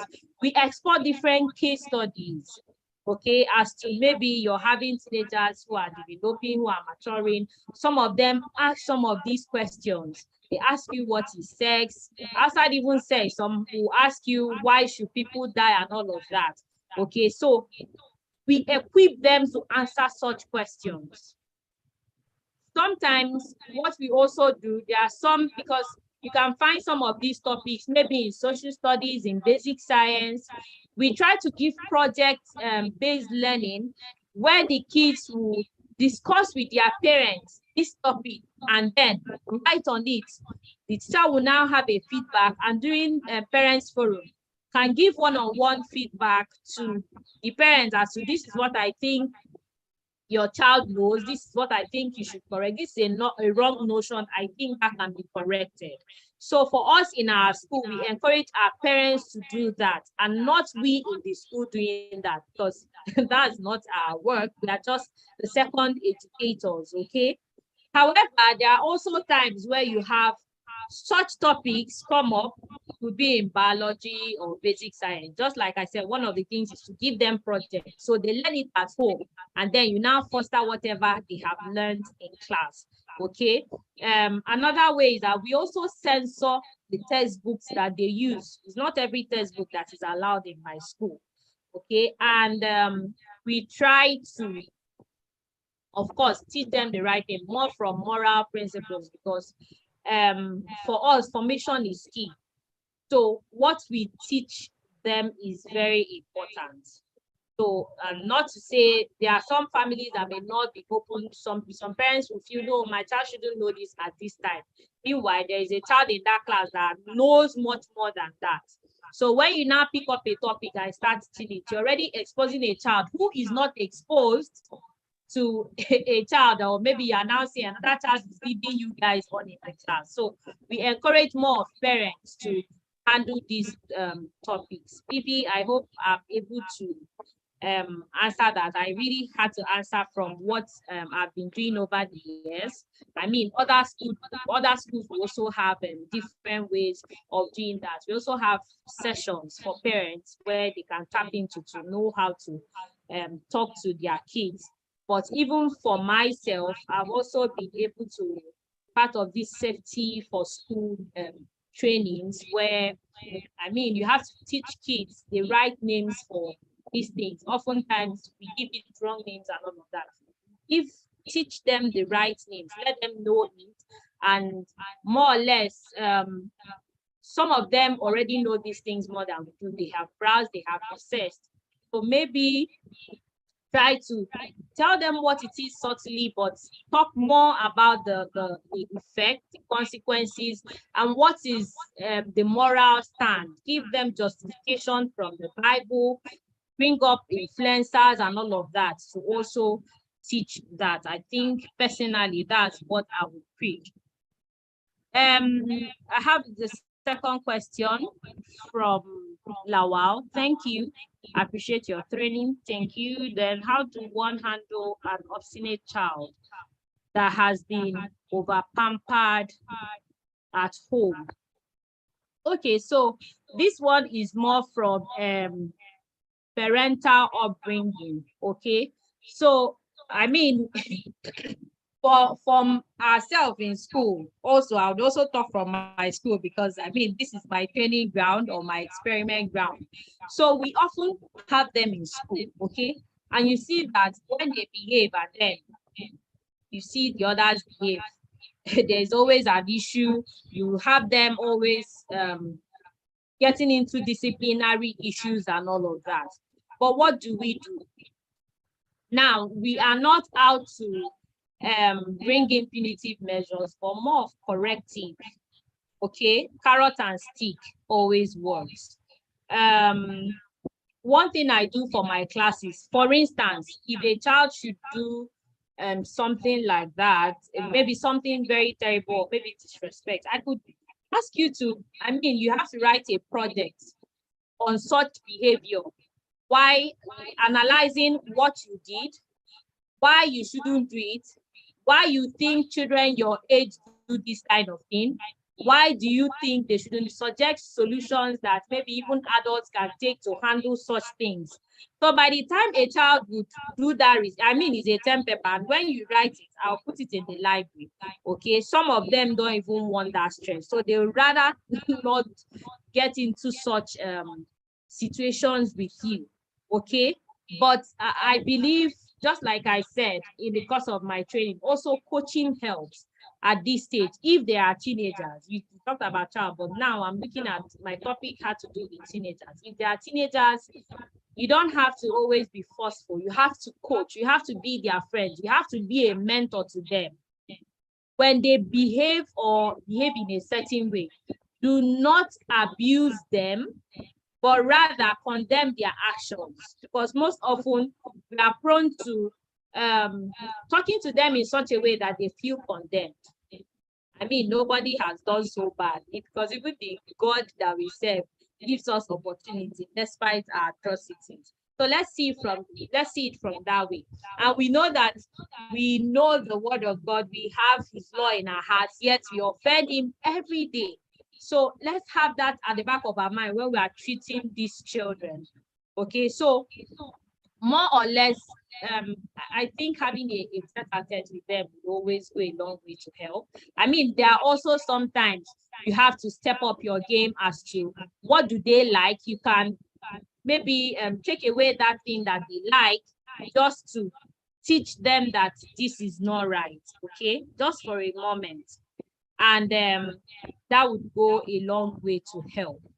So these are my suggestions for handling such a child, not to overly, I mean, shouting is not the solution, even beating them, but more or less being a mentor, being a coach. If there is also somebody that they listen to, because maybe for some of these parents, they have overdone it in such a way that the child loses that respect. So who do they respect? Can that person speak to them? Always look at their actions, condemn their actions and not them.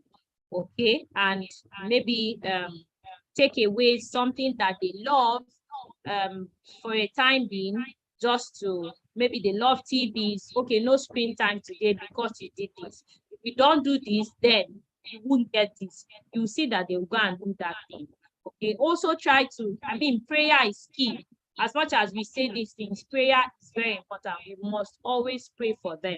Even before having them, what kind of kids do you want to have? What kind of confessions do you make over them? We have to pray. Now, for a child whose parents are late and is living with a guardian who lacks moral principles, what can be done to save such a child from tapping into this mess? Okay, so now the person is living with a guardian who lacks moral principles. This is a pitiable situation, because for that child, it's like the child is trapped. Okay, it's just like when was it Mr. Ladio who handled all these people who are close to us, predators and all of that. It's like the child is already living with that person. So there should be a way out. That way out could be the person who must have identified such thing. What steps can you take? Okay, is there a school where the child goes to? What kind of values are being offered in the school? Because that's maybe another place where that child can get help from. The church where the child goes to is also another place where you can actually be able to get that child to open up and see ways to help that particular child. And if one is able to have a conversation with that adult, politely, because some people will even slap you or fight you, if there is a way, we can certainly have such conversations with them. And if they are open to receive it, and share more of the consequences and dangers of these things. But before you do that, you have to be friends with that person. Because in being friends, they see that you are not attacking me. When you have them won over, then you can easily penetrate and share some of the things so that you are able to help that child. Okay. So I think if you have the opportunity, or if one has the opportunity to get in contact with that guardian, to make friends, and then certainly correct some of those things, that would work so that that child is saved. Another option could be to explore what school does that child go to? Who are the child's friends? Okay, because these are also means of socialization. These are where they pick up things from. So from school, can we get to share some of these things so that maybe the guidance in school can help? Okay, could it be church where they worship? Can we get through to that child through that place? Also try to be friends. But even you, when doing that, you have to be careful now, so that if that adult at home is woke, maybe the person will start saying, no, you have the bad intention, because they know you are trying to fight what they are doing. So you just have to be very tactical, and most importantly, pray. So LGBTQ, is it discussed in school, as these high generation kids are surrounded by these, or parents are left to also do these? Just like I said, for our school, we say that our parents are first educators. However, this LGBTQ is something for us in school. We have talked about it, because every Thursday we usually have meditations. So we have a priest who is morally sound, even not just for the girls, even for we as teachers, we have those sessions where these things are talked about, and he tried to analyze what is happening now. Okay, why will someone say I'm a woman, but then I now want to be a man, and all of that? So these things are analyzed, and the kids are exposed to what should be the natural form. In the beginning, how was it? Why did God make it this way? Why has it been this way? What is the joy of having it this way? So what are the consequences of this way? Let's also explore what are the beauties or what was the joy that these people who are changing into this thing, what fun do they get out of it? Is it good enough? Is it something that would last? Is it something you are proud of? Also take them back as to how did you come into the world? If your father decided to meet another man, you have come. So if you're happy being in the world, why not think of procreating to get another person who would be happy to have you as a parent? So we for LGBTQ is something we talk about. We do not just leave it for our parents, as much as we champion our parents to also talk about it. But in the school, we offer such classes for them to also know. All right. Do we have any other question? I hope I was able to attend to our questions. And I don't know if there's anybody in the chat who also has something different, another way to work around some of these things. I think it will also be nice to rub our minds together and share more ideas.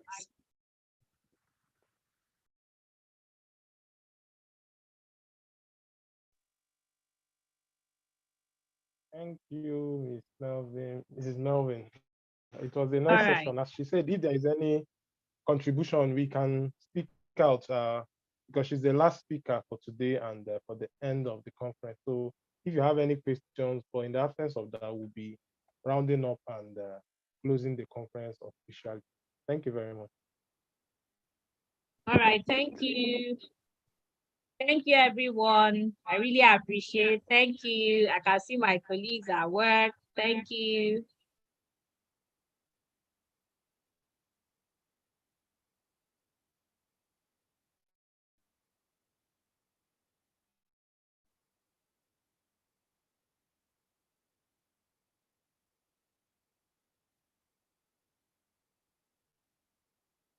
So, Ms. Vivian, you have the floor now. You can go ahead and address us officially for the close of the conference. Thank you.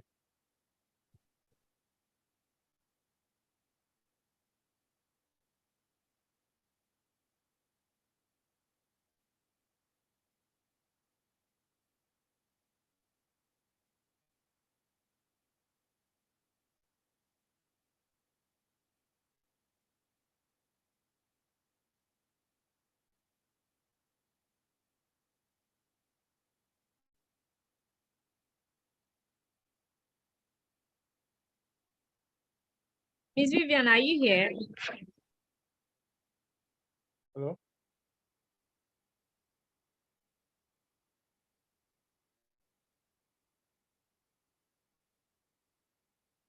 Hello? Can anybody hear me, please? Yes, I can hear you. Please, Yes, Ms. we Vivian, we can. are handing over the floor to you to make an official comment and if you have anything to say before we close the conference. Thank you.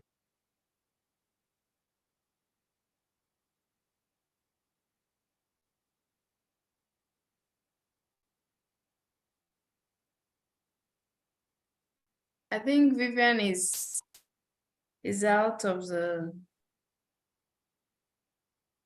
Oh, let me get in touch with her.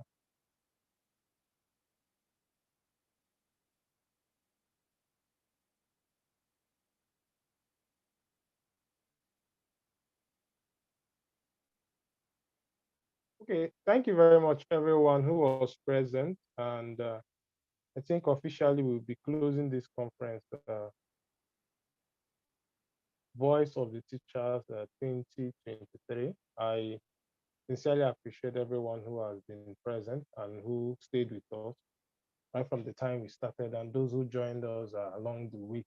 We also appreciate our speakers. I also appreciate those who spoke before Mrs. Melvina and those who spoke even other days when we had this conference. We sincerely appreciate your time and your efforts to stay with us.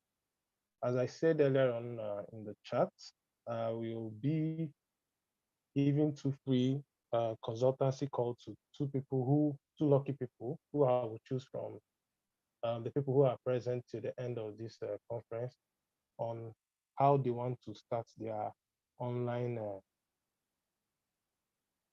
business, or how they want to start their online career, how to push their career online, how to go about it. I'll be having 2 free consultancy calls for 2 people I will select. So you can chat me up.